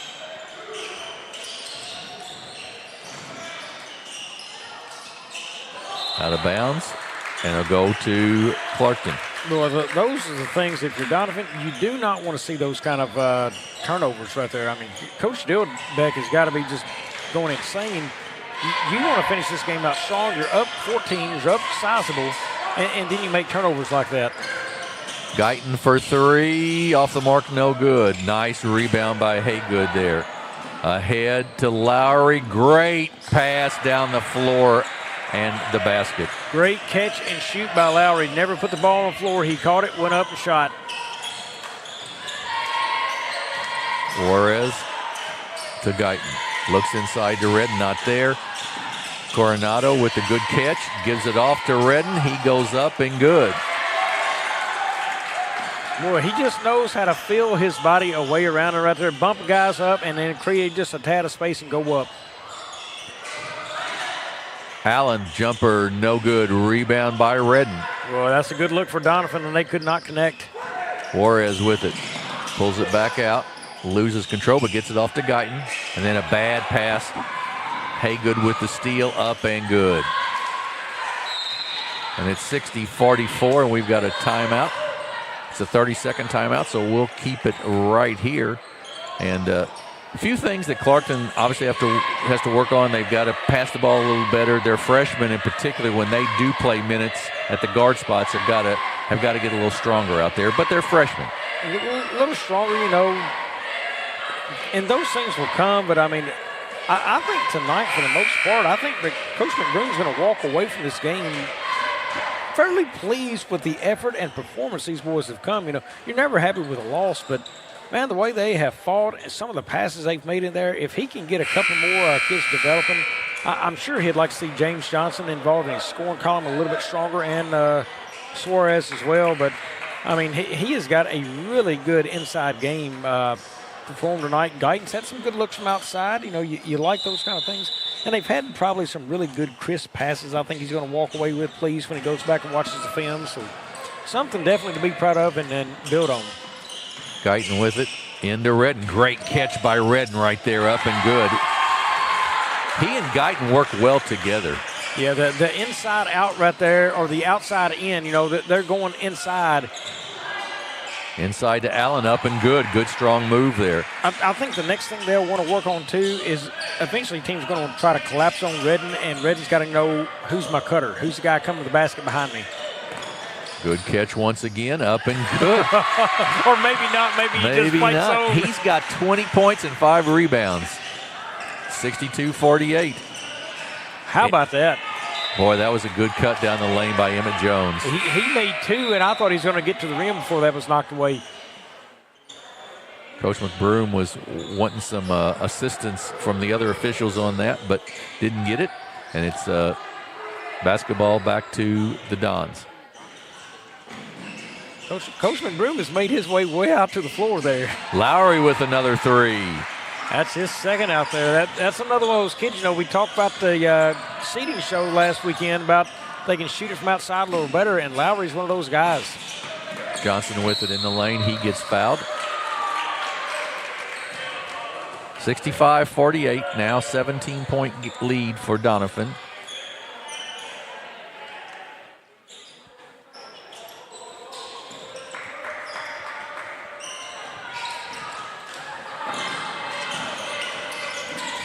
Oh, bad pass and out of bounds. The Dons have done what they've had to do tonight, though. We've talked a lot about Caleb Redden, but the Dons have done what they've had to do to win and move on. I think Doniphan's taking advantage of some size difference there, and once they notice they can apply pressure, that's where it's really picked up for Doniphan. You know, they got kids in traps, and they realize they can trap the ball in the corners, create bad passes, and then when they throw the ball out of the corner, sometimes they just couldn't see a guy standing there. I think Doniphan has really done a good job on all their traps. And they'll have to do that, and they'll have to get that three-point shooting. I believe that's going to be it for James Johnson. I believe he fouled out. They'll have to get that three-point shooting, and we've seen Lowry shoot to probably get past certainly East Carter and Risco in this tournament. Yeah, and this has been a zone night, you know, when they go man-to-man and they like to send those cutters through the lane. That's the offense they prefer, and it just really hasn't been there tonight because of the zone. Going to have a foul on Emmett Jones. Go out of bounds to the Reindeer. But definitely, yeah, the zone defenses have given Doniphan little bits of fits, and it does because they don't have the strong post-up players to get inside, play a high-low type offense. So, and they don't like shooting the 3-ball especially. Redden up and good. I tell you what I like about Redden, he catches the ball so well too. He catches the ball, but he uses his body so strong to position himself around that rim. And a block. Jones no good, loose on the floor. Allen comes away with it. Kicks it out to Lowry, and we're going to have a hold on the floor. Did you just see that? Lowry, again, it's I saw after that. the fact. I'm telling you, if they don't start feeding that boy the rock more, what grade is Lowry in? Let's find him over here in the books. He's a junior. You got to start trusting and believing that kid out there. I mean, he's got to be part of the offense as much as Jones and Haygood right now. Yes, I would agree. And they need that kid as much as he needs them to believe in him. Yep, because that will really improve their offense so much if they can get that outside shooting down. Free throw no good. Cooper Jackson back in the game. Going to replace Lane Allen.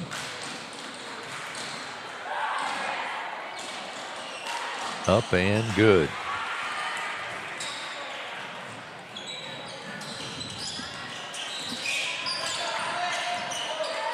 Suarez brings it back up to the top to Day. Knocked out of bounds. And Day is just so small. He really has issues passing the basketball sometimes because of the length of other players. Yeah, and getting up over the top of traps, you know, he has to have the ability to step through. Because if not, it's going to be a tough one for him. He's got it right there. And Lowry kicks it out of bounds. Doniphan 3-2 on the season. Looks like they might go to 4-2. Coronado just couldn't pull it down. That pass was a little too long.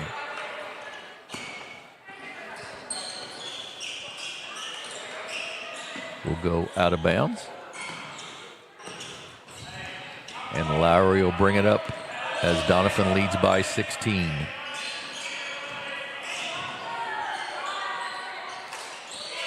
Lowry right side.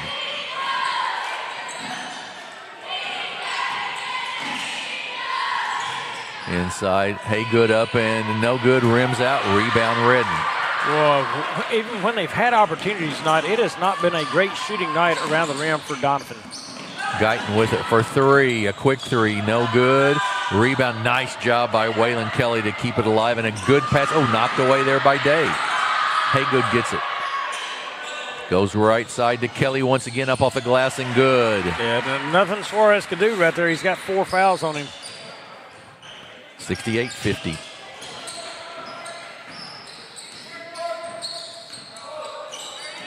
Guyton inside to Redden. Goes up, off the glass, misses it, no good. Haygood with the rebound. Ahead to Lowry, up and good. And now it's a 20-point lead. I'm going to tell you, I'm liking Lowry more and more. He has now climbed his way up to 14 points in this ball game. Yeah, I think got to be their third option probably, the way he's shooting the basketball. No question about that. He shot it well, a couple of run-out points, and, nice performance. 70-50, 20-point lead, 2:44 to go, full timeout. We'll take a break as well. Be back in 30 seconds here on Aycorp Sports.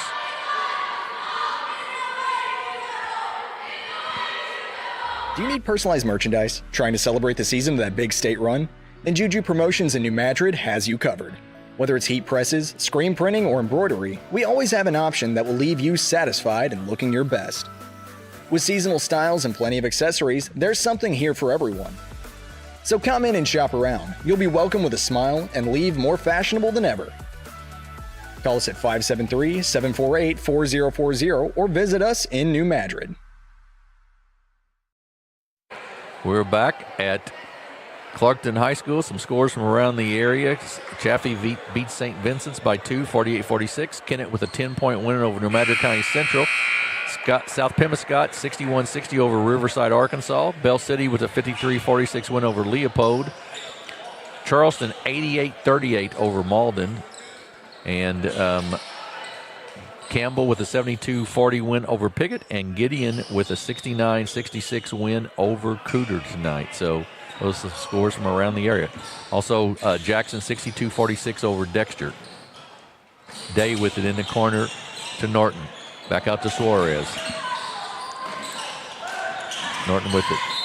There's going to be a blocking call there. That will go on Cooper Jackson.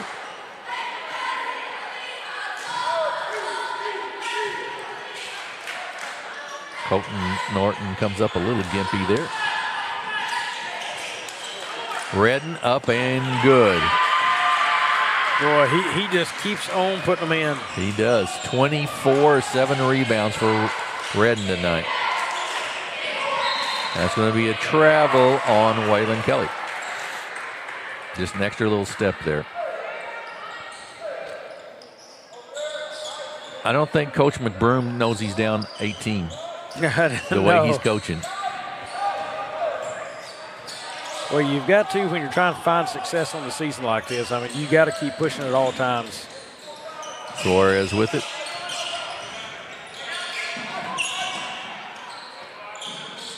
Right side to Redden.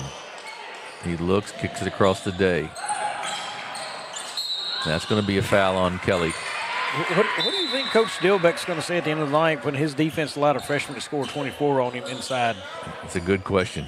I mean, that's got to I think be you're something. going to scratch your head and say, boy, how do we get better at defensively down low? Yeah. Because that's if a kid at this age is doing it as a freshman, and he's not a huge presence in there, you know, as a tall guy. Right. What are other teams going to do against me this season, and how are they going to work the basketball? Yeah. It's not like he's 6'7" or something in there. You're exactly right. That would keep me awake tonight probably if I was Coach Dilbeck. Yeah, and I wonder how that game was played with East Carter with Backus in there. You know, if I'm East Carter, you know, and I didn't work Backus the basketball a lot, I would have to think I'd want to do it next time around. Right. To Coronado, back to Suarez, trying to find something inside. They kick it off to Norton. A little runner up and good. Colton Norton with 2, and it's 70-54. Haygood down. Puts it on the floor, kicks it off to Jones. Jones in there. That's going to be... I am really surprised Jones did not pick up a foul there. He lowered the shoulder into his chest. Yeah, I would agree. There'll be 2 free throws for Emmett Jones. Jones has got 14 on the night to go with 7 rebounds. Haygood 16 with 9 rebounds for the Dons. Free throw off the mark, no good. He's got a second one.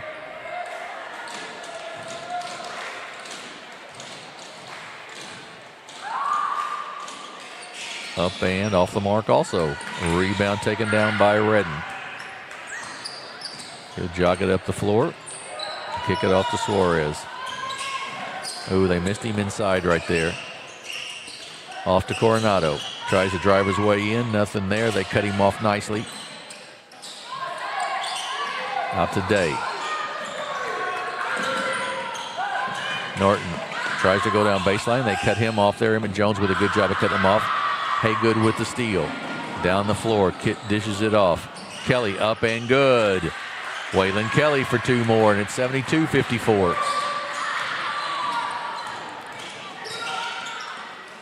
In the corner to Norton. Back to up and no good. Redden. Nice rebound. Coronado. He goes up off the bottom of the rim.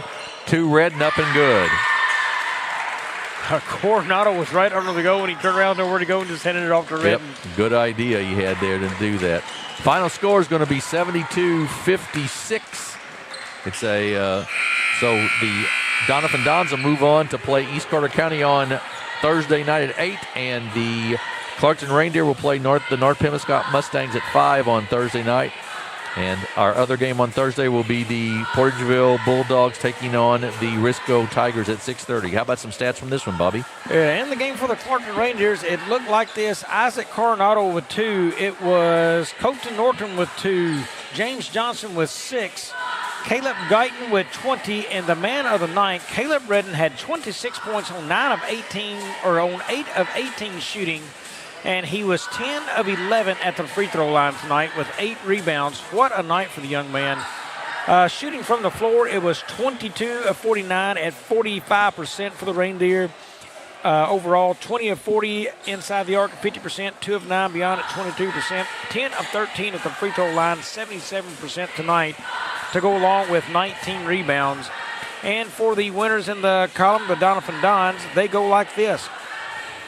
It was Devin Alfonso with 4, Corey Haygood with 16. He led all scores for them on 7 of 15 shooting. Also, Waylon Kelly had 15. It was Emmett Jones with 14, Lane Allen with 8, and Tyler Lowry with 14 in the game. That's 72 points. They shot it 25 of 54 at 46%, 22 of 44 inside the arc, 50%, 3 of 10 beyond at 30%, 19 of 29 at 66% from the free throw line, and along with 20 rebounds in the basketball game for the Dons. So summarizing tonight, Portageville beats Greenville on a three-pointer with 4.4 seconds left, 57-56. East Carter County blows out North Pemiscot 96-20. And in this one, 72-56 final, the Doniphan Dons beat the Clarkton Reindeer. We'll be on the air Thursday night at about 10 till 4:45, right along in there with our first game, which will be Clarkton and North Pemiscot. And we'll follow that up with Risco and Portageville. And finally, Thursday night, East Carter County and Doniphan. So, Bobby, should be 3 good games on Thursday night. You know, I'm wondering what this East Carter Doniphan game is going to look like Thursday night. They played each other just a short time ago, I believe, last week. Doniphan walked away, I believe, an overtime win right there and a close one. But I'm going to tell you what I learned tonight, and I think East Carter's they've already played them, watching things on them. I'm wondering how involved Backus will be in that game and how out of control maybe the rest of the floor may be. I think Backus is key in that game. What we just watched out of Reading tonight, Backus needs to have a big, big game for East Carter for them to be focused and win that basketball game. I would absolutely agree. So we'll have those 3 games for you on Thursday night here from Clarkton, Missouri. If you can't make it out, join us on Aycorp Sports. From my partner, Bobby Alford, this is Jim Riker saying good night and God bless from Clarkton, Missouri.